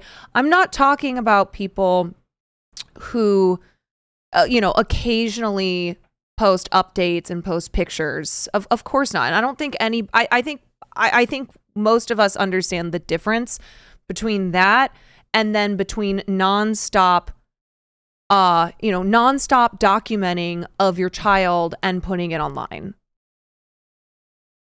Everyone understands family photos on social media are different. The personal shit. Right. Yeah. A lot of chat seems to be taking it that way. No, I disagree with that. I think most of chat understands the difference here. No one is saying that like it's bad if you have pictures of your kids with your mom online. I have posted family photos that include younger family members of mine. That's not what we're referring to here. It's also worth noting that many parents, especially more public-facing parents who use social media to some extent professionally themselves, have gotten into the business of actually creating entire profiles for their own children, with content that is managed by mom and dad, or theoretically being posted on their behalf but not by them. Sometimes you'll hear the dubious excuse that this platform will be very valuable to them when they're old enough to actually take over it and likely monetize it. Although to that I would say, girl, just reserve the domain name. You don't need to actually be turning your child into an unwitting influencer. Now, I'm not going to point to anyone specific here, although I can think off the top of my head about like 5 celebrities who've done this. I honestly just don't want to draw more attention to their children. But it's worth asking, especially with all of the labor law violations that we'll get into later in the video, is this practice going to become illegal at some point? If you're filming your child during an emotional response, anything other than like surprising them with something, like you got tickets to Disneyland, I feel like it's an invasion. It's an overstep of a boundary. Yeah, that's fucked up. It's fucked up. I want all parents to think of is, how would you feel if someone put that? Yes, and we've talked about these trends where it'll be like, tell your kid that grandma died, okay? And then film the reaction and be like, just kidding, grandma's not dead, but haha, hee hee, look at this really cute video that now I'm gonna post on TikTok. Or anything where you're exploiting your child's emotions and not in a way that's like cute and positive, okay? Like, look at this puppy that we're bringing home. No. A lot of parents are doing emotional abuse for the sake of a TikTok video. It's so incredibly wrong. It's so wrong. Like, I just think if it were me, okay, and I'm 12 years old and I'm crying about whatever, okay, crying about a boy, crying about a friend, whatever it is, and here's my mom with the phone recording it and then putting it online. That's such a violation of privacy. Out about you. And yes, I know you're an adult now and you might be like, oh, I wouldn't even care. I'm a kid. I'll forget about it. Things are big deals to children. Think of when you were a teen. It felt like the end of the world when someone who's the late night said guy? I something think it was embarrassing Kimmel about you at school, or like as a girl, I started my period, and if someone had seen it, I'd be devastated, right? You have to think of the ripple effects for that. And I can never support that. When a child is going through an emotional breakdown, who knows, maybe they have some emotion dysregulation struggles or other mental health concerns, to put that out online is extremely, to me, it's abusive. I feel like it's abusing the power of being the parent. It's an egregious act of disrespect to your child. And it's really important that we allow our children to be children and do so in the privacy of their own home. It also breaks the trust that a child has with a parent, which is so important. It breaks the trust when the child cannot trust their parent to, to behave during a private moment in a way that does not involve them recording that moment. There doesn't seem to be enough boundaries. And to me, it's not funny. It's upsetting that there's certain things that we can't all seem to agree on. Like, I find it interesting that law enforcement, online safety experts continue to say, like, don't share your children I in the know. bathtub. I right? know. And to me, that's like an intimate, private moment behind a closed door in a bathtub. It makes sense to like not share that. You But, like, guys, if law enforcement is saying, hey, don't do this, they're saying that for a reason, okay? It means that they have the facts, that they know what's going on with these images and videos that portray kids, that's like kids in a bathtub. They know who's looking at them, okay? So if they're telling you do not post pictures of your kids in a bathtub, don't do it. we as parents in this digital world cannot agree to that because those images are getting shared regularly. So I think that's very interesting that there's just no boundaries and no agreement in what we can and can't share online when it comes to like what should be deemed private. But speaking of the legalities, one of the experts that we spoke to for this video is attorney Alexis Mueller, who as a media attorney with experience in cases involving children had quite a lot to say on this topic.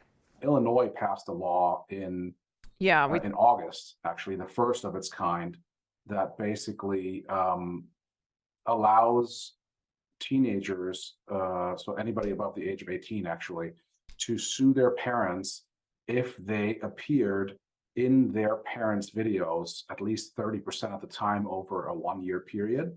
And in that instance, they can then sue for compensation for money, which is a percentage of the revenue. Look that at the parents cat. received. But that doesn't cover, for instance, situations where the child is the minor is the main subject, right? So if we're talking about kidfluencers or esports or, a situation where the child has their own channel, then in that instance, that law wouldn't apply. And when you're looking at this, I think it makes sense to really look at which areas of the law you think would protect, but then don't. It's a difficult topic, right? Because if you look at the spectrum of the creators out there, you have some people who just... Cat's gonna sue. My daughter is a perfect example. She loves this one channel that she's watched that is a father who's an illustrator, and every once in a while his son or his daughter is on the channel and they'll be drawing with him and he'll show them how to draw and they'll show what the kid's version of it was and what his version of it was. And they're part of the, they're part of the fun.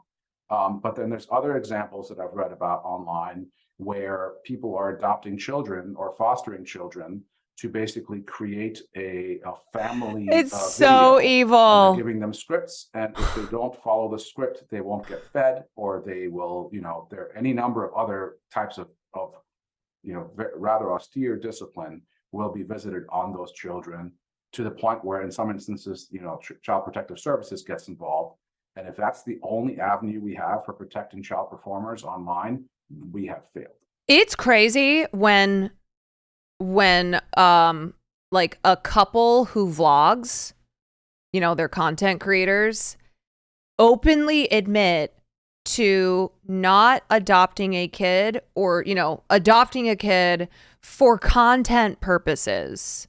There was that one couple who I covered last year, I think. And they were going to adopt a child from Korea because adopting Asian babies is so trendy and would be great for content.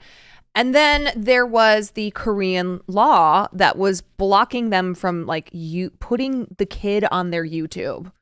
And then they didn't go through with the adoption. That's not to say that children can't sue their parents. No, it was not the Stofers. No, they adopted a kid for content, then got rid of him. But you have to state a claim, you have to make out the elements, and it's also a state-by-state issue, right? Like, who are you suing? Your parents? Are you suing YouTube? Are you suing right?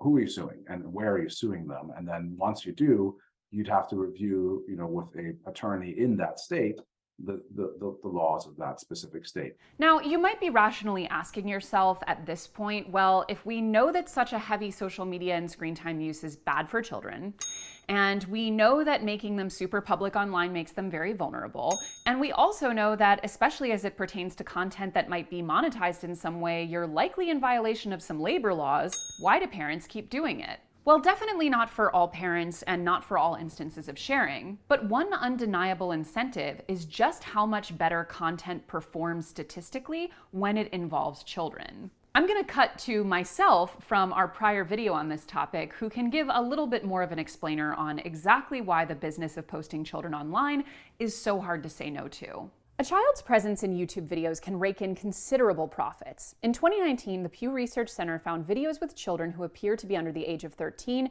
received 3 times as many views as other videos. 9-year-old Ryan Kaji, star of the Ryan's World YouTube channel, topped Forbes 2020 list of highest paid YouTubers, estimated to have netted $29.5 million in content and product lines. And while I do believe that that story is in and of itself quite heavily compromised, when compared to other examples of children being leveraged for the good content engagement they provide, the outcomes can be much darker. From the same Newsweek article, one prominent case saw a Maryland couple, Mike and Heather Martin, who ran the infamous Daddy of 5 channel, lose custody of 2 of their 5 children and end up sentenced to probation for child neglect.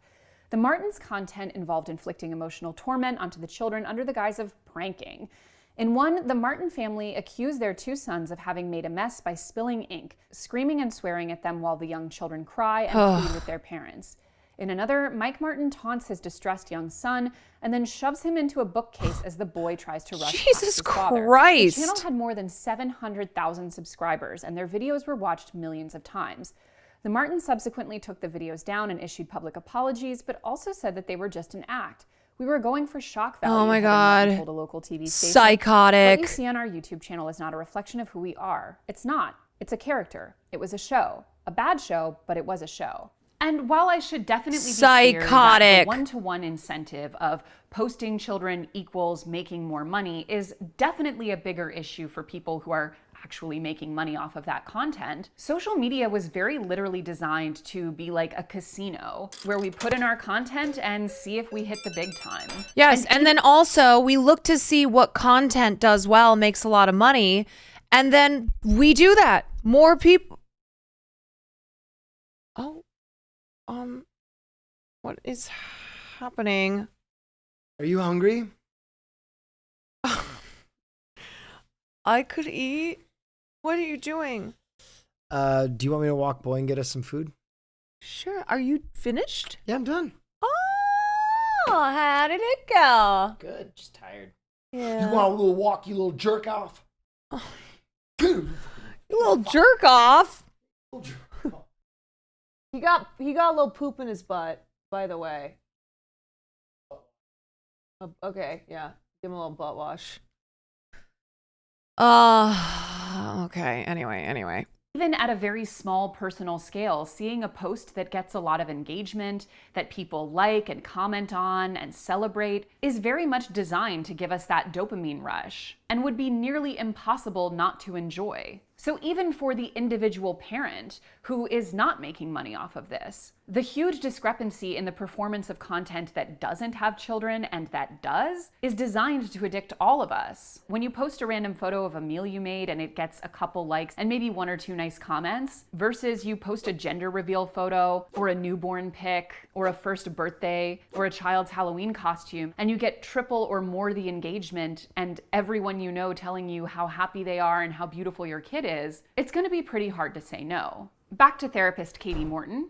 I mean, we all know like algorithms and people wanting more views. If when your child is in the thumbnail or your child is in the video, it does better, people are going to be more predisposed to do more of that. And then that puts an undue burden on the child. And the level of anxiety, I mean, we could talk mental health concerns. And I really think it's an incredibly unhealthy space for children to be put in. And look, I'm not saying that every single parent who posts their kid does this, but what we know is that Instagram releases dopamine, okay? We post something, it gets attention, likes, comments, that is dopamine that's being released in us, okay? And it's a good feeling. And so that's why when someone was like, why do people post their kids? Well, they post their kids to share their children, but also because it's like other things that we post on social media, we get a dopamine hit when we get attention from it. I know people who make no money on it, but they still post their kids for likes. Yeah, exactly. And I'm not like, I'm not singling out parents specifically who do that, because that's something that we all do with social media. To act like there isn't an obvious societal trend happening. Yes, 100%. 100%, right? Like we share things and then we get a reaction to them, and then that, that makes us feel good. Which is the law that protects online privacy for children, does not apply to situations where the parents are involved, because the parents aren't a business and the parents have almost not quite proprietary, but a stewardship, sort of a guardian, custodial interest in their child's privacy. I don't even share my kids with my ex-wife. As I was preparing, for our talk today, that there was some research done, and even the average parent, not an influencer, not what's the phrase that I've heard people call it a sharenting. There's research that shows that even a normal parent will post over 1,000 images of their child online by the time they are 5 years old. That is a surprisingly large number. And then I did some introspection. I looked at myself, and I've stopped doing it recently. Oh my God. 3 years. There's not even, I don't even think there's 1,000 pictures of my 5 siblings and I combined in our albums, in like the family photo albums of all 5 of my siblings. It's not even close to 1,000 of my daughter's life.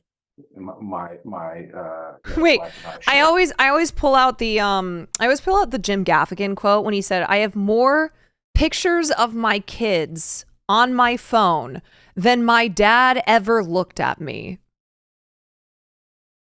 I have more pictures of my kids on my phone than my dad ever looked at me. Quite a bit of her life online, and that's before money is involved, before brands are involved, before the kid shows any kind of interest in doing it. And how do we protect a child's interest when they are not old enough to understand that, if we're going to quote The Social Network, the internet is not written in pencil, it's written in ink. And so this indelible life echo that gets cast onto the internet is something they can't contend with once it's out there. And I think privacy regulations are going to come into play, as well as financial regulations that will protect the financial interests of the child performer. They're just not there yet. But it is worth noting that this feedback loop of parenthood, and especially motherhood, being so valuable and so valorized puts an incredible pressure on mothers. But where does this huge, undeniable pressure for mothers to seem perfect online actually come from? Being a mom is hard out here in these streets these days. Tell me more. You can't phone this stuff in. Perhaps what's most notable about the sharenting phenomenon, both amongst individuals and people who make it their full-time jobs, is how much it is an expectation of mothers. From theconversation.com, while parents, grandparents, aunts, and uncles share images online, research shows that it is mothers who post more information about their children on social media, particularly when it comes to family photos. It is also mothers who are largely the focus of disapproval and judgment for their sharenting. I didn't even think about this until we were working on this script, but if I thought about the top 10 mothers that I see on social media who post a lot of content of their children, and that's most of them, I actually don't think almost any of their husbands really post any content about the kids.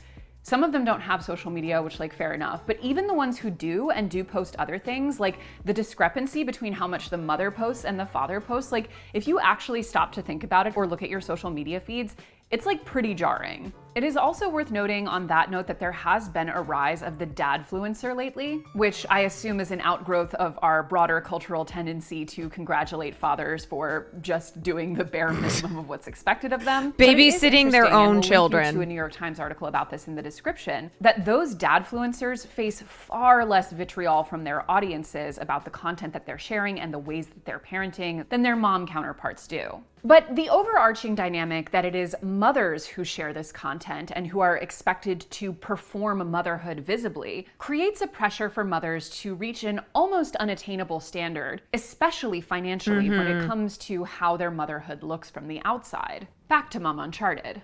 Being in this realm for so long, I think that a lot of moms don't have a physical village that, you know, we speak to often. And so they go online and they can form these digital villages and this community and relate to other moms and have support, right? You know, the quote unquote job of motherhood often goes unnoticed. And it is a lot of work to be a mom.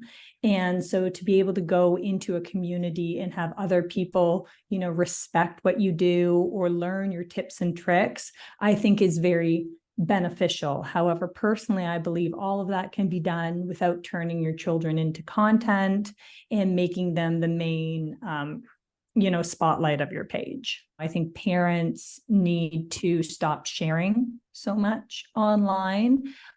There is the platforms that can do better in not pushing this content, and there's potential legislation that could do better to protect the rights of children and their privacy. Like, I recognize the difficult in regard to that in America with the laws and how they discuss, you know, parent-child relationships and things like that. But, you know, we've never had a world like this. We've never raised children in the digital world. So for me, laws do have to adapt and adjust. Things Yeah, aren't the same as the they platforms aren't going to do shit, okay?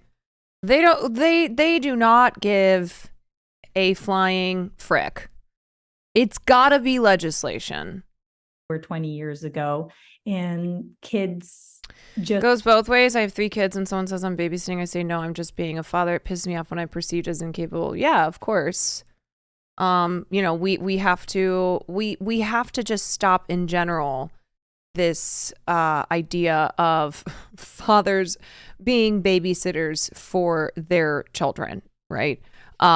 Whether that is dads themselves letting themselves off the hook, or that is people treating fathers as if they are not caregivers as well. they deserve privacy, and they deserve the ability to play and form themselves, not online with like the judgment and critique from the outside world. Now, it should be said that in addition to being pressured to portray a motherhood that is immaculate from a developmental, psychological, and emotional perspective, the dominant image online of what motherhood should look like is one of affluence. When you think of some of the most popular mom creators, you're often imagining things like pristine spaces, light color palettes that would be hard to keep clean, large homes, which is a topic that we've covered extensively on this channel, bursting kitchens stocked to the brim with packaged foods that cost God knows how much, and just a general feeling that money is never an issue. Because let's be clear, many of the most popular and influential mom creators, aside from having many children, also themselves don't work full-time, if at all, which is, just to get on the same page economically, damn near impossible. I just assume all of these women's husbands are like hedge fund managers at this point, because I don't know what else they could be doing to support 8 kids on one salary. But we'll get into that a bit later. But beyond that, the very idea of presenting motherhood as something aesthetically appealing and effortless enough to document as aspirational content sets any normal human being living in a normal house up to seem like a failure in comparison. Because even if you're doing a great job, chances are your place doesn't look presentable 24/7. Yeah, look. This is not just limited to mommy bloggers, okay? This is social media influencers just in general. Presenting this perfectly manicured Even if they're showing moments that are like, see, we're imperfect too. No, but it's perfected imperfection. And this is just social media in the first place. Hendo, thank you for the 3 months. You know, it's not just mommy bloggers, but I also understand that extra pressure with mothers who do content creation because look, like we judge parents in the first place, we judge mothers in the first place, and now they're going to put their lives online and show us this, which being online in the first place invites more judgment. The act of getting food on the table or getting your kids ready for bed or doing their homework is not something that would be aesthetically appealing. Again, I'm not a mother, but I was a full-time nanny for many years, and I can tell you that few things would have stressed me out more than knowing that nanny cam footage I'm sure was being taken of me was also going to be distributed to a massive audience. But even without this pressure, there is still an underlying expectation that a woman's work, her passion even, should be rearing children and keeping her home, even when she's also expected to work full-time. Author of the incredible book Fair Play and former The Financial Confessions guest Eve Rodsky spoke to this issue in my interview with her, so let's go back to that episode for a second.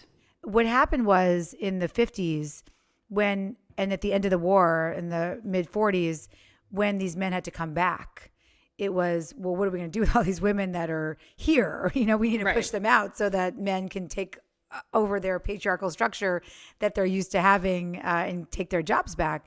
So we really, for 2 decades, we really had this big push to push women back into the home. And so that was sort of the classic Leave It to Beaver time in this country, where we saw the cultural expectation of a perfect housewife. You can see it in Mad Men. But then what happened in the end of the 60s, where women started to enter male professions again. And so there was a revolution, like you said. Women became primary, secondary earners in droves in really interesting ways. But there, as you said, there was no childcare, no other revolution to change the imbalance of what women were still doing from the 50s and 60s. So now we see women are still holding 2/3 or more of what it takes to run a home and family, and they are relied upon to either be a co-breadwinner, or in many cases, like my mother, who was a single parent, she was holding all of the tasks. Now, it would be impossible to talk about this very specific image of motherhood and how it became so popular without talking about the influence of religious fundamentalism. Now, for those who may not know, many of the most popular original mom creators, and even some of the most popular ones today, specifically came from a background of Christianity and often more specifically Mormonism. But regardless of denomination, we're talking about communities with a very strictly gendered interpretation of roles for child rearing, especially in contexts where mothers are either discouraged or explicitly forbidden from working outside the home. So that entire idea of being able to raise 8 children on a single income doesn't just feel out of step with modern life because it's so economically impossible. It's also because it is a religious paradigm of what a family should be. Jesus said no heaven without brand deals. That the vast majority of the country doesn't today subscribe to, even if they are religious. Things like Mormonism, evangelical Christianity, the Quiverful movement, and other fundamentalist sects have an outsized level of influence on the mom blogging community. Again, even while themselves not being a very typical representation of what the average American looks like, even a religious one. Now, as I mentioned previously, some of the most iconic and formative members of the child blog. That is fascinating that someone who is Mormon, who otherwise would have appealed to, Mormons and not a general audience, is able to appeal to a general audience because the focus of their content is their children. So that has given them the ability to appeal to people outside of Mormonism. Community were in fact members of the Mormon Church, sometimes even the fundamentalist branch of FLDS, and much highly fascinating ink has been spilled on the reasons for this. As one Christian Century article put it, this cultural moment dovetailed perfectly with the Mormon belief that the intentional public sharing of joyful motherhood is something akin to a religious duty. For advertisers, it was a match made in heaven, and Mormon women were quickly ruling the algorithm game. The culture of Mormonism encourages a kind of genre of family life, says Laura Vance, author of Women in New Religions. It's such an oversimplification to call it an all-Americanness, but this way of being a family I do think is very appealing, especially in the modern world where the reality of life is so much more complicated for many, many people. It's also worth noting that when you look at Mormons as a community, in addition to their more strict interpretation of gender roles, they are also on average more affluent than the average American, which almost certainly feeds into the ambient appearance of wealth that is basically the overall aesthetic of mom blogging. Now let's get back to Mom Uncharted to hear a bit more about this.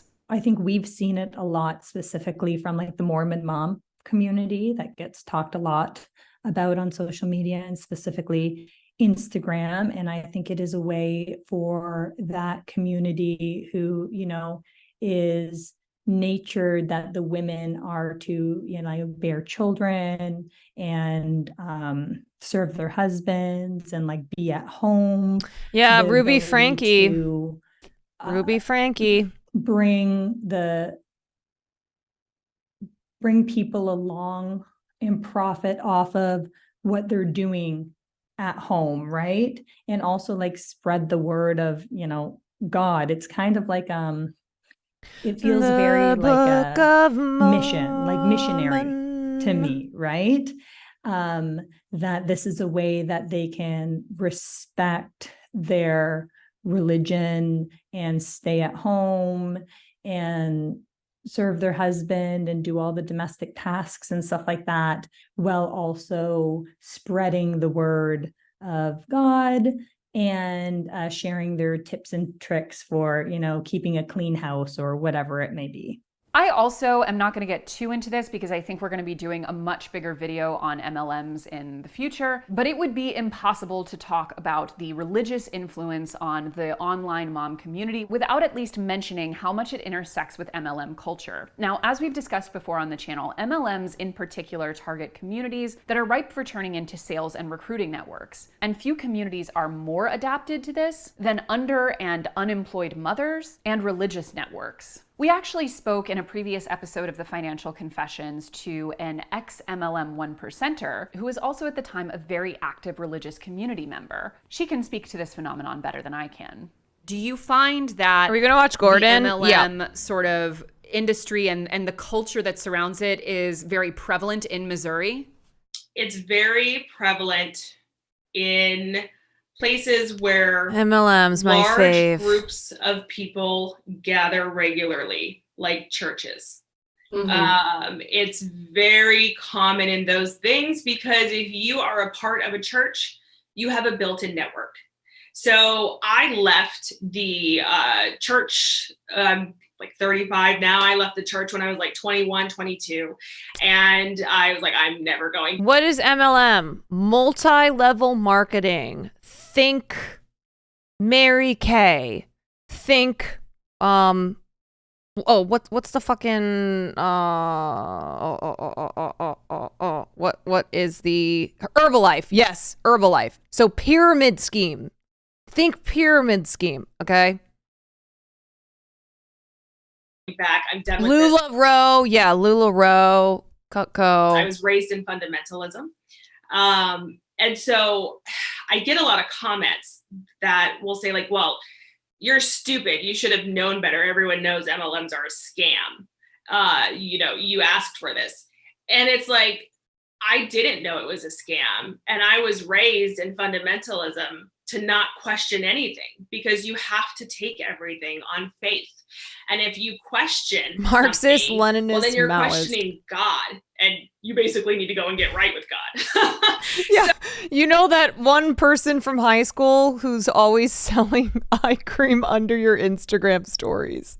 Yeah, it's that girl from high school, probably, you know, named Katie, Emily, who suddenly messages you and is like, hey girl, hope you've been well since high school.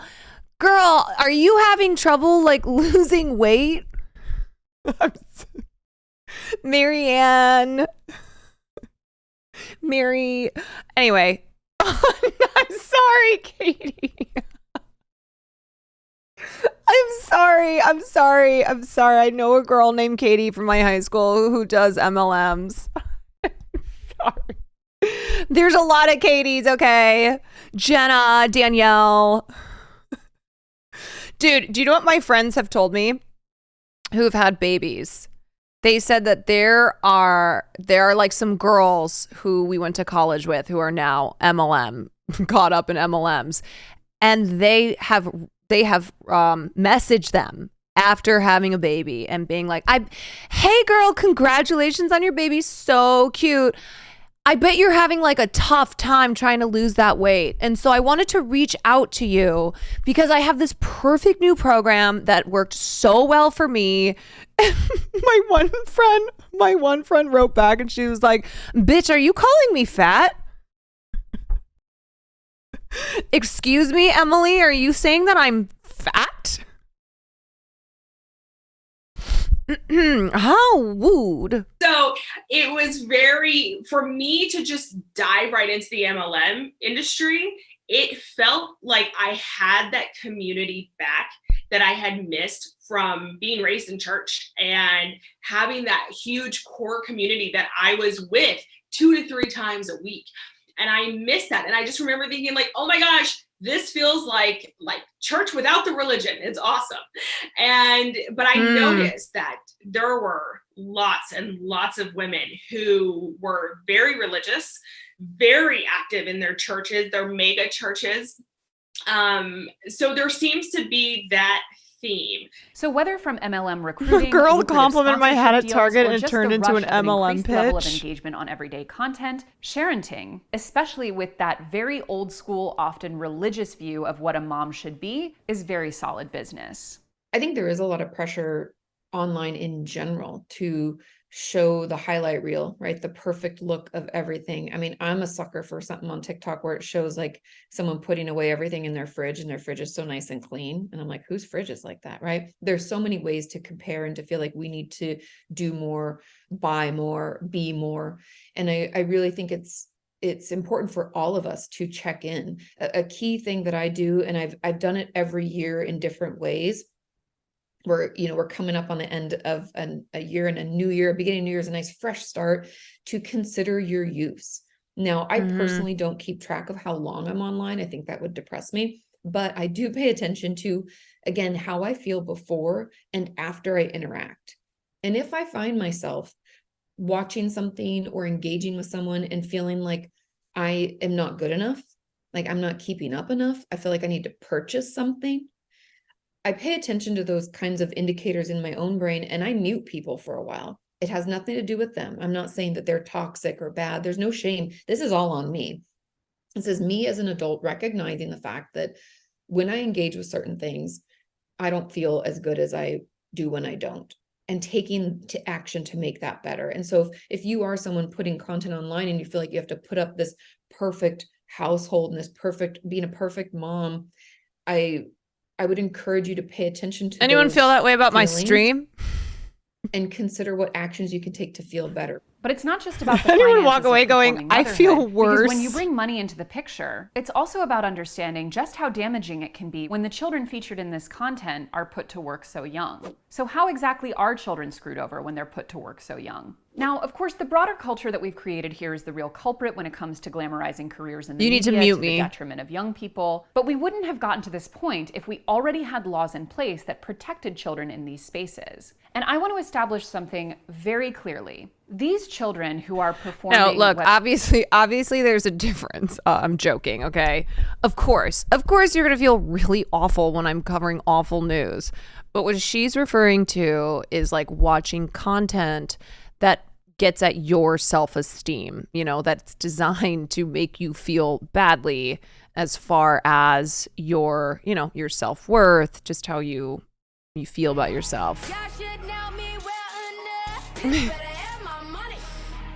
Katie from high school. Oh my God. Hi, Katie from high school. Hello, Caroline. It's been a long time. Love to see you succeeding in streaming. I have an amazing business opportunity for you. HMO to learn more. Hey girl, it has been a long time. Hope you're well. Yes, I am a businesswoman, so I would love to hit you up to learn more about an amazing business opportunity. Thank you so much. Slay. whether it is I forgive you for being a bitch to me in high school, by the way. on their mom's Instagram or on shows like 19 Kids and Counting, are working. Creating content is actual work, and especially when that content is being directly monetized, they should both be able to meaningfully consent and also to receive some of the financial benefit of that work. Part of the problem here is that we don't tend to think about children's lives being displayed as engaging in labor, even though we would likely think the opposite of the adult who is similarly displaying their own life. Like, no one would debate that a lifestyle blogger deserves to earn the money from her sponsorships, but many people would have trouble making the distinction that her child who appeared in that sponsored video also deserves the money. The most important thing to remember Jared, yes. I am definitely down for a sort of rev split where every sub that you bring me, you get a cut of, then those subs recruit additional subs. And yes, it could be huge. Could be huge. Princess Claudes, thank you for the 13 months.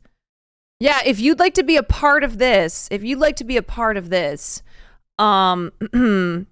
know, we're gonna do an MLM where you gift subs, and then you get someone to gift double the subs, and then that person gifts double of subs. Comes to child labor laws is that federal laws in the US do not extend to the entertainment industry. That is left up to states, most of which do not have legal protections in place for children working in entertainment. From an onlabor.org article, and it's for not the a states scam. that do, such as California, the laws are typically referred to And as then I have a Coogan bridge in laws. Brooklyn to The tell you. hallmarks of Coogan laws are that they typically mandate Clopez, thank you for the 5. Thank you for being a part of this business opportunity that's definitely not a scheme or a scam. None of those. state-approved work permits. It's already started. And require that a certain percentage of a child actor's earnings be protected in a trust account, rather than under the control of the child's parents. But currently, the scope of Coogan laws is limited to the traditional entertainment industry and does not extend to children that are earning money via social media. So let's talk a little bit more to our lawyer and hear what he has to say. The first thing you have to look at when you're looking at a minor, obviously, is that as someone who is a minor, they don't have the capacity to enter into a valid contract. They can, but in the end, that contract is voidable by the child. They can disaffirm that contract at any point in time. Even after they reach majority, they have to actually ratify the agreement for it to no longer be subject to being void by the minor, which means that most companies won't enter into agreements with minors. They will I just enter love the agreements with cat. parent, and then the parent will make the child's services available. What is that cat looking because at? they'll just say, well, my kid is enjoying this, they're having fun, and what's the matter with recording them having fun and making a little money on the side? The trouble that you get into is the child doesn't have the ability to object to that because the parents' parental autonomy, so the family autonomy rights under family law, are pretty absolute, and it's a very tough area for law for the legal system to get involved in. Being a good because boy. parents will say, "This is my house; these are my children, and I can control what goes on in my household."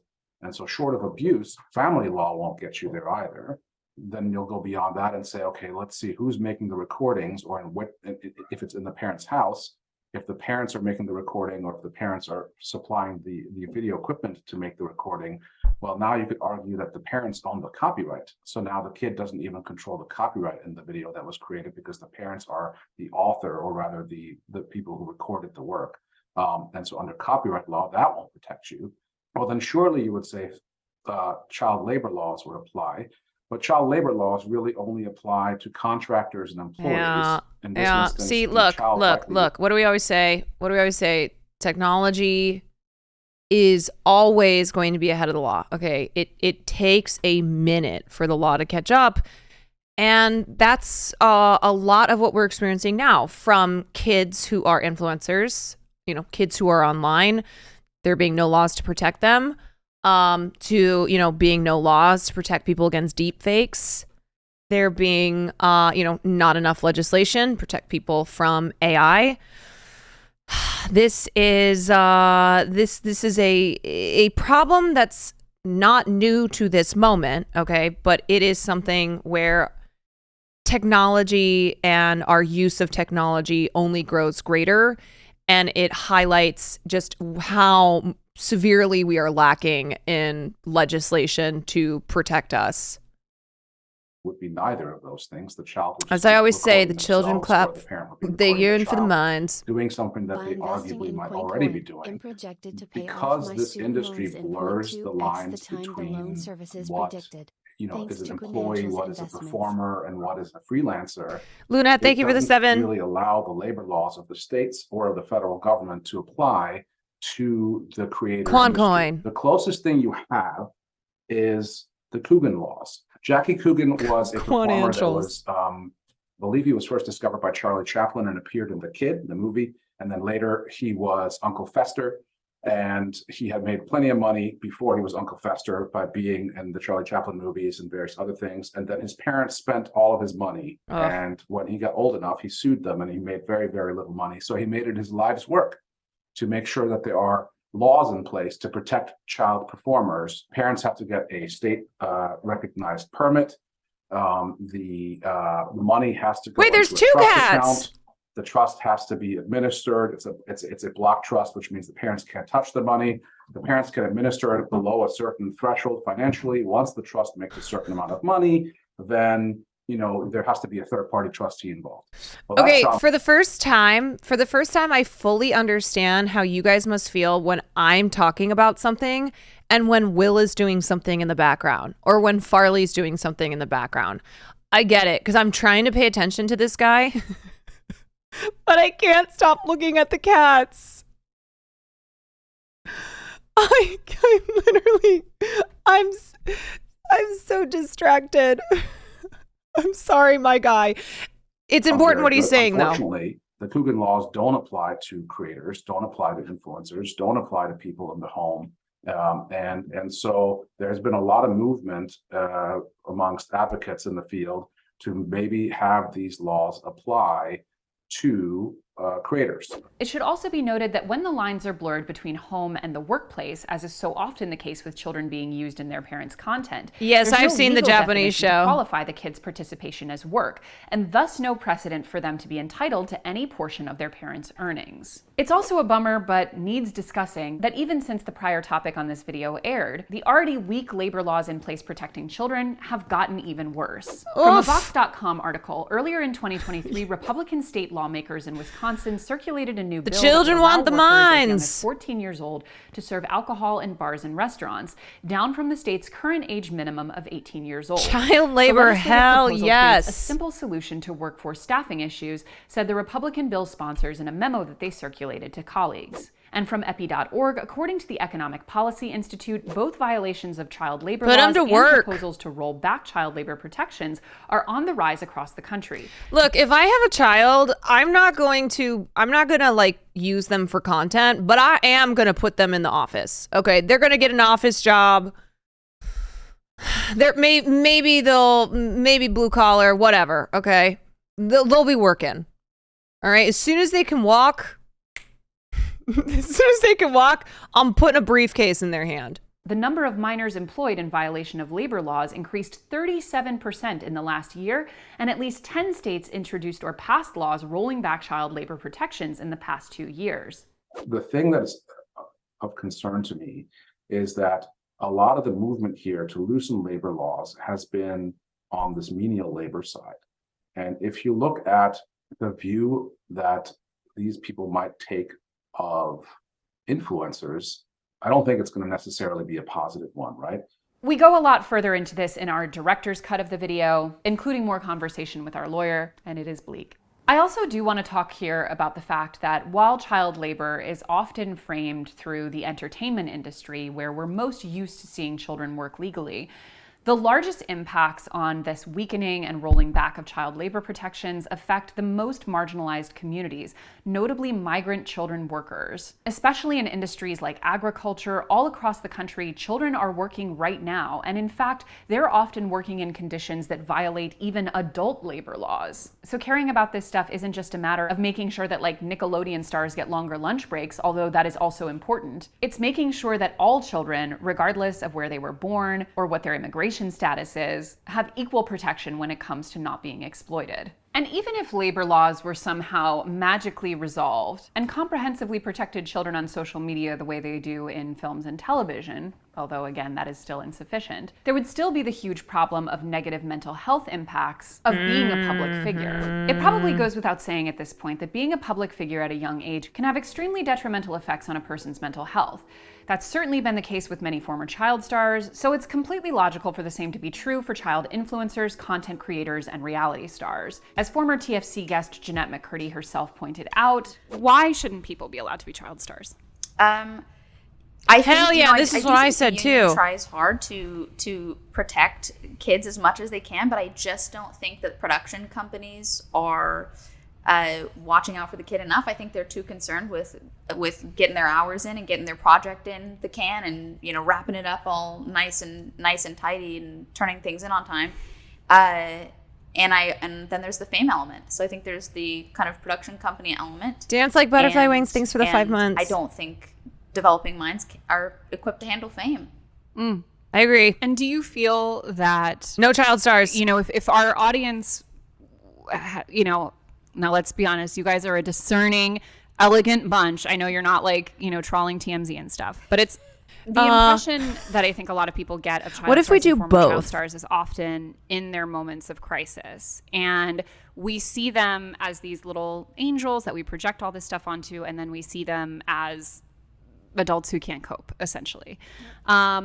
What are words of advice or context that you would give to people who are seeing these adults in the media maybe not act in a way that we think is becoming? Do you know what I think? Before she answers that too, I think that people who know, who are aware of the abuse and then the trauma that child stars face and still want to put their children through Hollywood, those people ain't right.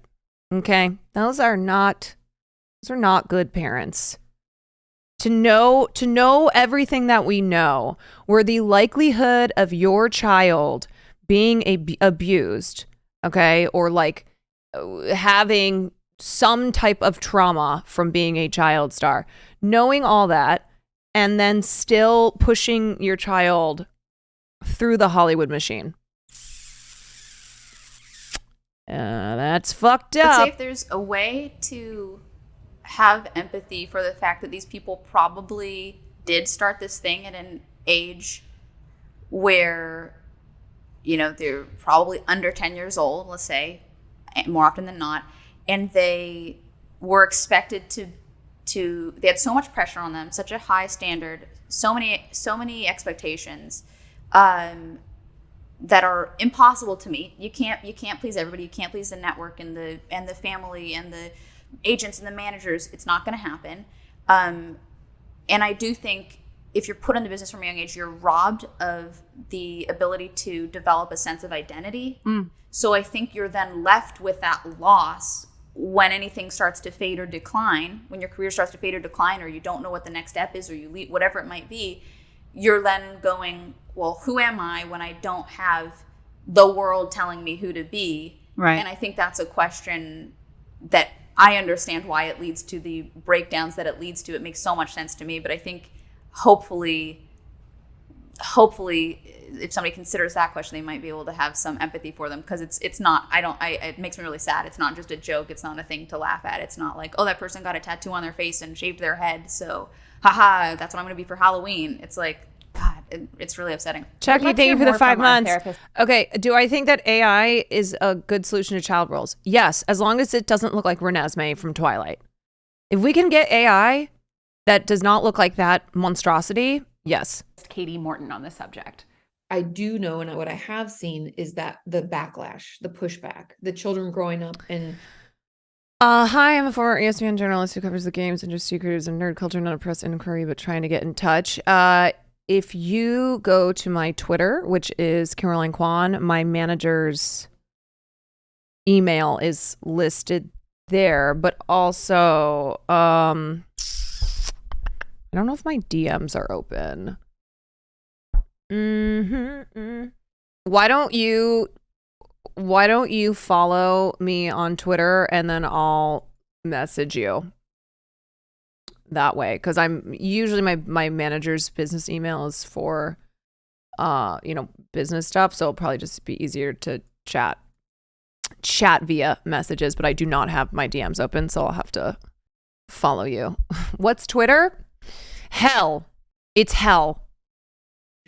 You know, making some kind of video or post about the fact that they felt like they were robbed of their childhood. I mean, we've seen it in, even when I was growing up, whether it's like, you know, any kind of childhood star, a lot of them ended up suing their parents because they took all the money from what they earned, or they were forced to work. You know, I think there unfortunately is sometimes a icky underbelly to Sounds this good. type of content, to this type of pressure on children. And as they get older, especially because we talk about mental health more, yay, you know, I'm like, the next generation will be better than the one before. That's wonderful, but I think we will probably see some of that. I haven't heard of it myself, but I wouldn't be surprised. But I also believe that it's not right for children to be put online when they can't consent, because the main backlash I've seen and heard from vloggers that essentially grew up online, because I've been on YouTube since 2011, so they're like grown now, right? Is that they didn't want their most vulnerable, their most embarrassing, those awkward stages broadcast to the globe. And they feel like they can't take that back, right? We all know once something is put online, you can't take it back. This is And they almost didn't get done, and then we'll watch chance to an choose. episode of Hell's When Kitchen. a child has to provide financially for the family, that can mean that they don't really get to be a kid.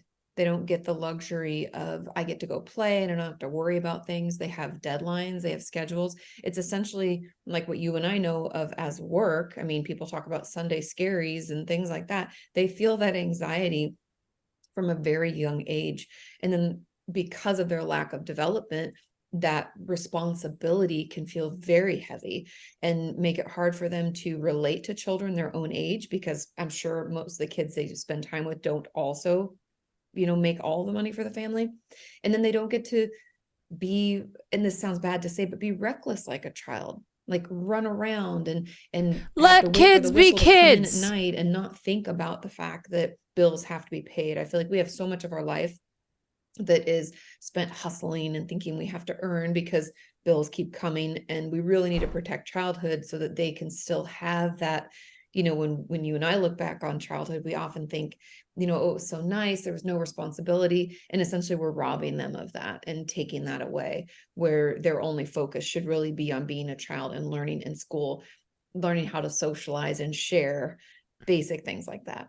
And as I mentioned in the beginning of this video, I started posting content very publicly at the age of like 21, 22, several of which went totally viral when I was completely unprepared for it. And that experience was deeply unpleasant for a lot of reasons. Like, there was harassment, there were really creepy people in my DMs, there was huge backlash over things that I recklessly said. I had no editor, no oversight, and no idea what I was doing. And again, part of the reason that I'm so passionate about having children be online at an age where they don't even understand the implications of it is because I know that even as a very young adult, I was not able to handle the blowback of being so public. And I luckily was able to make a career in media, to make amends for stupid things I'd said, and to generally build a life for myself that didn't depend on having a squeaky clean Google search result. But many people are not so lucky. They do and say and write things online at a very young age that can prevent them from having a job in normal professional society for literally years, in addition to all the in-the-moment trauma that it can cause. And that's just talking about the internet currency of attention. We're not even talking about when there's actual currency involved. Because even if the children are not facing the pressure of being their family's meal ticket, content creation and media jobs don't necessarily set children up for long-term financial success. When people come into a lot of money at a young age, and again, that's assuming they're even getting their proper cut, it's commonly understandable that they wouldn't know how to handle it responsibly. Look at the bankruptcy rate amongst former professional athletes, for instance. According to the National Bureau of Economic Research, nearly 16% of NFL players have filed for bankruptcy within 12 years of retiring. And one reason is that they earn a lot in a short period of time while they're still quite young. Damn, that's according to ADI.org, that's a crazy athletes stat. typically hit their earnings peak within a few years of finishing 16%? school. Across the three major American sports, MLB, NBA, NFL, the average career length is about 4.6 years. Thus, the average athlete's career is over at a young age, and the typical player is only at their peak earnings for an extremely short period. period, most never earn at the same level again. Some athletes may never think about an alternative career path after retirement, and without formulating a retirement plan or a proper budget, young athletes blow through their money. And as bleak as it probably is to say, as we talked about earlier in this video, so much of the currency of online attention and zeitgeist is inherently tied up with youth. We can all think off the top of our heads of many, many child and teenage influencers, actors, reality stars who low-key fell off after they were no longer young and adorable or super relevant. Part of the reason that I think we at TFD have been able to make such a long-term sustainable career out of online content is because our audience was always much older by YouTube standards.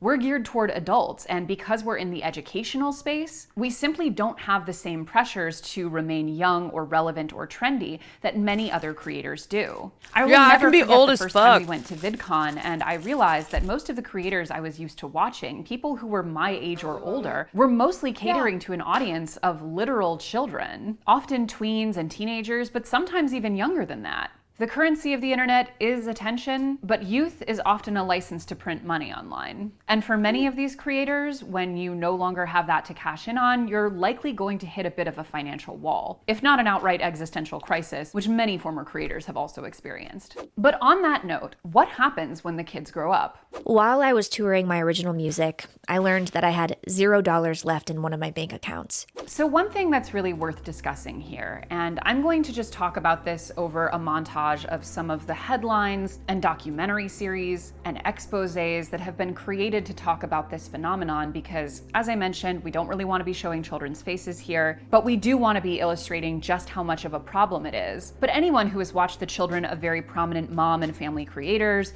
who's watched the reality shows centered on children like The Duggars and John and Kate Plus 8, or Here Comes Honey Boo Boo, or Toddlers and Tiaras, or even some of the shows focused on adults but heavily featuring their children, like my beloved Real Housewives franchise, knows that problems befalling these kids as they age out of their cute, adorable bankability is more the norm than the exception. I mean, this is just speaking about streamers. This is a problem that streamers deal with when their audience, you know, when they and their audience age out of whatever content they became known for, you know?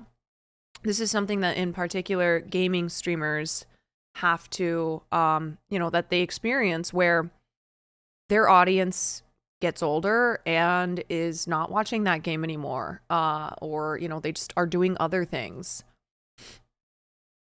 A good example of a child online stands how badly that can turn out would be the kids from the Kids React series. The most unfortunate example I can think of is probably Leah Marie Johnson.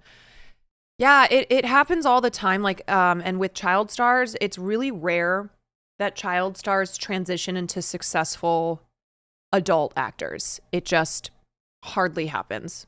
And as we mentioned earlier, in most cases, the children literally aren't being paid for their appearances on these shows or in this content, and there's almost no oversight into their labor. So in addition to having to reckon with all of the, in some cases, terrible things that befell them while they were being paraded in front of a national audience, and having it be the top of their search results for essentially the rest of their lives unless they do something else extremely notable, which will usually necessitate them staying in the public eye even if they don't want to as a career, you also have to reckon with the emotion of parents who signed away your childhood to do this, in exchange for, in some cases, very lucrative checks, in others, just the chance of being famous. You might have seen some of these headlines about former child influencers and stars now growing up and suing their parents, or have seen some of the documentaries at how fractured some of these family relationships became. Some of these parents have ended up in prison, have been exposed for heinous crimes, or even baseline just totally estranged from their children for having agreed to do this. Let's check back in with Mama Uncharted.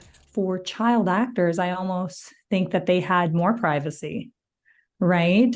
They were actually playing a role, right? Whereas a lot of these family vlogging kids and influencing kids, they don't have safe spaces. Like their home is their stage and they are not playing a role. They are just existing as children, all in the public eye, without their knowledge and their consent. So, you know, from the time they are born, somebody is making the decision for them to be a public figure.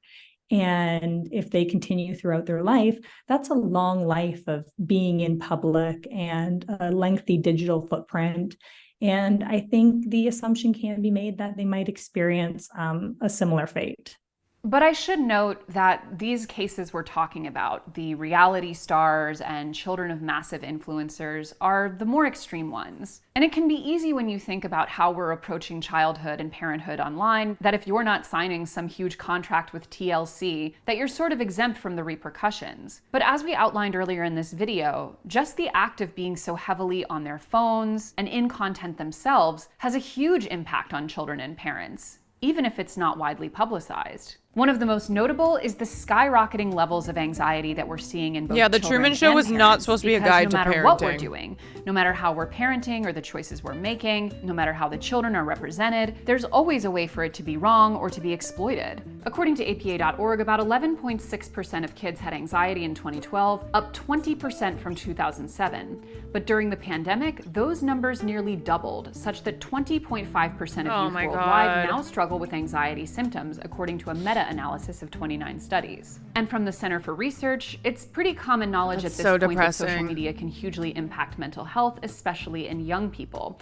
In 2021, leaked documents revealed that researchers at Instagram found that using the app was harmful to teen girls' and boys' body image. About 1 out of 3 teen girls felt worse about their bodies due to using the app, and so did 14% of boys. I think we've started to see people take a step back on posting and limiting how much they post about their children, or I think I've even personally started to see a lot of friends starting to have babies and they don't post that they're pregnant at all. Maybe they don't even post until the child is born, but they do a picture of the hands and the feet and not the face. And they're starting to save the pictures for the group chat or just to frame in their own home and not put out there in the world. In the end, I think those children will appreciate it because they'll be able to tell their own narrative when they're older and not be backtracking from an embarrassing baby photo, or if they no longer have a good relationship with that parent, they don't have to be forced to look at these pictures of themselves popping up in memories anymore. And they'll just get to have a better control over what they look like on the internet. And what the doctors and professionals are saying, you know, the US Surgeon General said this year, 16 seems to be a better age in regard to like a sense of self to come online. And again, all children are different and all children are unique. Some are a little more mature than others, but I generally would say I would like to see more parents hold out on social media until, you know, like 15, 16 years old. Because it's I think I told this story, but this really rich guy I used to work for who's sucks. Such an asshole, but he had 4 sons who were all 12. Like literally 4 sons, all 12. And they had to see TikToks of their dad like hanging out with 18-year-old girls. And I remember my ex-boss was like telling me about how much his no, not quadruplets. No, they were not quadruplets. They were two different sets of twins. But they had four sons who were all 12. Anyway, but he was telling me about how his sons hate him, and I'm like, yeah, dude, because your sons are online and they see creepy TikToks of you hanging out with 18-year-olds and partying. You weirdo. You know, I'm a 38-year-old woman on there, and it can be very hard for me as an adult sometimes. So I can't imagine what it's like to live in that world at an early age when you are developing yourself. I didn't have Facebook until I was 21 because like that's when it came out. And I still look back at that and think, oh, you know, did I have to upload everything on my camera roll that weekend and things like that? And I see what teenagers and young adults are doing. And there is no a lot of them are not going to be happy with what they were posting at that Hell age. no. And, I think that's a very relatable thing to all of us. But it's just more so now because they're producing so much more content on these platforms. And, you never know what can affect your future as well. So that brings us to the final question. In the words of the iconic Azealia Banks, so what now?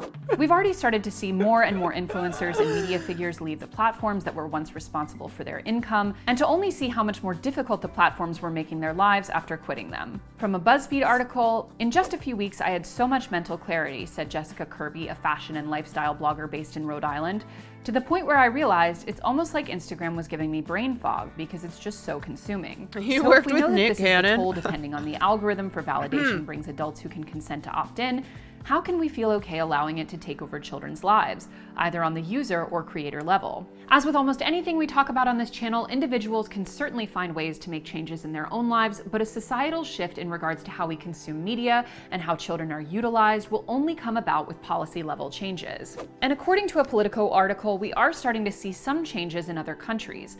For instance, in France this past February, members of the National Assembly's Law Committee unanimously greenlit draft legislation to protect children's rights to their own images. The message to parents is that their job is to protect their children's privacy, said Bruno Studer, an MP from President Emmanuel Macron's party who put the bill forward. On average, children have 1,300 photos of themselves circulating on social media platforms before the age of 13, before they're even allowed to have an account. France also amended their child labor laws in 2020. Children under 16 working in entertainment Before they're have been even required allowed to obtain have an administrative account. working authorization, and the new law was brought in to include content made for video sharing platforms. Now, I'm not saying the laws passed in France are perfect, but they are a step in the right direction, and most importantly, acknowledge that children aren't just objects to be paraded for clout. They're human beings, and they have every right, as much as you or I do, to decide to what extent they want to engage with all of this stuff, especially considering all of the negative impacts it can possibly have on them. So there's something interesting that happened recently. I reconnected with some students of mine that are now in high school, and a lot of them started to follow me on Instagram, and I asked them before I followed back, can I follow you? Just to make sure but the one thing in common that I thought was interesting was all of their profiles were on private, and none of them had any pictures posted. And so I let them into my life. What if the students were like, no. The students follow their teacher and she's like, may I follow you back? They're like, I don't think so. And they can enjoy seeing me have a beer on the beach or whatever it is. I don't teach them anymore. And I know nothing about them. And I thought that was so interesting because I think at that age, I was on MySpace and I was so frustrated with the only 8 pictures I could post and was deleting and posting new things all the time and was so obsessed with making my online footprint. And they didn't seem to have much of one at all, or whatever's happening is maybe locked down a lot more and they are sharing just to close friends and things. So I actually, even though I wanted to see some cute pictures of them, I was actually really happy to see that. Like maybe they have learned the lessons from the older generations about being more cautious about what you put online. Just like anything, we have more avenues for connection and communication. And that can sometimes come along with negative effects as well. Isn't it interesting how things boomerang? We get to a point, we push things to a point, and then it's too much. And so it starts to boomerang back. There's been an increase with young people who communicate through private groups. It's I don't know. That's how they'll communicate. They just their private groups online. And I feel like honestly, if parents would just take some time every day to check in with their children. I know I'm busy too. Everybody has a lot of stuff going on. But if you're going to bring a child into the world, I feel like it's part of parenting now where you have to have conversations about their use of social media, asking your child, hey, do you feel better or worse after you're on TikTok or Snapchat or Instagram? Or, what are you doing? How are you feeling? Having those conversations is really key because we need to protect them from even what could look like a benign profile or a benign person could make them feel worse about their situation. They could internalize, oh, I need to have this, or I'm not cool, or oh, I don't look like them, I'm not good enough. And we want to make sure that we nip those potential worries or thoughts in the bud. I am someone who has built a career and a life that I love, making content on the internet that I feel great about. But I am able to make that choice as an adult, and more importantly, do it with my committee of other board members who decide this as a group. Even as a functional adult with a couple brain cells to rub together, I still don't feel like I can totally trust myself alone to make all the big picture decisions, let alone if I were a child. I believe there can be a place for good, thoughtful, meaningful content creation that makes our lives better and can be a viable career path. Again, I'm an example of that. But I also believe that it has to be an informed choice, and making that choice for children before they even understand what the question is can no longer be an acceptable norm. It's bad for kids, it's bad for mothers, and it's bad for the world we live in. I'll see you guys next month. Scroll safe. So, in conclusion, put children in the minds, but not online. Children in the minds, but not online. Kids in the mind. Wait. A child belongs in a mind and not online. A child belongs in a mind and not online. A child belongs in a mind and not online.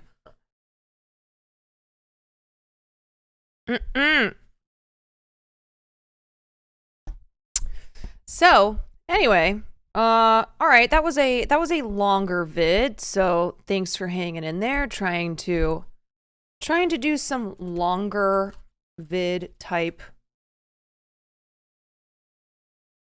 reactions. And of course, it goes along with what I have talked about many, many times. This is a topic I feel very strongly about until I have my own children, in which I will thoroughly exploit them. I'm kidding. I'm not having kids. I'm also kidding. I don't know. Who knows? We'll see. But what I do know is just because kids are little humans, it does not mean that they don't deserve respect. Every single human being deserves dignity and respect. Doesn't matter their age. So I think sometimes as adults, we reserve our respect for other adults, and we don't treat kids with the respect they deserve as well. And so in regards to putting kids online without their consent, and especially, content that is very private, that is disrespecting kids. That is not giving them the respect they deserve. Even the short ones. All right, I gotta run to the bathroom. I'm gonna play this because it'll recap, and then it'll do the intro. We're on season 3, episode 2 of Hell's Kitchen, and it's already spicy. Praying for Aaron. For the last 2 years, Chef Ramsay has praying put for aspiring Aaron chefs through a trial by fire. Get off! This is painful! Get out! Out! And 2 careers were launched. Season 1 winner, Michael, is the executive chef of his restaurant, Tattoo, in Los Angeles. Owning this restaurant's a dream come true, and I owe it all to Hell's Kitchen. Season 2 winner, Heather, is this is episode leading 2? the brigade at her restaurant, Yeah. Terra Rosa, at the Red Rock Resort and Casino in Las Vegas. I never would have dreamed I'd be working in a place like this. This year, tens of thousands of aspiring chefs Hell's Kitchen! It's time to wake up! applied for a shot at their opportunity of a lifetime. Please pick me. Why wouldn't you want to watch me? 12 hopefuls made the final cut. I'm going to go in and kick ass. I know my shit. When Chef Ramsay opens those doors, it's on. But only one of them will run a multi-million-dollar restaurant in the luxurious Green Valley Ranch Resort. It changed my whole life. Okay, guys, let's go, yeah? This year, the competition That's just fucking stupid. Fire me! is more intense than ever before. Melissa, I'm not an idiot. I'm a smart girl. She'll do what she can to make me look bad. Being Hitler doesn't make yourself a strong leader. It's gonna be nasty You need to shut up and listen to me. and bloody. And Chef Ramsay will put them to the test. Bring it on. In ways they never imagined. Some of the chefs will have the experience of their lives, while others will wish they'd never been born. Pass it over. He makes me want to pee my pants because he's scary. Listen to me. Just shut the fuck up. He knows what he's doing. He knows what he wants his customers to eat. You wouldn't even serve it to a fucking pig. Can someone tell me what that shit is? You should be fucking embarrassed. I'm not gonna walk away. It's not acceptable. Here we go. Chef Ramsay pushes one chef too far. You're unbelievably. Oh, the narrator is mouth. a petty Chef bitch. Ramsay is gonna have a huge problem. The tables are turned. I'm pissed off. Chef Ramsay needs to know what's in store for him tonight. I'm scared. And someone pays the price. What are you doing? No. Stop. Medic. Oh my God. Medic. Oh God. Oh no. Don't die on me now, please. This year's Hell's Kitchen is unlike anything you've ever Oh no, seen Aaron. before. Welcome to hell.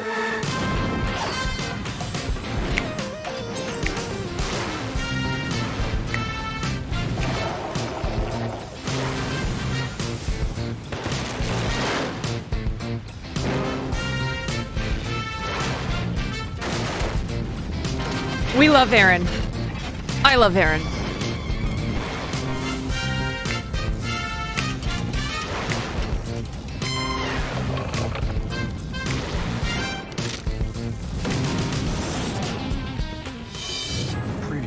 Previously. 12 aspiring chefs had their first encounter with Chef Ramsay. Get in that kitchen and cook me your signature dish. And their first chance to impress him. Fuck me. What did you put in there? Oh, fuck. The chicken's dry. Salty, dry. I'm very disappointed what I've just tasted. Then, moments before Hell's Kitchen opened, Aaron. I can't believe I'm cracking up right now. Keep it together. during dinner, both kitchens had problems cooking. Get off the section. Vinny's just peaked in life. A fucking dishwasher. And with each other. I hear you. Melissa, I have been cooking the same shit for the last 8 courses. Why are you pushing me? We're gonna get bitchy. The infighting proved too much for Julia. Why are you crying? Are you, Tiffany?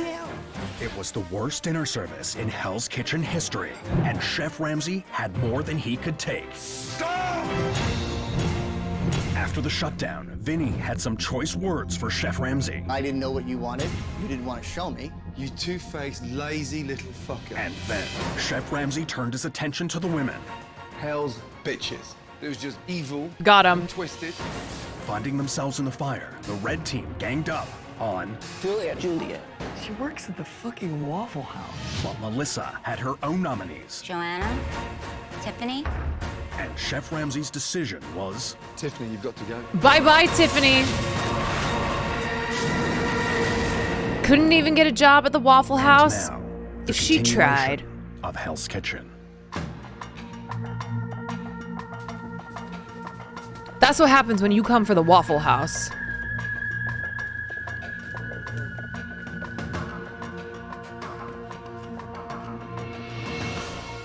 After a disastrous first dinner service, the red team is in disarray.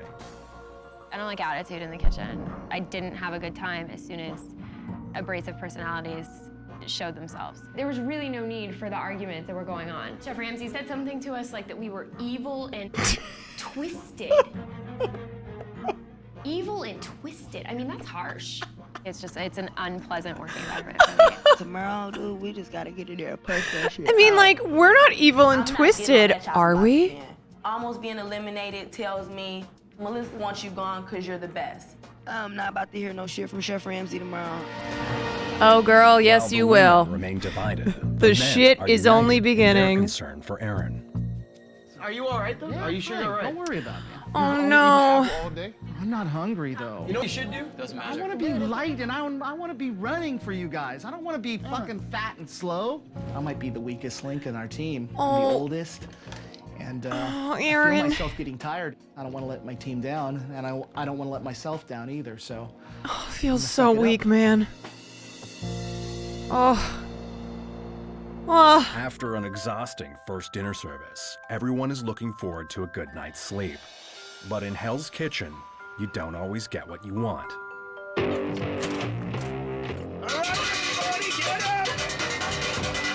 Come on, what are you doing? Fucking shirt on, let's... Get up! Today, Josh! It was fantastic, really. I loved it. Aaron with the personality of Dewberry and the health of Larry. Good morning. Good morning, Chef. Good to see you so bright and breezy. Last night was embarrassing. I've never seen so much fish in the bin, scallops in the bin, Wellingtons forgot about. That was thousands of dollars of product last night. You seriously got to understand where food comes from, you know that? Right now, you're all going to catch your own fish. Follow me? Oh, Let's go, all of shit. you. No, Larry was from last season, Catching fish. I've always wanted to do that. who said his downfall was women, and he went into the hot tub and, like, basically had a heart attack. Yes? How we go?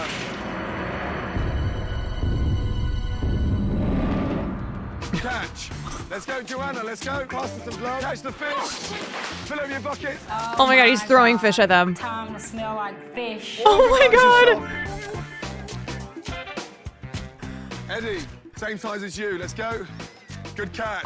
It seems like in the world today that people look at little guys like they can't get stuff done. And that's partially why I'm here. Justice for You know, little from what I guys. got- Come on, Eddie. Now, take the buckets through to your respective storerooms. Let's go. Go on, Eddie. That tuna was bigger than Eddie. Right now, I'm Team Aaron and Eddie. Just a second, I'm cramping. Aaron, Oh, God, not Aaron. feeling well. I'll put them on my shoulders and carry them if I had to. Oh. I'm a little guy, but you know, I'll do what I can. Oh no. Now that the chefs have caught the fish, it's time to clean them. Okay, this is your challenge. My small king supporting my old king. I'm sorry, I said a curse word. Oh, Aaron. Hey, come on. Not Keep that. it together. Not that. I'm just really confused right now because I'm a little busy. Oh no. Do me a favor. Take time out for 10, 15 minutes. Okay? Aaron, what are you doing on this show? Aaron's very emotional. And he's cracking. And he's cracking hard. Well, at least the teams are even, aren't they? Aaron, Right. how did you end up on this show? This is a Dover sole. One of the most expensive fish in the sea today. Yes, beautiful. No problem. I love working with fish. We're going to prepare it very carefully. Peel the skin. Take the roe out. Somebody get And there Aaron we some have water. One prepared Dover sole. The team that cleans and prepares the most Dover sole up to my standards will win the challenge. Are you ready? Yes, 30 minutes. Let's go. Each team has 30 minutes to properly prepare as many Dover sole as they can. Let's go. The skin must be removed without damaging the fish. Come on, Eddie. Then they must remove the roe or fish eggs. Manipulate it. The team to prep the most fish wins. Come on, guys, how we doing? Oh. How we doing? The Aaron cam. Oh my god, the Aaron cam. Good. I heard the guys calling 1 down, 2 down, 3 down, and I knew that if we didn't have the quantity of the fish, there was no possible way that we could win. Remember, quality, not quantity.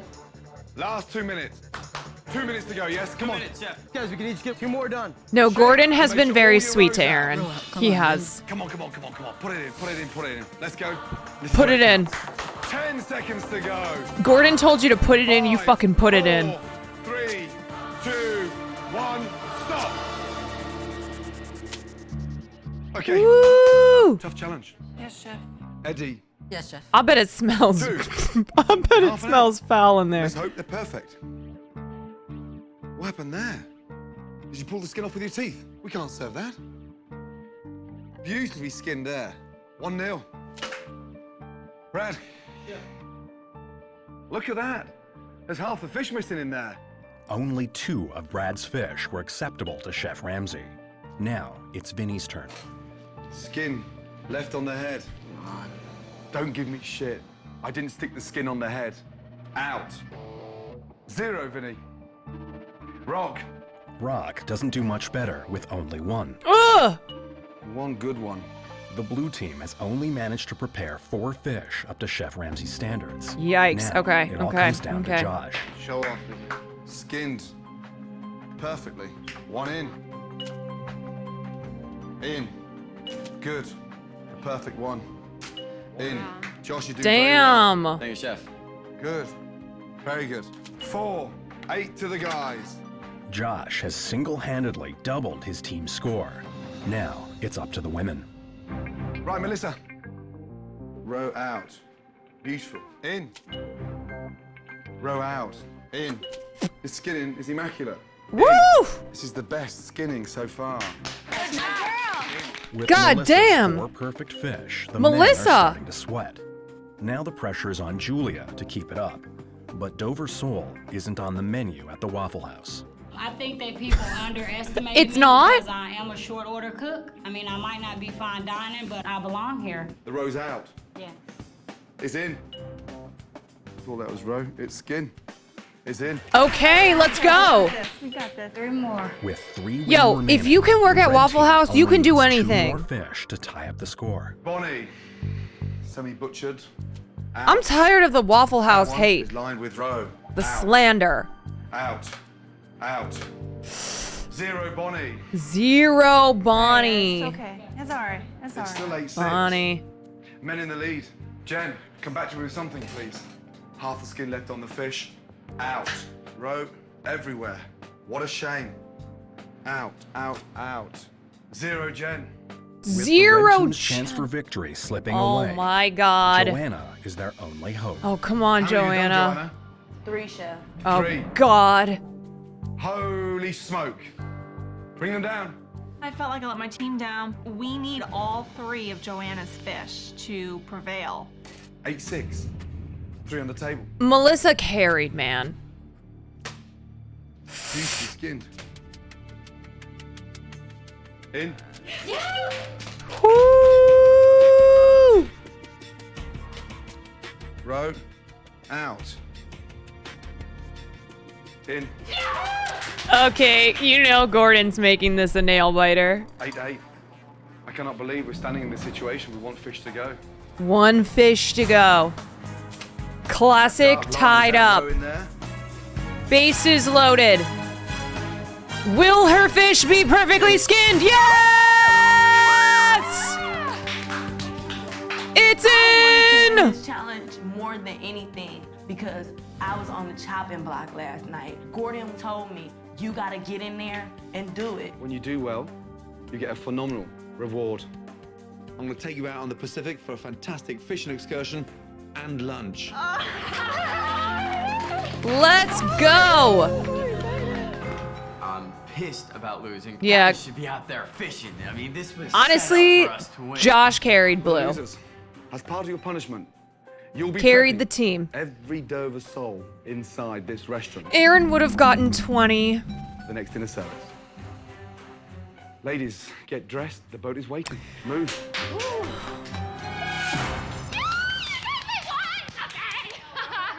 Well, no thanks to you, Bonnie, and your 0 fish. Have fun. We did not win anything. I need an Aaron cam at all times. Y'all better get good at cleaning that fish because we're gonna bring some back for y'all. Blow y'all. We'll see you. Is Aaron going with them?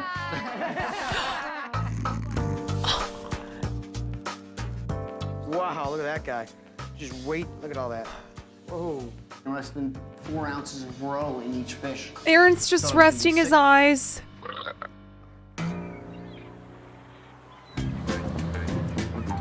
That was fake snoring.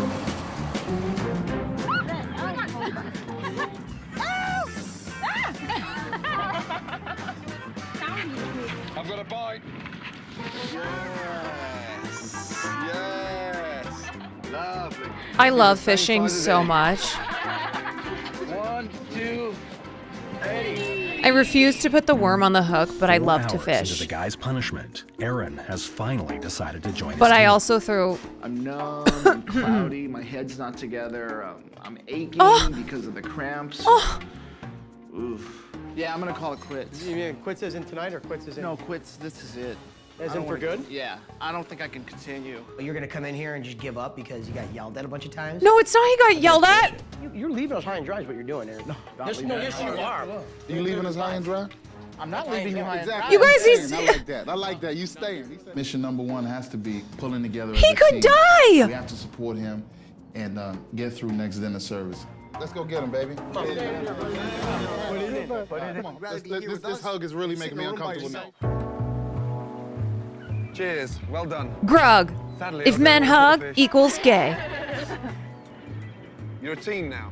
Yo, that was Anybody some gonna win straight by that gaslighting team on Aaron. Performing. You're all capable of doing it. Otherwise, you wouldn't be here. We got Chef Ramsay to ourselves for a good couple of hours. That's priceless. Cheers. Thank you.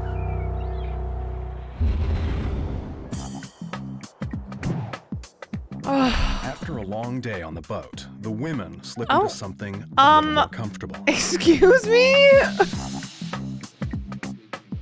Ooh, I've never seen this. What's up, booty shorts? Out comes Little Miss Bonnie, wearing Little Miss Nothing. I'm like, what? Interesting. Bonnie, you see potatoes anywhere? Well, everybody is He fucking. goes, oh yeah, you know, I saw him somewhere. Did someone like put it under? Yeah, okay. Here's okay, I'm not gonna pause on that. Are you hungry? Okay, my question is, are those cameras filming at all times? Are they filming at all times? Bonnie, can you do me a favor? Yeah. Can you reach those cookies on the top? Thank you. Also, Bonnie, what's going on?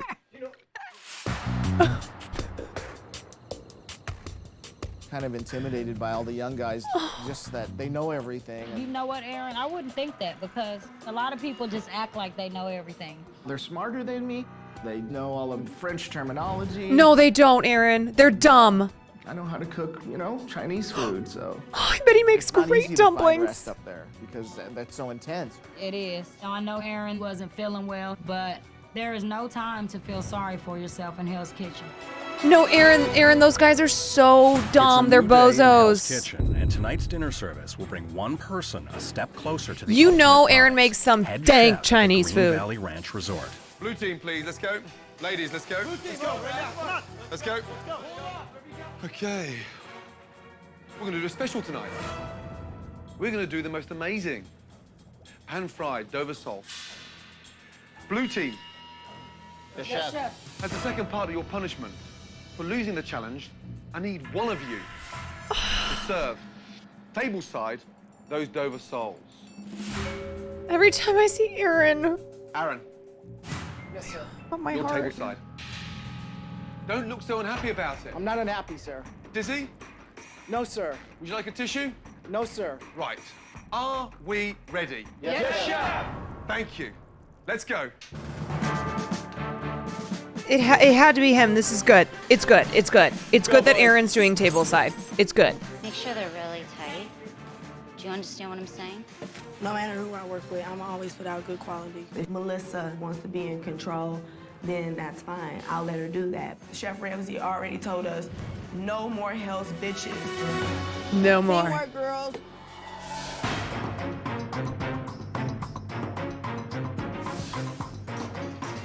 Rock, what you want next, buddy? A lot. Josh is trying to be so much more than he really is. As opposed to leading by example, he leads by, this. Come on, guys. We gotta get this going.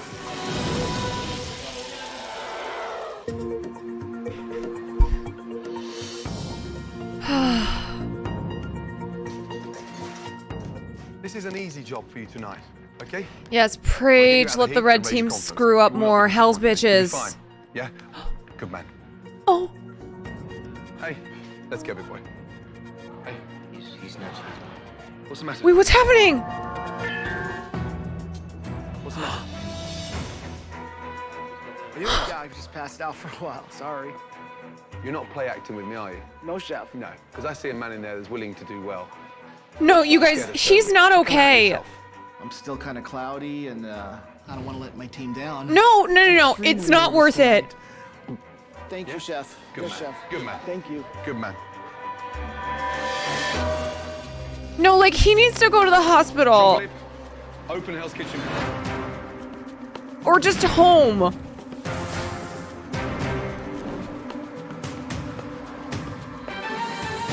Hell's Kitchen is open for the second time. This, The oh red my team is God. looking for their Oh first my dinner service God. victory. Love you. Love you. We are going to take the boys to school.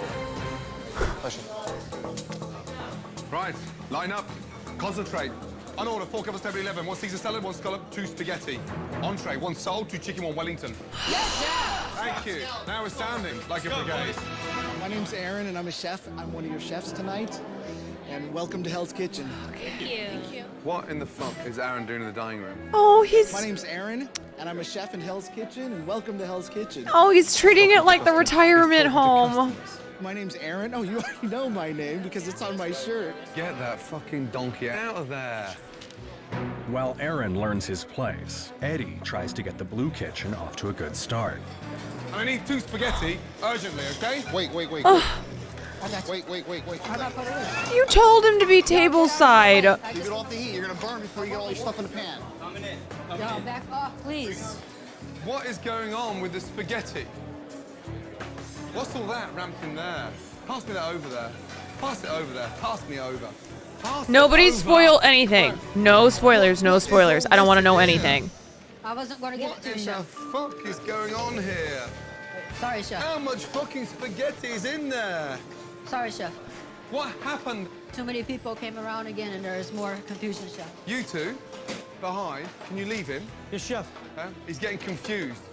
This guy can't cook 2 fucking spaghetti. He shouldn't be in here. Oh, I'm no. actually ashamed of myself because when I told him to back off, but Oh. I didn't put no like oomph in my voice. I really need Eddie. to step up my game. You control your section. Yes, chef. Is that clear? Yes, chef. Oh, my guys, Eddie and Aaron. It's 45 minutes into dinner service, and Eddie's spaghetti has brought the Blue Kitchen to a standstill. Eddie's So spaghetti. Chef Ramsay turns to the women for a little hope. Spaghetti scallops, how long? 3 minutes, chef. I am praying that the women fuck up. What are you doing? I'm doing 3 scallops, chef. See? I've called 1 spaghetti, 1 scallops, and she's doing 3 scallops.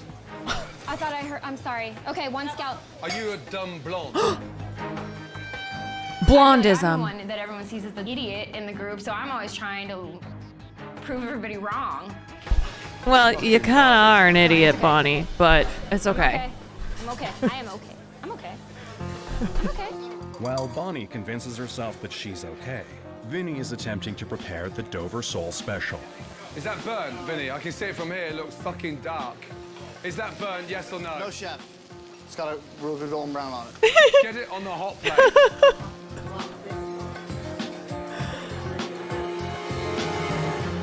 Vinny! Yes, chef. I thought by this stage you'd tell me the truth. I'm telling you, 1 nicely cooked there, yeah, and 1 that is cooked to fuck. Yes, chef. I am in Chef Ramsay's crosshairs. Sir, it's not If the Blue burned. Team It's well loses tonight, done. I definitely think Ramsay wants to send me back to New Jersey. I've never Yes. seen such a Please literate you fucking over cook Eddie in all my life. and Aaron. While Vinny's burnt fish is holding up the men, the Red Kitchen is pushing out appetizers, thanks to Jen's leadership. Come on, guys. Come on. Okay, Jen coming through. Very nice, that spaghetti. Thank you, chef. There we go, let's go. I can't believe we're on our 3rd table appetizers. Let's go. Yes, chef. 7 minutes to window, yes? Yes, chef. Good job, girls. Good job. Good job. Wow. Welcome. Despite Vinny's trouble on the fish station, Dover Sole is finally leaving the Blue Kitchen. And it's up to Aaron to serve it tableside. Oh my god, oh my god. Good evening. How are you tonight? My name's Aaron. I have the honor of deboning your fish for you tonight. Better you than me. Very good. Okay. This is a bony fish. Oh no. Oh, he's sweating. It's very flaky, very Please just delicate, stay alive. Cooked to perfection for you. It's almost ready. Aaron finally got the Dover filleted. Your Dover sole now. Thank you. Enjoy. Unfortunately, it took 15 minutes. Oh, no. And the fish. Oh no. Maybe a little hotter. 15 minutes. Eddie! Oh no. Oh no. Oh no. It just keeps getting worse. All of you, taste it. They literally... Yeah, did they just stare at Aaron for 15 minutes? Get off the section. Oh. Yes, chef. Oh no. Embarrassing. Oh I'm no. actually ashamed of myself. I just had a shitty day. Oh. I can't believe it. On there. 2 risotto. Back to your station. Yes, chef. While Brad tries to take control of the appetizers in the blue kitchen, Joanna realizes she's forgotten to cook the lettuce for the next order. He's gonna fucking kill me, dude. I forgot to put the fucking lettuce on. Oh no. Lettuce, please. Come on, guys. Oh no, look, she's not even talking to me now. You're not even... Yes, chef. Hey, what are you doing with that? You've forgotten the lettuce. Yes, chef. Also, cook the lettuce? Joanna, why can't I be told that someone's fucking forgot the lettuce? What have you been doing for the last hour? Chef, I gotta get control of my shit, and that's what I'm gonna do. I'm not gonna walk away. I'm not gonna go back to the room. But why is even the if I do lettuce being break down or cooked? Anything, I'm still gonna keep going. You okay?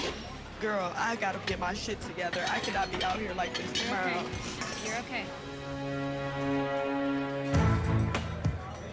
Despite Joanna's problems on the garnish station, the Red Kitchen Yeah, has managed to serve Red is entrees gonna to win this. 23 of their 50 Red is gonna patrons, win this. She's really good. while the blue team has only served 9 patrons. Oh boy. Wait for Wellington. Yeah. How long for the Wellington? Look out. Look out. Coming in. It's overcooked. Come here, you. Oh, no. Look, touch it then. Oh, come on, Josh. Have you got another one there? Yes, chef. Waiting on you. Waiting on me. Lettuce and butter? No problem. Give me 3 minutes. 3 minutes. Yes, chef. Atomic bomb. And it was my fault because I was in charge of meat. Kinda hurts. Coming right now, chef. Yeah, Josh was in charge of meat. Yes, chef. I hope there's not raw pastry underneath there. You know that? Is it raw? Yes, chef. Oh, hey, hello. I can see it from here. We're sinking. I Like can see Russia from my house. Nothing is happening. Is While this the Josh worst? tries again to get Oh, Wellingtons shit. out to the diners, Aaron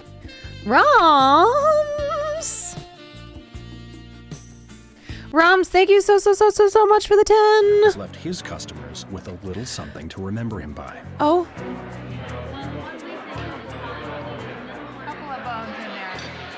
Oh no. Oh no. 15 minutes of deboning. This one's rather large. You're a fresh Dover soul? Thank you. 15 minutes of deboning and there's still bones. They're all complaining about the bones and the soul. They're complaining about the bones. Oh, come on. How many complaints have you had? Oh, Aaron. Get him over here. Oh no. Chef, wants to see you. Oh god. Chef wants to see you. Oh. Chef, you wanted to see me? Yeah. Customers are complaining about bones in the soul. What's going on, Aaron? It's dark out there and I'm trying to rush myself, I guess. It's dark. The fucking bone's intact. You separate the fillets and you pick up the whole bone. Yes, Concentrate. Chef. Yes, Chef, I apologize. I think I made some critical mistakes. This is a top-class place, and maybe I'm not top class. Stand by, 2 souls. But we coming. love you, Aaron. Hey, big boy. Hello. No fucking bones. No bones, Chef.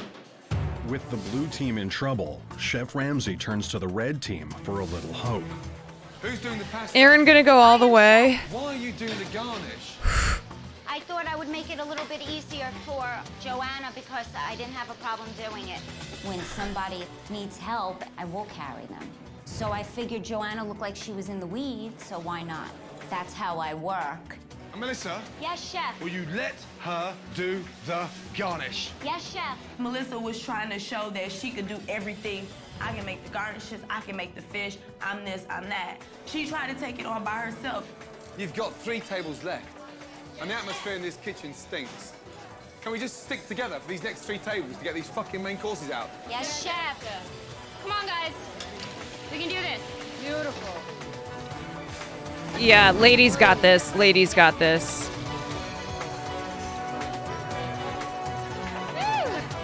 How's everybody feeling? Good? Feeling good. Good. Ladies cleaning up. Now we're sounding like a team.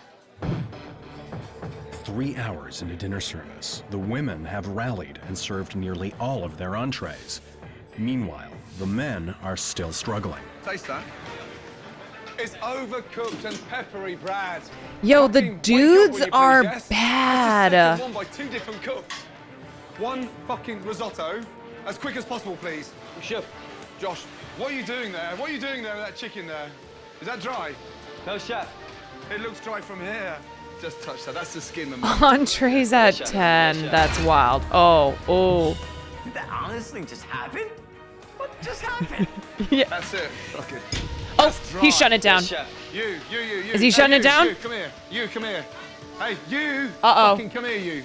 Where's that fucking cowboy? Aaron! I think he's shutting it down. Now you've got dry chicken. You fucking donkey. You can't even do a fucking risotto. You know that. You can't even fillet a fucking fish. Uh-oh. You. Fuck off out of there. Get out. Get out! He's shutting it down. The girls will finish the meal service. Get out! He just kicked the dudes out. I mean, it's embarrassing. You know, how do they beat us? Not a shutdown. He kicked the men out. And it sucks. You guys, you know what? We're all chefs. They're not even cooks. That was your last.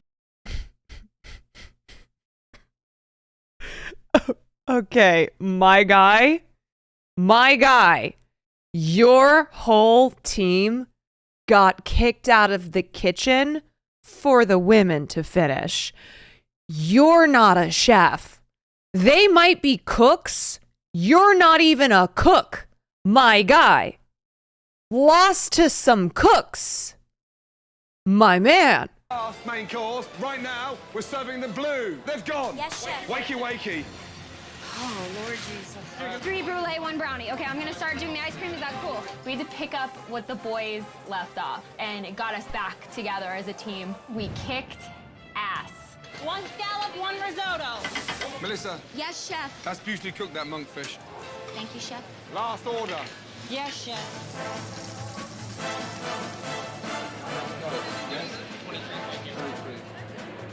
Well done for getting the guys' main courses out there. It's been a good night. I didn't go in there with one doubt in my mind that we weren't gonna complete the dinner service.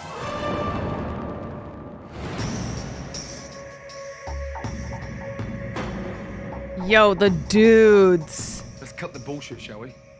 It's pretty obvious who was the worst team this evening. Gentlemen. Oh. You're in the dining room like the President of the United States of America, shaking hands with people. My name's Aaron. Oh, you already know my name because it's on my shirt. What the fuck was all that about? I apologize, Chef. Obviously, I didn't do that great of a job. Vinny. Yes, Chef. From a chef's point of view, I feel unsafe with you behind me. Unsafe. Because when we are making mistakes, Unsafe. Eddie. Yes, Chef. You were terrible. Chef, I got confused when my team came around. That's what hurt me. 2 spaghettis right here. That's 1 spaghetti to follow. It's 3 all day. Oh, Eddie. Gentlemen, the least bad of the bunch. Rock. Yes, Chef. Go back to the dorm and think of 2. of The your team's least bad elimination. thing always kills me. Fuck off, will you? You were terrible. Things Oh, getting really hot here in Hell's brutal. Kitchen. I definitely want to make a smart decision, an objective decision. All right, I want to say 2 things. Please. First of all, myself, Aaron, and Vinny, I think the only choices tonight to go up there. Now, on the second part, I'm a strong prep person. I could get a lot of prep done, and I could get it done fast. I feel you on everything you're saying. I want to fight tooth and nail because I want to be here. I actually think Aaron should go because I don't think this is good for his health. Yeah, honestly, true. It's been a pleasure working with you, and you're a great guy. That's all I can say. Thank you. Also, I'm sorry, but Aaron's smoking cigarettes as he's having like a serious health problem. If I could stay here longer, I'd like to. But I understand, too. I appreciate it, man. Thank you, bro. I honestly think that it should be me and, probably me. Yeah. I'm just talking to everybody. Straight up. I don't want to fucking go home. Yeah, I mean, Aaron has to go home to save his life. I mean, I don't want to go home. Appreciate it, Josh. All right. Thank you, man.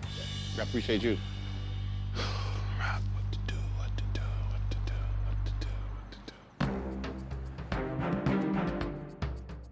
After a very difficult evening, the women have secured their first dinner service victory.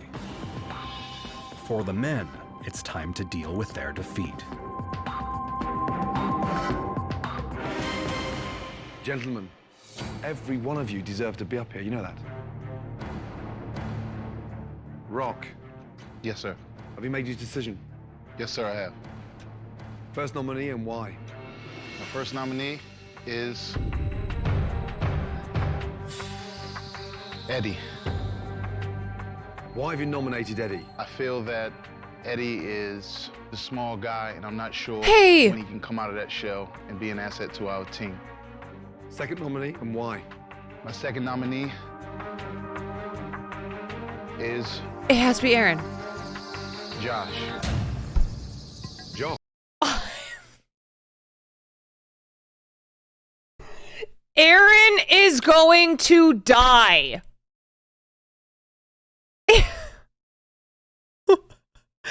Aaron is going to fucking die. He picked Chinstrap. Clearly getting rid of the competition. Obviously. Obviously. He picked Chinstrap because he's competition. Josh. To me, Josh is all over the place. Eddie and Josh, step forward, please. Eddie, Yes, Chef. why should you stay? Well, Chef, I learned a very important lesson today And what was that?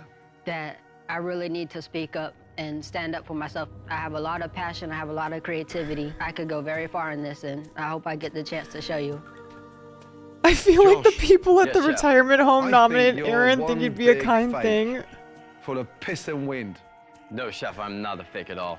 Not one of your main courses. No, went Chef, I'm out. not piss and wind. Why should you stay here? Tonight was the most embarrassing moment in my professional life. I have never been thrown out of the kitchen before. Feel horrible and embarrassed, and I can't wait to come back and rally, and I hope I'm given the opportunity to come back. This is not an easy decision. I'm sorry, Josh does not deserve to be up there. Just touch that. Yes, Chef. No. Yes, Chef. It's inedible! You wouldn't even serve it to a fucking pig! My decision is...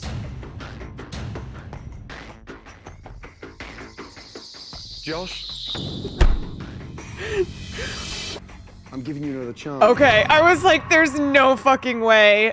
Eddie. There's take your no jacket off fucking and get out of way. the Hell's Kitchen. Oh, Eddie. Now fuck off. Yes, Chef.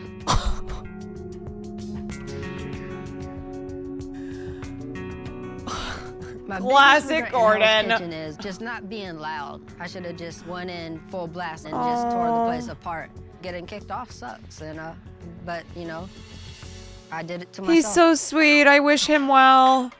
Get out of there. I wish Eddie well. Incredibly Hearts for surprised that he Eddie. wasn't nominated. I was kind of in shock. Good night. Okay, Good night, Chef. I'm sorry. I love Aaron, obviously. I love Aaron, but it's crazy that he's made it to the 3rd episode. He's going to die. Good night, Chef. Good night, ladies. I think we have the boys in a good position right now because they screwed up. We are tonight, worried. and they looked like idiots. We proved to them tonight that we're a force to be reckoned with. Right now, I've got to be like constantly Maybe it's looking part of the behind me and strategy. over my shoulder, because obviously there's some people out to get me. Eddie's got a big heart. Sadly, he couldn't even hold his own section. Oh. He made far too many simple mistakes, and he didn't merit running his own restaurant.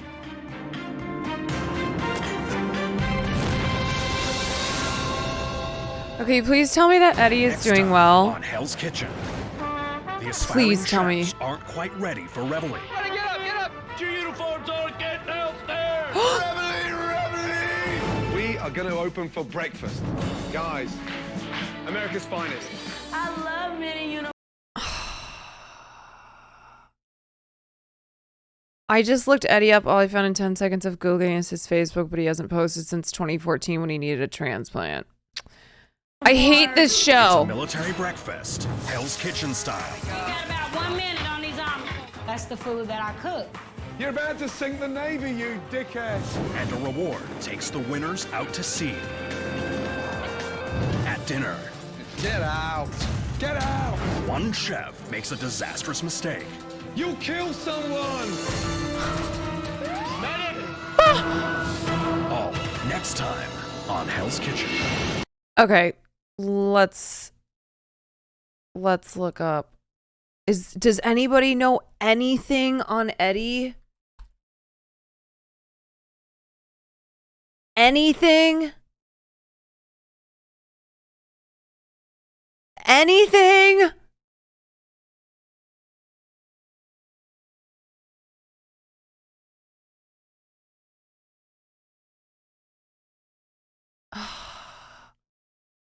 Wait, he passed.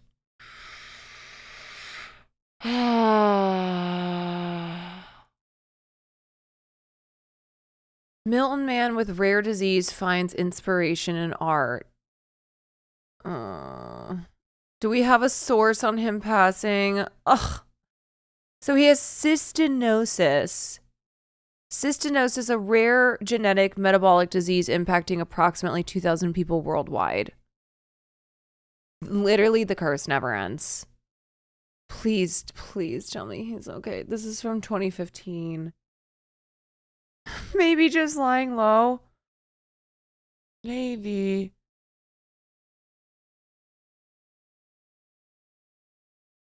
Okay, I'm gonna assume he's still alive. Please. I'm gonna assume he's still alive.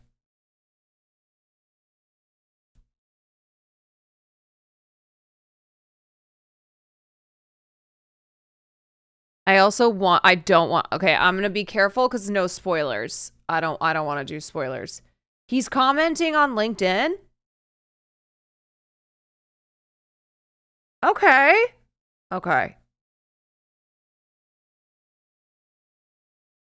Hold on one second. He's commenting on LinkedIn. Oh, it's telling me, it's making me log in to LinkedIn. All right, I am just going to be of the belief.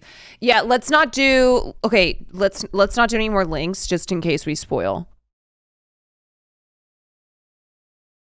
Okay, no more spoilers. No more, sorry. We just started the show. I want to avoid spoilers. Here's what we're going to do. We're not going to do follow-ups.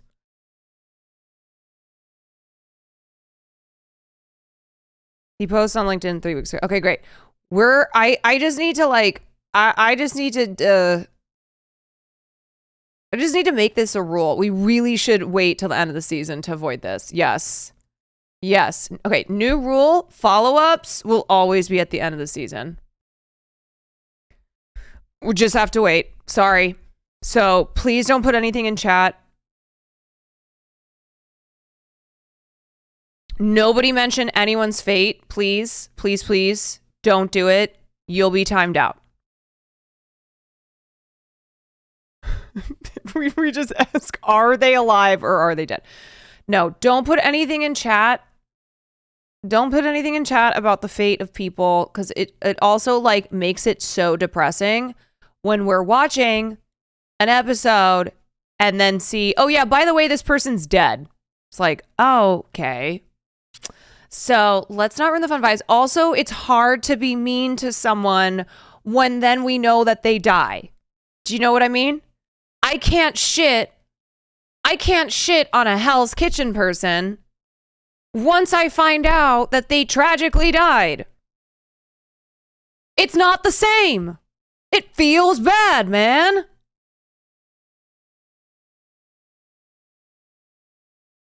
Right. The K Grease jokes would not have hit the same if we knew K Grease died. Okay? So those are the rules. No follow-ups until the end. Don't post anything in chat about any of the contestants. You will be timed out. And it's also not cool. Okay? Now that we've set the rules.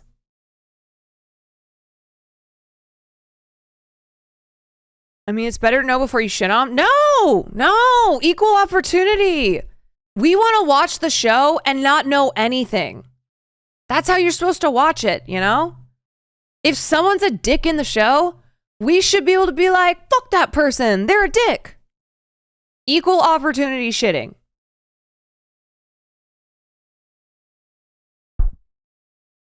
Okay. All right.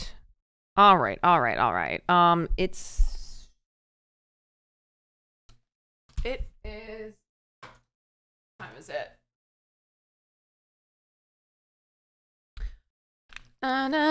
Good vibration. Are you watching another?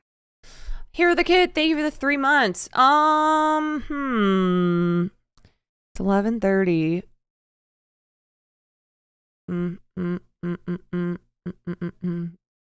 Time to get a watch. Dude.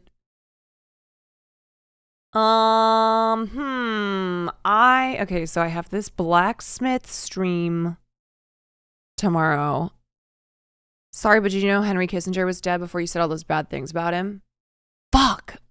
I didn't. That was so mean of me. I'm deciding.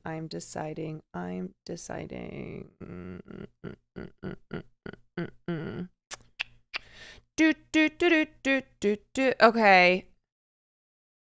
If we hit my sub goal, I will do another episode. How about that?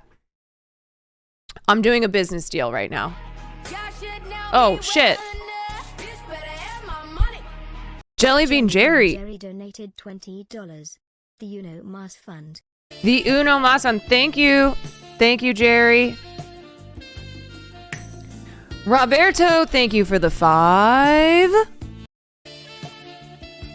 Dragon Llama, thank you for the 10. Roms, thank you for the tier 1. I actually think, let's see, we are at I think we're actually at 46 because someone subbed earlier and it didn't go towards the sub goal. 46 out of 50. Dragon what? Dragon Llama. Let's go. Dragon Llama. Vitas Virtue, thank you for the 3 months. We're almost there for one more episode. Bowl of Water, thank you for the prime.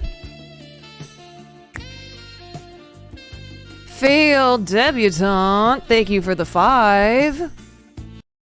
Thank you. Anonymous, thank you for the 2. Angry Muffin, thank you for the prime. Lawrat, thank you for the sub. Mac Hawk Down, thank you for the tier 1. Sacha, thank you for the 7 months. Okay, all right, you guys earned it. You earned it. Legit, thank you for the 2 months. Y'all got it. Okay. Now, to be fair, my gaming frogs, I did tell you I am dedicating Saturday to just gaming. I'm doing a special Saturday stream and we are just doing gaming. Okay, and I've been doing a very good job of gaming almost every night. All right. But I'm a businesswoman and look, if the subs are there, then I'm there, okay?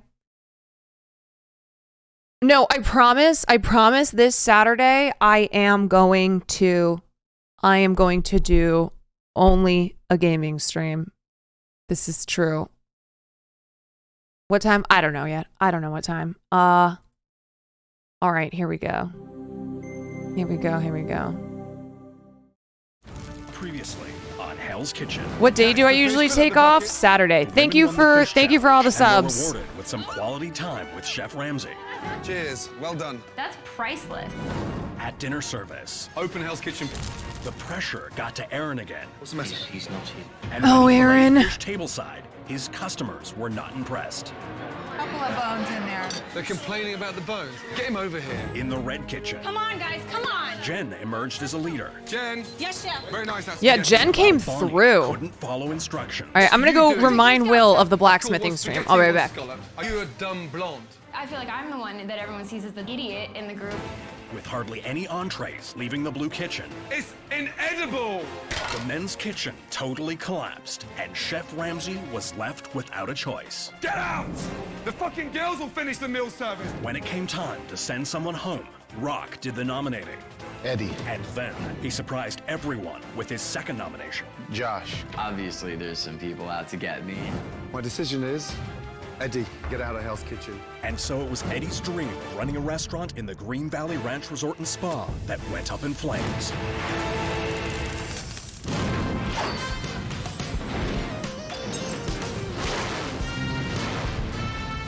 Bump, ba bump, ba bump, bump. All right, I don't have to be at Hassan's until 11, so I'm good. Good night, El Botorino.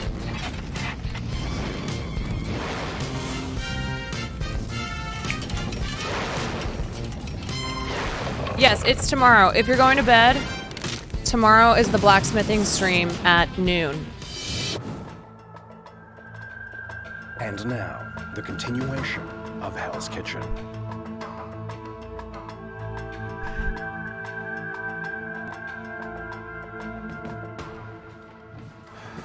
With Rock's strategic nomination of Josh, it's very clear that the game is on. When Rock nominated me, man, I could not believe Take it as a compliment, I mean, I Josh. felt safe going in there. Aaron, he hasn't been feeling well. He's tired. He keeps saying, send me home. Again, maybe my logic's different. Noon Pacific, yeah. A few days ago. I know you're trying to be a leader, but we're both cooks right now. We're not the leader of the team. That's your opinion, and you sometimes you see things one way, and other people see it another, and that's fine. It really pisses me off because he wants to be the leader, but don't do what you can't do because you make yourself look like an idiot. Whatever. You know what? It's over. It's happened. It's done. Coming out fighting tomorrow. It's on.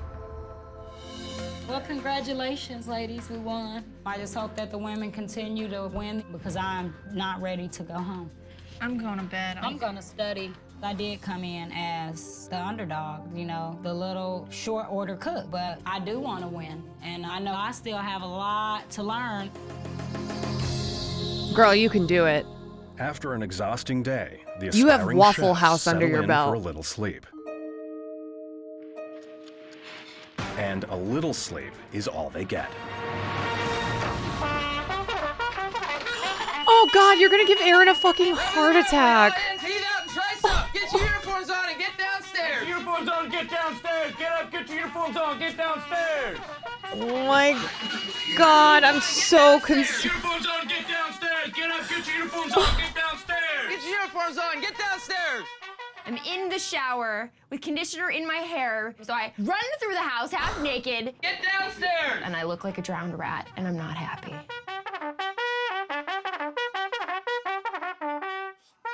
I would actually be so angry if I was woken up by a trumpet.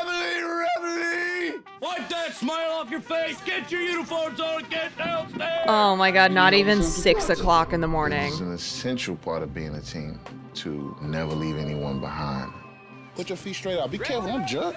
This is the first time I've ever been dressed by two guys. I'm ready. Everyone's walking, button up. Oh my God. They're gonna drag his body from episode to episode. Good morning. Morning, Chef. I hope you're just as disappointed as I am on the back of last night's service. Get one for the next so much subathon. more, you know that. Nothing was consistent. None of you were together. And that confirmed to me you're clearly not ready for dinner service. You know that? And that's why for the first time ever in Hell's Kitchen, we are going to open for breakfast. Ooh, yes. Yes, that is Julia's shit. This is the challenge. This morning, you're going to be cooking the most amazing, consistent breakfast from start to finish. Are you ready? Come through, Julia, come through. Here are your customers. It's Waffle House America's time. finest.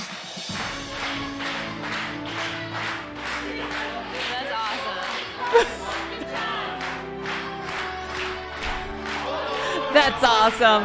That's awesome. That just touched me so much. It like kind of made tears come down out of my eyes. I was really honored to be able to cook for the Army and the Navy. I have a lot of respect for them and for what they do. I love men in uniform. They're so sexy.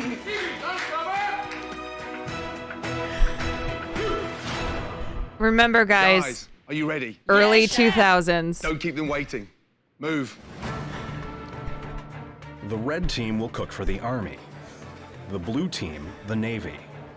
With 50 soldiers and 50 sailors, all hungry and waiting to be fed, the teams must work with military precision to get their food out. The first team to complete their breakfast service wins the challenge. I'm looking at you to be the leader today, right? I do like being a leader in general, not just this morning. Julia, what are stations set up? One on eggs, we have one on hash brown. Okay. That's what I do. 5 days a week, I run a breakfast kitchen. All right, ladies, we got this one. Yeah, in the let's bag. go. It's With the women time for that organized Waffle and ready House for battle, experience to it's time shine. for the men to show what they're made of. I'll do omelets. I'll do omelets. Good to do omelets. You could get 6, 7 at a time. No problem? No problem at all. Aaron's got I it. have confidence. Yes. Give me a chance to cook. Yes, let him cook. Let him cook. Let him cook. How long? 2 minutes, Chef. 2 minutes, thank you. Let's go. While the women are ready to send out their first orders, the guys are still in basic training. 2 scrambled egg, 3 omelette, 2 pancake, 1 scrambled egg. Yes, chef. Yes, yeah. Let's go. Hash browns, please, right now. What is Aaron doing? You're on fire, Aaron. Oh, God. Oh, boy. That's 2 in the God, garbage. maybe don't let him cook. There we go. We got about 1 minute on these omelets. Up at the pass, guys. Up at the pass, up at the Yeah, pass. Julia is owning this I shit. really feel like we finally bonded. We were communicating with each other. The women, who have been at each other's throats, You want to do it? How many of my spaghettis? I don't want Ladies, to. ladies, can we stop arguing? seem to be working well together. 4 omelettes, away. 17 minutes into breakfast service, the red team has already Yeah, sent red 20 team. plates Red of team is food out to the delivering. Army. Red team is delivering. Over in the blue dining room, the Navy has received nothing. If I would have known I was going to get my food quicker, I would have joined the Army. Ooh. Why are we throwing omelettes away? I burned them, sir. You burned an omelette? Yes, sir. Unbelievable. Give me an omelette. God, oh my God. I do not want to lose this challenge. No, sir. You burnt an omelette? Yes, sir. I got to switch with somebody over here. What's that? I got to switch. Where are you at? I don't think Aaron's our weakest link. I know he's our weakest link. The faster you give me a scrambled egg and 2 pancake, the faster we can serve those other 2 omelets without having to redo them. Let's go. Come on. This is it. This is it. Go. That's it. We got place set up. With Josh and Brad taking over for Aaron, the blue team is now playing catch-up.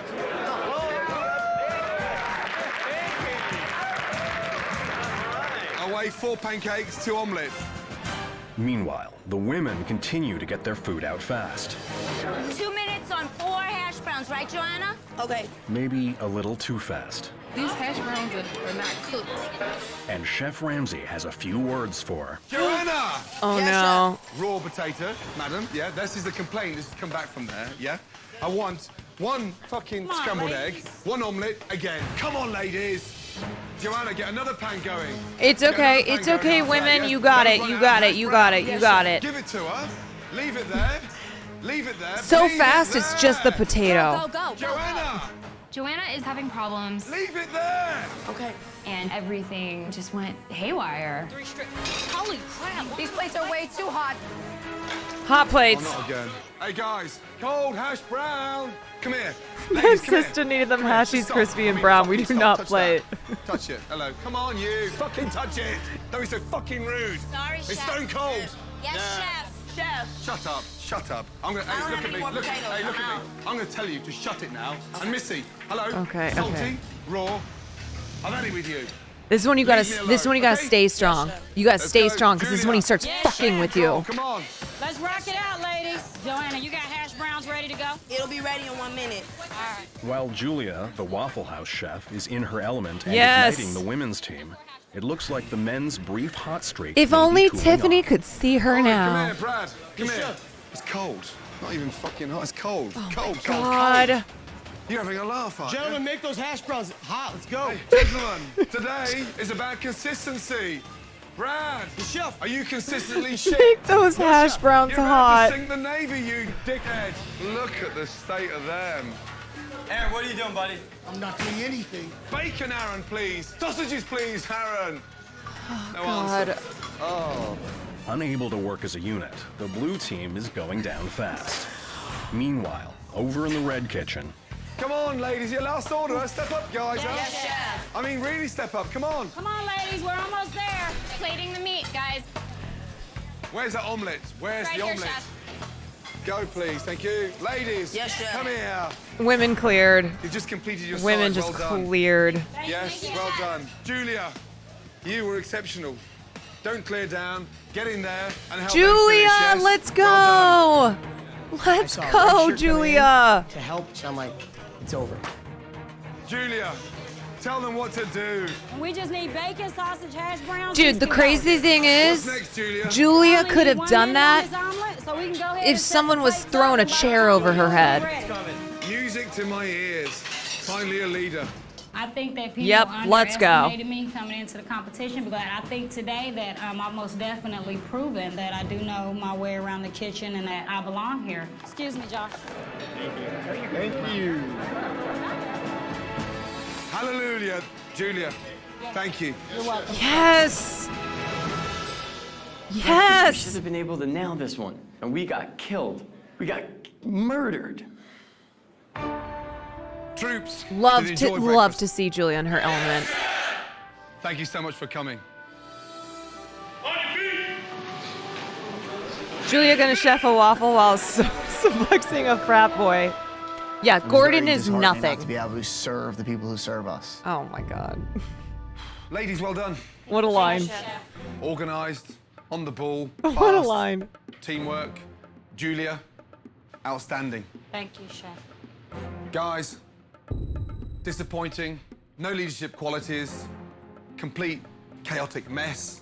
No one still emerging as a leader. Who is the leader?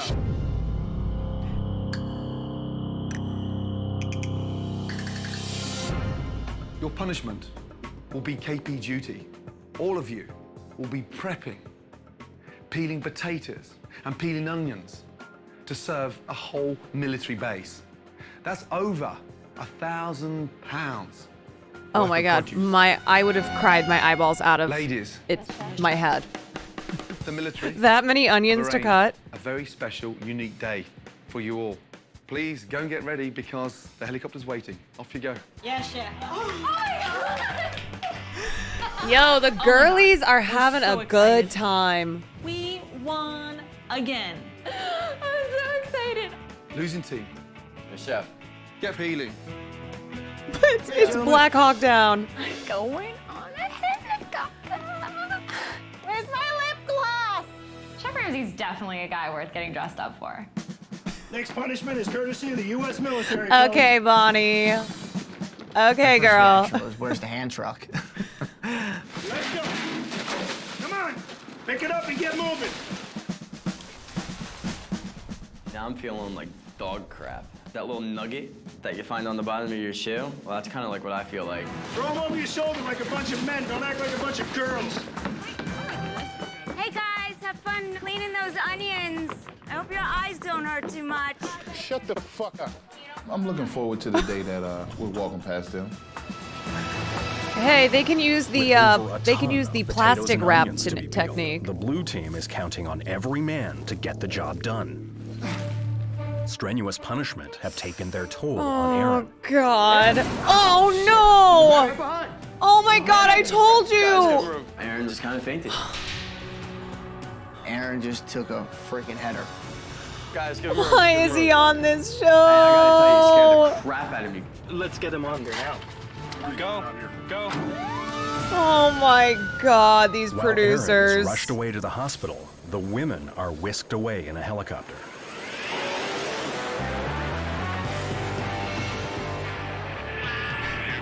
Yo! It was truly one of those things that I never thought in a million years. I'd ever Finally do in my going to a lifetime. hospital at It least. was amazing.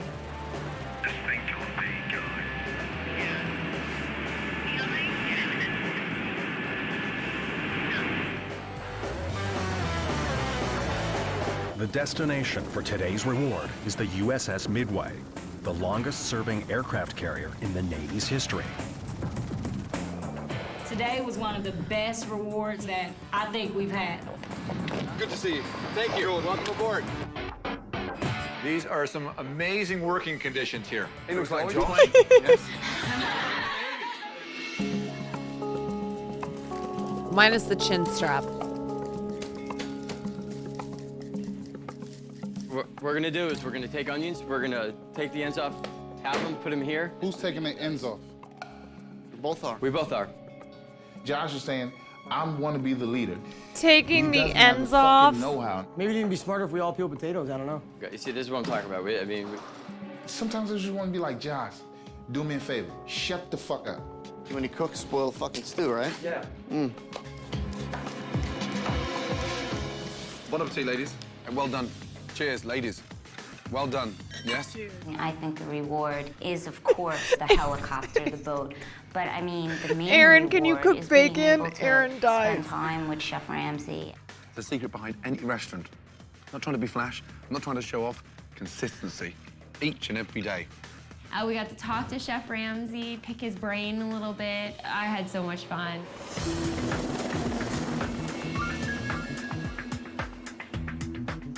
We're gonna get in the hot tub. Back at home base, the women continue their celebration. I'll get a bottle, a few glasses of wine. Oh, the pleasure grotto. The pleasure grotto is back. After an exhausting day of KP duty, the men return to the dorm on a mission. We have not come to an agreement on who the leader is going to be. I'll go first. I would like to be a team leader. I would love to be the team leader. I would like to be a team leader. Then I'm going to say me. You know what? I'm gonna change my vote. I can't get over that the women have just coasted through the last couple challenges and kitchen offs, and the men are arguing over who's going to be the leader. This could end up pinning us against one another, but that's the game. I'm going with Brett on this one. Everybody decided that I'm the team leader. End this discussion, right? When I changed my vote, it was absolutely strategic. When Brock nominated me, man, I didn't deserve it. Josh, he doesn't like me because I put him on the chopping block. Josh and Brad had a little allegiance going that further takes me out of the two-man circle. It doesn't matter. I'll just have to outthink them, that's all.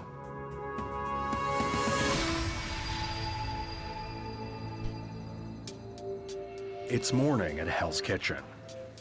And the blue team is starting the day with confidence, determination, and a new leader. I feel confident about tonight. I feel like tonight's the night, boys. Tonight is the night. The three front Wellingtons, make sure you use those first. Yes, chef.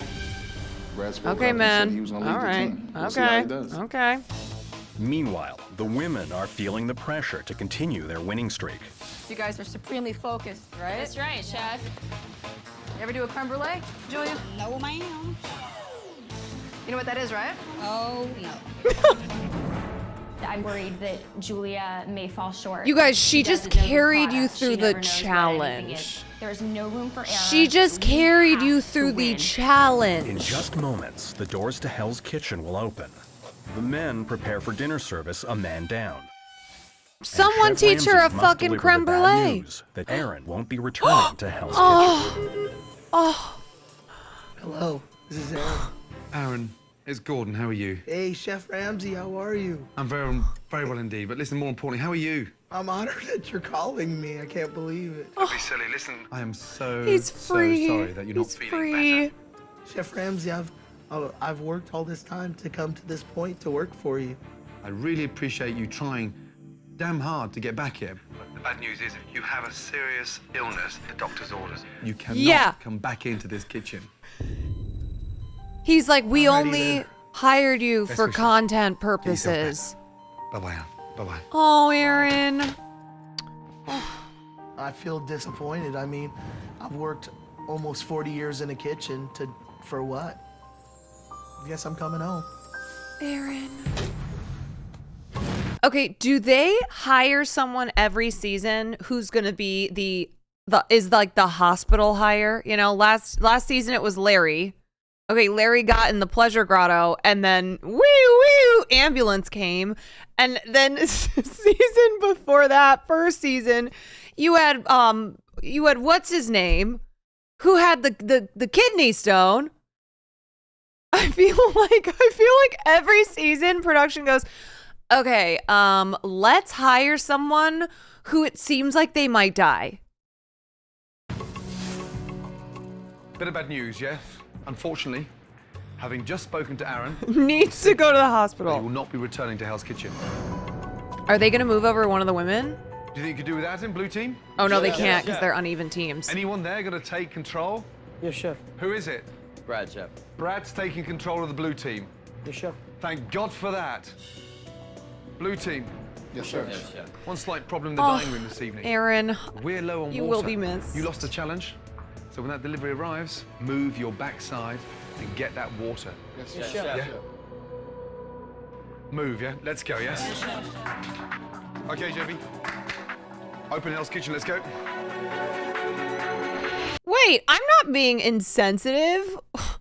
When did I say overweight people don't have the right to cook? Aaron has a medical illness. I'm saying every season, the producers hire someone who clearly has health problems, and they do it for content. What? I have been a fan of Aaron since he popped on the screen. But it's clear, per what the doctor even said, that he has a serious illness.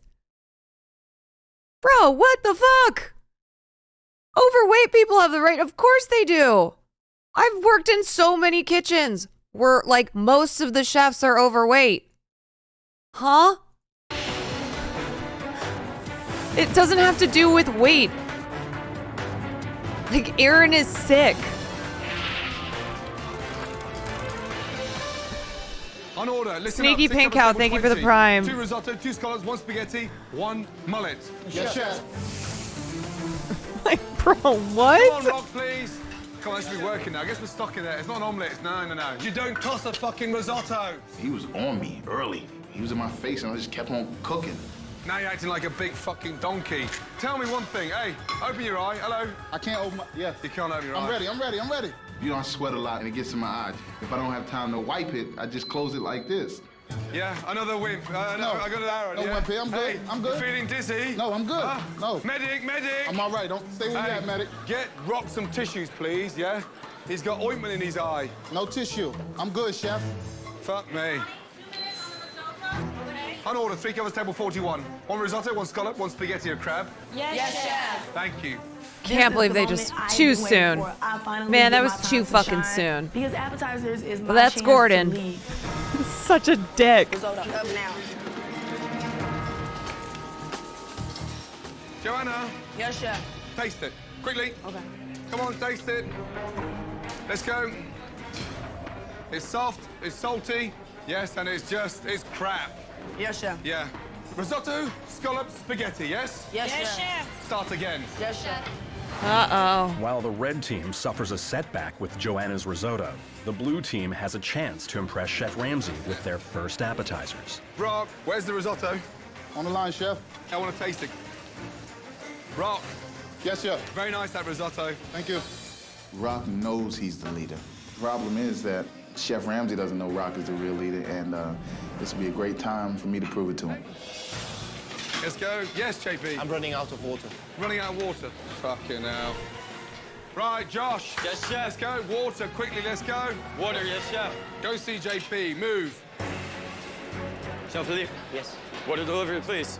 It's the white truck, which is just in front of us. Yo, we also need someone every season who refers to themselves in third person. Pounds of potatoes and We got K-Grease. We got Rock. 45 minutes into dinner service, Josh is returning with the water delivery. Meanwhile, in the red kitchen, Bonnie and Joanna are trying once again to get out their first appetizers. Who? I did the scallop, chef. What's wrong? What's wrong? Are they raw? Oh, come on. Fucking hell. You just asked me, are they raw? Why didn't you tell me what the fuck they are? They're raw, chef. Oh, no. Oh. Guys, I'm back. 4 minutes with Relly. One scallop, one Thank mullet, you one for lane, announcing. 4 minutes. 4 minutes, I'm with you, Rock. No I problem. like when someone walks in and goes, "Hey, I'm back." Beautiful, beautiful. Hey, this is the first Oh, time I I've couldn't heard see. you. Yes, chef. I've never seen you move so fast. Let's go. Service. I don't know what you guys have done or whatever, but you're standing like a team, you're cooking like a team. We sent 2 orders. Don't start wetting your pants. While things are looking up for the blue team, the red team is making its 3rd attempt at their first appetizers. Oh, red Risotto, team. scallop, spaghetti. Are we there? Yes, chef. To the window. Is your spaghetti ready? Plating it up right now. What up, Vio? Christy, is that crab high to you? Anyone else smell that? Where's the crab? Oh, Marianne. Crab, please. Smell that. Hey, you, don't you fucking dare. Come here, you. Hello. Oh, God. Can you not smell that? Crab, please. Crab is off. It's fucking rancid. It's fucking rancid. How can you do that? I didn't smell the crab, chef. I can't believe Joanna had been using it. I mean, it just made you sit up and go, Whoa. We sent one out already. No, chef, we haven't. Thank God for that. Oh my God, we You almost killed killed someone. Oh shit. Get off. Get off. Julia, take over. Yes, chef. Shall I recommend something No, else? fuck, recommend. Yeah, recommend a new restaurant. Yeah, crab with a side 1 of hour into dinner service, not a single plate of food has crab left with a the side red of kitchen, Tums. and the customers are starting to get restless. The way he gets mad is so funny because While on it the other half side sounds of the room, half over sounds like half he's of the gonna blue cry. diners are enjoying their appetizers. Where's the lamb sauce? Scallops, risotto, spaghetti. Yes, chef. Where's the other portion of scallops? Right here, chef. Come in 10 seconds. Come on, Vin. Come on, Vin. They already eating. Where's the other scallop? Right here in my hand. Hey, hello, come here, donkeys. Here we go. We started. Come here. What is that? Come here, What is donkeys. that? What is that? What is that? Fuck off, will you? Fuck off. Okay? He slammed that shit right in Vinny's chest. And Vinny tensed up and he was about to buck. And all I could think was, oh my God. Oh my God. Fuck off. Oh my God, he egged him. Hey, why'd you let it go when you know it's not fucking ready? He literally egged him. Hey, look at me now. You've now just confirmed in my mind you're not trustworthy. So fuck you. It's tough to bite your tongue. I just figured, take it. It's the only way to win. You'll be all right. Yeah. Start the fucking table again. He's baiting people when he does While that. customers in the blue He dining wants room them to continue snap. to wait for entrees. Where's our food at? Customers in the red dining room are finally receiving their appetizers, It's an hour and a half risotto. It better taste good. thanks to Julia and Jen. Julia, what you got in here is enough for 2 orders, okay? Oh, I'm sorry, but I thought Julia didn't know anything. I thought that Julia wasn't prepared. Spaghetti, yes? Ladies, spaghetti. Oh, you need more spaghetti, Julia? No, I fucking just tossed it. Let me just fucking get it. I'll get it. We had an order for spaghetti and I threw out. Oh, once again, it's not Julia making the decided mistakes. To retrieve the spaghetti from the top of the No. garbage. And No. washed it. No, she did not. 212 No kills the way. bacteria, No and then way. I decided to No. serve it. Where'd you get No. it from? The garbage on the top. Oh, no. No way. Oh my God. Oh my Who in the God. world picks food out Oh of the my trash? God. You can't just do anything in the heat of the moment. Oh. Julia. 6 minutes. Oh my fucking God. She just took the spaghetti out of the Julia's trash quality and control washed kept it? the garbage from being served, and Jen should consider herself lucky Chef Ramsay didn't witness her mistake. Dude. Ramsay would have. Oh my God. He would have gone nuclear. I think he might have gone the most insane we've ever seen him go. Meanwhile, in the blue kitchen, the pressure is on Josh and Brad to get out some entrees. Let's do 2 Wellington, 1 turbot. Let's go. Josh, you hear that? I'm going. I cannot believe he missed that. She washed the pasta with sanitizer. No, I can't. You can't. I need to pull this out then. Hey, Josh! Yes, chef. You fucking little bastard. Hey, are you just trying to sabotage them? No, wait, So it makes chef. you look good? No, Thank wait. God Who's for the first Julia. person you should be telling? Thank I should God talk to him, chef. I should talk to for the station. Julia. That was my fault, chef. No sabotage. I wasn't trying to sabotage you. Are you crazy? You deserve a kick in the nuts. Yes, chef. Yes, Chef, I do deserve a kick in the nuts. 2 hours into dinner service, the red team has finally served all their appetizers. Away next. 1 vegetable plate, 1 Wellington. Yes, chef. But can we get some main courses out? Yes, chef. Jen, how long on the Wellington? Let me check. Give me 5 minutes, okay? Come on, guys, don't lose it now. In the I blue can't kitchen, get over the Jen. men I are literally can't get still over Jen working on taking the their pasta first from the entrees. garbage. 2 Wellington, 2 squab, 1 Wellington, requested rare. Yes, chef. Let's go. Let's go. So 2 Wellington, 1 is rare. 3 yep. Brad, 2 minutes. Yes, no, go in 2 minutes and 45 seconds. Hold on. There's someone being dishonest. Oh boy. Lift the bottom of the Wellington over. Oh, come on. You give me them, anemic bits of shit, I'll fucking throw them up your ass sideways. Was he trying to scrape off the burnt parts? Can we have the 2 main courses together? Shit!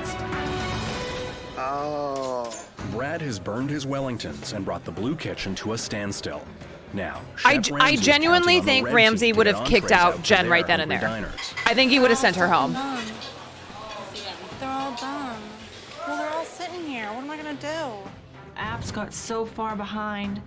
By the time we got to entrees, all my Wellingtons were overcooked.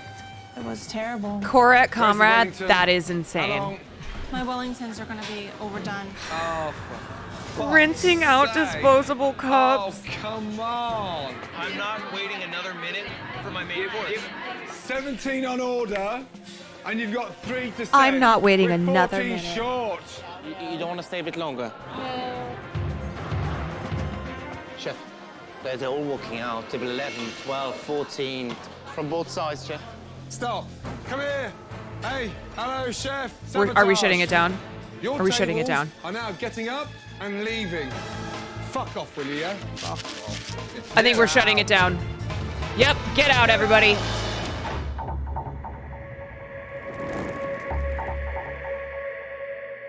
After another frustrating dinner service, Chef Ramsay must once again choose a losing team. I'm shattered. I'm exhausted. Everybody Physically, left. Mentally exhausted. Guys, you have not completed a service yet. Brad. Yes, chef. That's you at your best as a leader. You give me them, anemic bits of shit, I'll fucking throw them up your ass sideways. Absolutely not, chef. Rock. Best night so far. Yo, rock again. Rock This is the again. First time I've heard you. Yes, Chef. I've never seen you move so fast. Do not stop. So far, we have Rock and Julia. Ladies, 95% of your customers weren't served an entree. Joanna, give me something back rather than just some little pissy madam that doesn't give a shit. Smell that. Hey, you, don't you fucking dare. Come here, you. Hello. Yes. Oh, God. Hey, come here. Marianne. Bonnie, that's the last time I'm ever going to trust you. I did Bro, the scalp, chef. What's wrong? if only What's you wrong? knew what Jen did. If only you knew. Now I'm going to check that you can cook a fucking piece of fish. If only you knew. Let's be honest. There was definitely no winners in Hell's Kitchen tonight. Like, what's crazy is that sometimes you can tell the moments on the show are, I don't know, manufactured by production or, you know, exaggerated. That was 100% Jen. That was 100% the move of someone who should not be working in a kitchen. But tonight, the losing team is the red team. Oh my God, Aaron would have made it through. Aaron would have made it through. All of you made embarrassing mistakes. Have an amazing little team meeting amongst But it's good he went yourselves home. No, and it's good. It's decide good. It's which for his own two of good. you are going to be nominated for elimination. Piss off.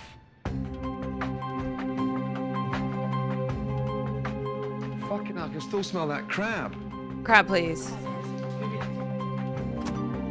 I think Julia was the only person to see it. Yes, and she stopped her. I give you my honest answer. Like, I honestly think, and I don't know what y'all thinking in y'all minds, but it would be between me and Jen. Honestly. I think Joanna knew that she was going to be nominated. Jen should Obviously, go when Chef home. Ramsay throws you off your station. It's pretty bad. Obviously, Joanna, it was a shit day. But, you know, I'd have to go with you.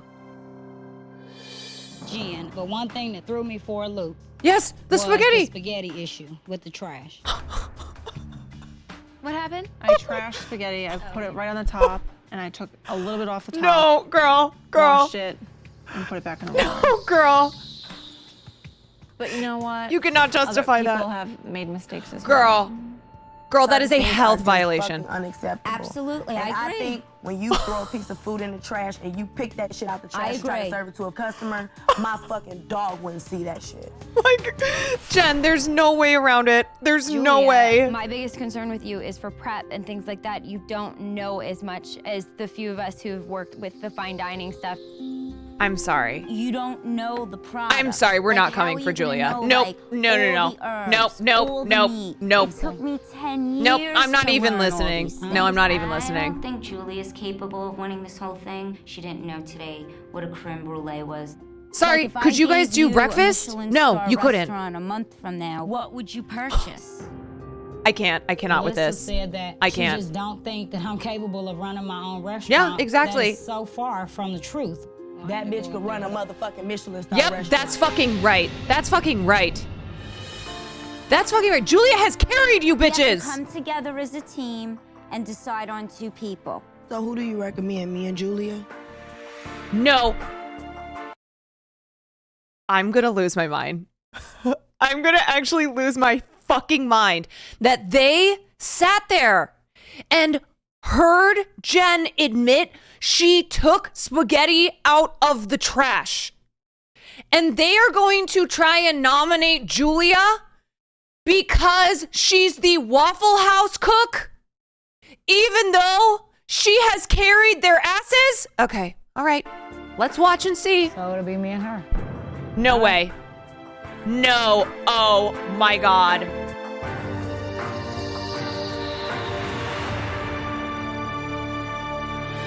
No, this is insane. It cannot. This cannot be.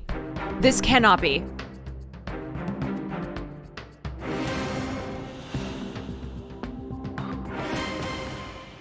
Joanna, Yes, chef.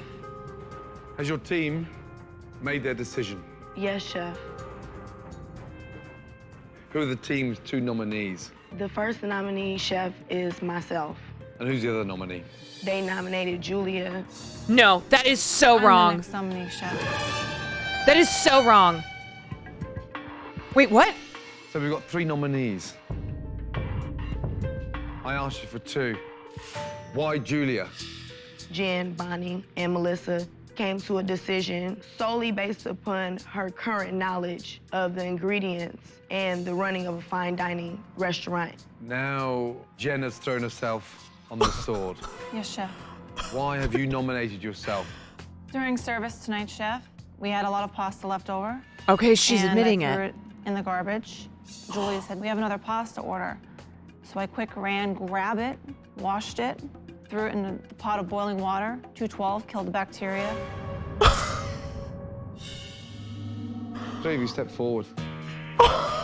You guys, he couldn't even respond to that. He couldn't even respond to that. He was like, I'm sorry, what? I'm sorry. Okay, you know what? I respect Jen for this. I respect Jen. Jen is so real for this. Fuck you. Who's the redhead? Who's the one who's like, yeah, sorry, the other one needs to be Julia? Fuck her. Fuck Bonnie.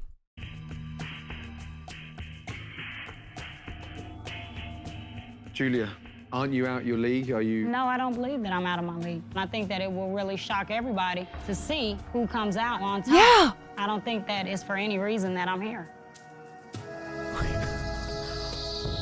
You get people in this show who have never even cooked I in their agree. lives. Julia, back in line. Yes, yes, thank you. Thank you. Thank you. Jen. He knew that was bullshit. He knew it was bullshit because she carried the breakfast stream, and she also kicked ass in the dinner service. And she saved somebody from eating trash pasta. Gordon knew that that was a bullshit call. Okay, thank you. Why should you stay? I love my job and taking charge of situations. You're taking pasta out the bin as well. It's like... Joanna, Yes, chef. yeah, why should you stay? I know that my performance was weak this evening, but I also feel like I would never give you trash. I would never give you you'd trash, never make literally. the critical mistake that Jen made by taking pasta out of the bin and trying to serve it. No, sir. But you would cook spaghetti with the most disgusting crab. Right now, maybe both of you should go. The crab is rancid! You'll kill someone!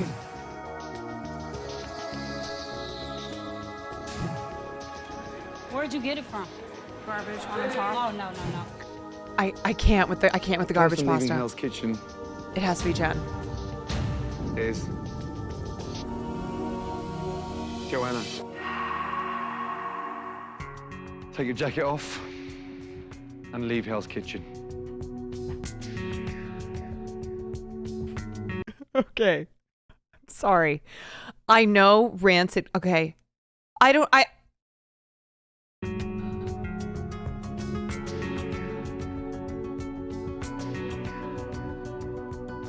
Getting kicked out of Hell's Kitchen is not gonna stop me at all. I think by me coming here, it made me a lot stronger. I'm ready to strive to be a better person and achieve my ultimate goal of having my own restaurant. I guess the crab was more dangerous. I hope everybody listens and learns from what's gone on tonight. It's not that difficult. I made a bad decision, you know, but I have to move on. I have to get over it. It happened, and I have to make the best. I feel like the bad crab shouldn't have. I feel like that was thrown in there as an obstacle. I'm not defending using rancid crab. Okay, I certainly don't want to be fed rancid crab, but I feel like that was purposefully a production obstacle, maybe a test, all right, and she failed the test, versus like nobody tested Jen with whether or not she was gonna take pasta out of the garbage. I don't know. I know the rancid crab is more dangerous, but like I don't know. Jen taking pasta out of the garbage is crazy. Like, that's so crazy. And I don't know, like if I'm Joanna, I'm inexperienced. Maybe I don't even know what rancid crab smells like because I just don't know those things. And then also maybe I would assume that the crab wouldn't be rancid because why would it be when I'm on a cooking show? Like I wouldn't know. I would need to be able to identify that it's rancid and you know, stop it right then and there. Of it. I really have drive, and the more time I have, the more dangerous I'm gonna be. Get out of here. And you, Missy, stay away from bins. I hope we can pull this back together. If we can't, we're done. I mean, they're just gonna pick us off one by one. We didn't lose tonight, and that feels great. We're 4 strong, and we're gonna keep this rocking, and those girls are not gonna win again for a long time. Not only did Joanna serve rancid crab that could have seriously made a customer ill, she completely gave up, screwed her team, and if you can't handle one individual section, you've got no chance of running a business. Wow. She did get off. She got off pretty light. Now, I will say she owned up to it. She did own up to it. I still cannot get over Bonnie and the redhead saying that Julia should be the second nominee, the second person on the chopping block. I'm not over that. I think even more so than Jen taking, like, I think it's even more offensive than Jen taking the pasta out of the trash. The fact that they knew Jen took the pasta out of the trash and they were still wanting to put Julia up on the chopping block because she didn't know what a creme brulee was earlier. They weren't making creme brulee. Who gives a fuck? Next time on Hell's Kitchen, Chef Ramsay puts the group's palates to the test. What is that? Potato. And someone Poof, fucking hell. Tongue, pig's feet, tripe. loses their lunch. Just throw it up. At dinner. Work together! Also, On the blue team, Vinny also threatens to sink the 07th kitchen. Aaron. 15 minutes. I miss While in Aaron, the I red do. Damn it. Tempers flare. Every time you're slow, I'm getting yelled at. Tears flow. I want to go home. And Chef Ramsay hits the breaking point. I've had enough now! And at nominations, Chef Ramsay does the unthinkable. You've been overruled. who will get one step closer to their dream restaurant in the Green Valley Ranch Resort. Get ready to be surprised next time on Hell's Kitchen.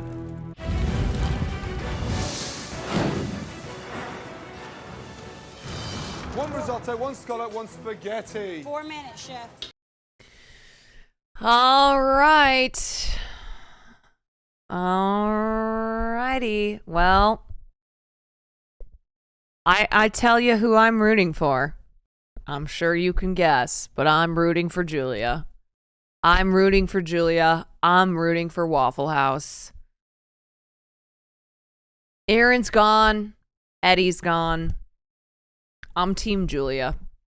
All the fucking way. Jen's point of view. Frank, what the hell are you doing, man? That's my character. I'm the trash man. I come out, I throw trash all over the ring, and then I start eating garbage. And then I pick up the trash can and I bash the guy on the head. Oh, that's gonna be a disaster. No, nobody's gonna get hurt. I'm telling you, it's like you said, it's all fake. But it has. It's all fake. Jen is very sweet. Jen is very sweet, but holy shit. That is crazy. That is so crazy, Jen. Anyway, all right. Well, we did 2 episodes. I'm sorry guys, we're not going to get to gaming, but tomorrow we have tomorrow blacksmithing stream 12 o'clock, I think, on Hassan's channel, and then I'll be live tomorrow night on my own channel, and then Saturday is going to be dedicated gaming.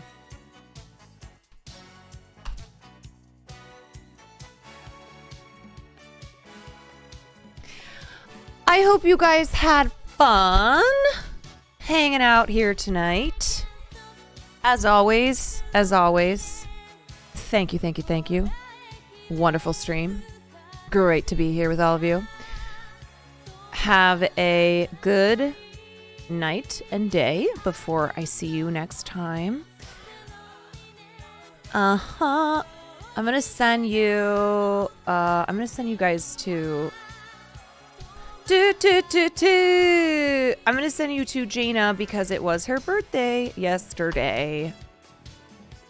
'Twas her birthday yesterday, so please go give some happy belated birthday hearts and kisses. Always fun being here. Fuck yeah. That's what I like to hear. All right, folks. Keep it cool, and I'll see you next time.